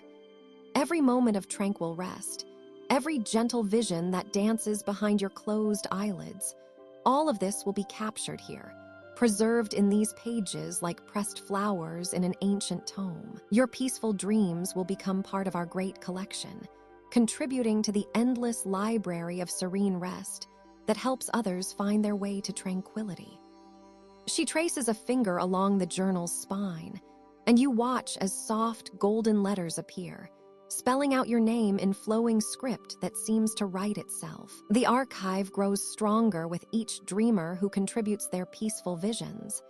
She continues, your dreams of quiet forests and gentle rain, your visions of cozy fireplaces and snow falling softly outside warm windows, your memories of summer afternoons spent in flowering meadows, all of these will find their home here. The librarian turns to a shelf behind you, one that stretches impossibly high, filled with thousands upon thousands of similar journals, each one unique, each one glowing with its own soft inner light. See how the archive grows, she whispers, and you can hear the pride and wonder in her voice. Each journal represents a lifetime of peaceful sleep, countless dreams of comfort and serenity collected and preserved. When someone struggles to find rest, we can share these gentle visions, letting them borrow the tranquility of others until they remember how to find their own. As you hold your journal, you begin to understand its deeper purpose. This is not merely a book, but a vessel of connection, a way to contribute to something larger than yourself. Every peaceful dream you experience will become a gift to future seekers of rest. Your moments of serene slumber transformed into beacons of calm, for others to follow into their own gentle sleep. The librarian's hand rests briefly on your shoulder, and you feel a wave of profound peace wash over you. There is no pressure, she assures you, her voice like a lullaby. The journal will work naturally, capturing only those dreams that come from a place of true tranquility. Simply sleep as you always have. Let your mind wander where it will, and trust that your peaceful visions will find their way onto these waiting pages. She stands gracefully, her robes settling around her like water finding its level. Keep the journal close when you sleep, she advises. Let it rest on your bedside table, or hold it gently as you drift off. It will do its work silently, lovingly, adding your dreams to our eternal collection of peaceful rest. As the librarian prepares to leave you with your precious gift, she pauses and looks back with eyes that hold the depth of countless peaceful nights. Remember, she says softly, in giving your dreams to the archive, you receive the dreams of all who came before. You are now part of an endless cycle of shared tranquility, connected to every soul who has ever found peace in sleep. The journal grows warm in your hands, and you know that tonight, when you close your eyes, your dreams will begin their journey into the great library of sleep, joining the countless others who rest eternally in these hallowed halls of peaceful slumber. The soft chiming of distant bells draws you from the archive's reading rooms toward a doorway you hadn't noticed before. Carved from pale driftwood and adorned with sleeping vines, it stands slightly ajar, revealing glimpses of impossible light beyond. The Dreamkeeper appears beside you, her silver robes rustling like autumn leaves, and gestures toward the threshold with a gentle smile. Come, she whispers, her voice carrying the warmth of honey tea. Before you return to your own dreams, let me show you where all stories begin. You step through the doorway and gasp softly. Before you stretches a garden, unlike any in the waking world, suspended in the gentle twilight between sleeping and waking. The ground beneath your feet isn't earth, but clouds of the softest lavender mist, solid enough to support you, yet yielding like the most comfortable mattress. Above, no ceiling confines this space instead.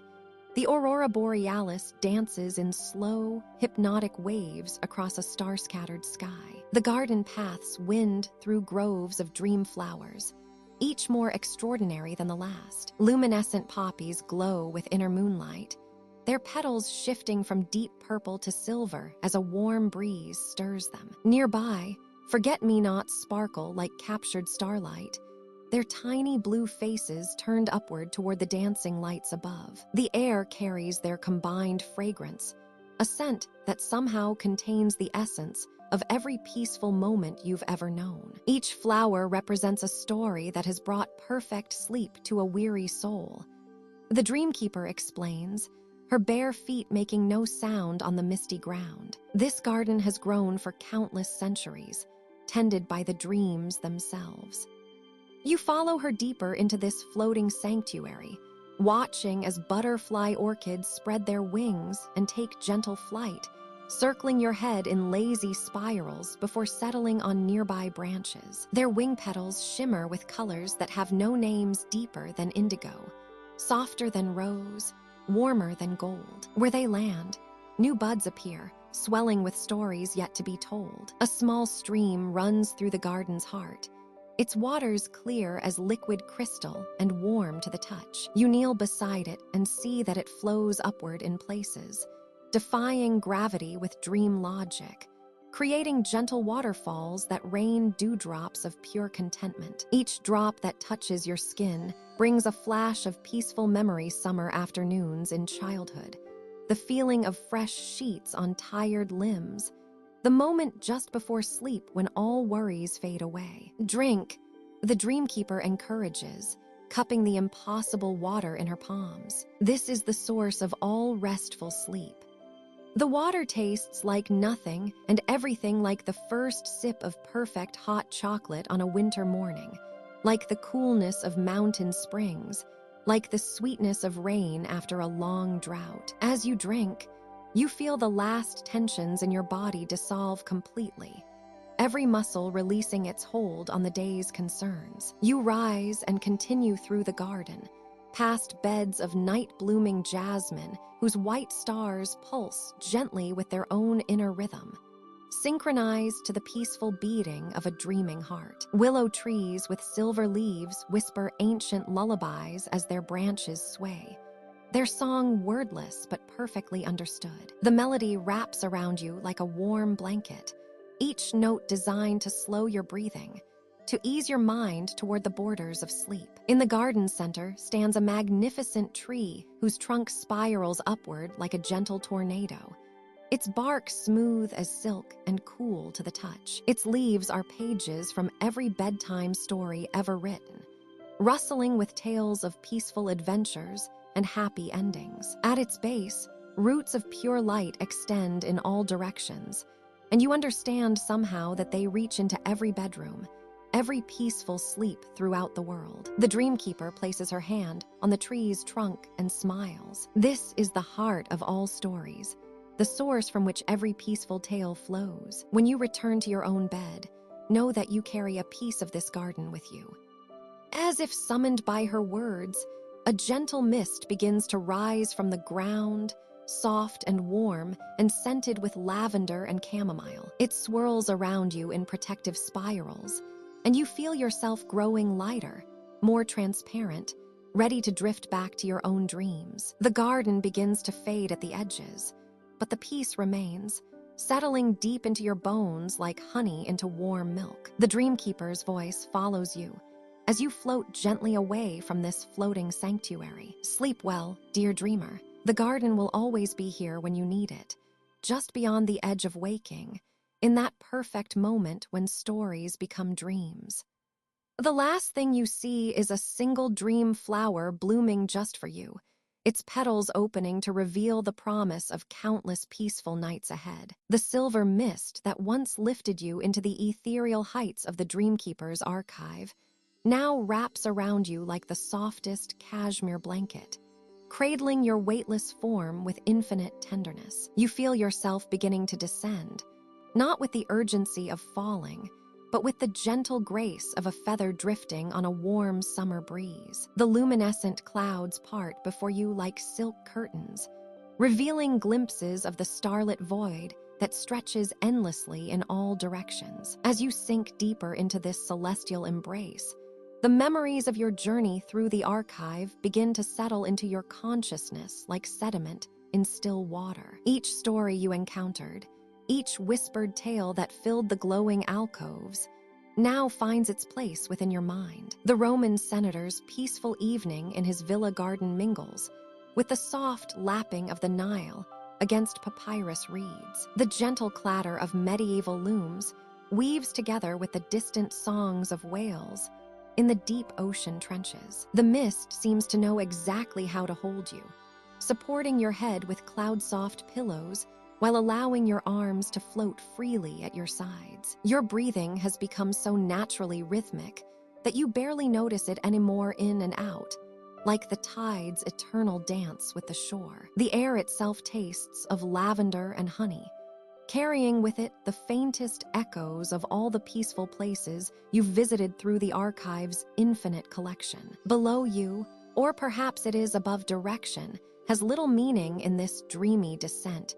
You can see fragments of the stories beginning to take root in the garden of your subconscious. There, a medieval baker kneads dough in the pre-dawn darkness, her movements slow and meditative. Here, an Egyptian scribe carefully paints hieroglyphs on papyrus, each brushstroke deliberate and peaceful. The images are watercolor soft, their edges blurred by the gentle fog that continues to carry you downward. Your eyelids grow heavier with each passing moment, not from fatigue, but from the deep contentment that comes from a day well spent in quiet contemplation. The Dreamkeeper's voice still echoes faintly in the distance, a melodic whisper, that seems to come from everywhere and nowhere at once. Rest now, it says, though the words might be coming from within your own heart. Let these stories be your companions as you journey into sleep. The descent continues, unhurried and serene. You notice how the mist around you has begun to take on the colors of twilight soft purples and gentle blues, with threads of silver that catch what little light remains in this peaceful void. It reminds you of the sky just after sunset, when the first stars begin to appear and the world settles into evening's embrace. The temperature is perfect, neither warm nor cool, but exactly the comfort your body craves. As you drift lower, you can feel the archive's stories beginning to transform, shifting from memories into the raw material of dreams. The Roman gardens become the foundation for a peaceful dreamscape, where marble fountains sing lullabies. The Egyptian temples evolve into sanctuaries, where golden light dances on limestone walls. Each tale you've absorbed tonight becomes a doorway to rest, a gentle pathway into the realm of sleep. The mist begins to thin slightly, revealing glimpses of your own familiar world far below. But even as the outline of your bedroom becomes visible, the magic of the archive continues to flow through you. The pillows that await you seem to glow with the same soft light that illuminated the library's shelves. Your bed appears to be floating on clouds of its own, ready to receive you with the same infinite tenderness that has carried you on this journey. You feel your body growing heavier now, not with burden, but with the pleasant weight of approaching sleep. Your muscles relax completely, releasing any tension that might have accompanied you into the archive. The stories continue to swirl gently through your mind, not as active thoughts, but as quiet presences, like beloved friends keeping watch while you rest. The mist sets you down as gently as morning dew, settling on flower petals. Your head finds its pillow with perfect precision, and the covers seem to arrange themselves around you without any effort on your part. The final wisps of silver fog fade into the darkness, but their essence remains, woven now into the very fabric of your approaching dreams. As your eyes close for the final time tonight, you carry with you the peace of ancient civilizations, the wisdom of gentle scholars, and the serenity of countless quiet moments preserved forever in the Dreamkeeper's infinite archive. Sleep comes not as an ending, but as a continuation, another chapter in the endless story of rest and renewal that connects all dreamers across time and space.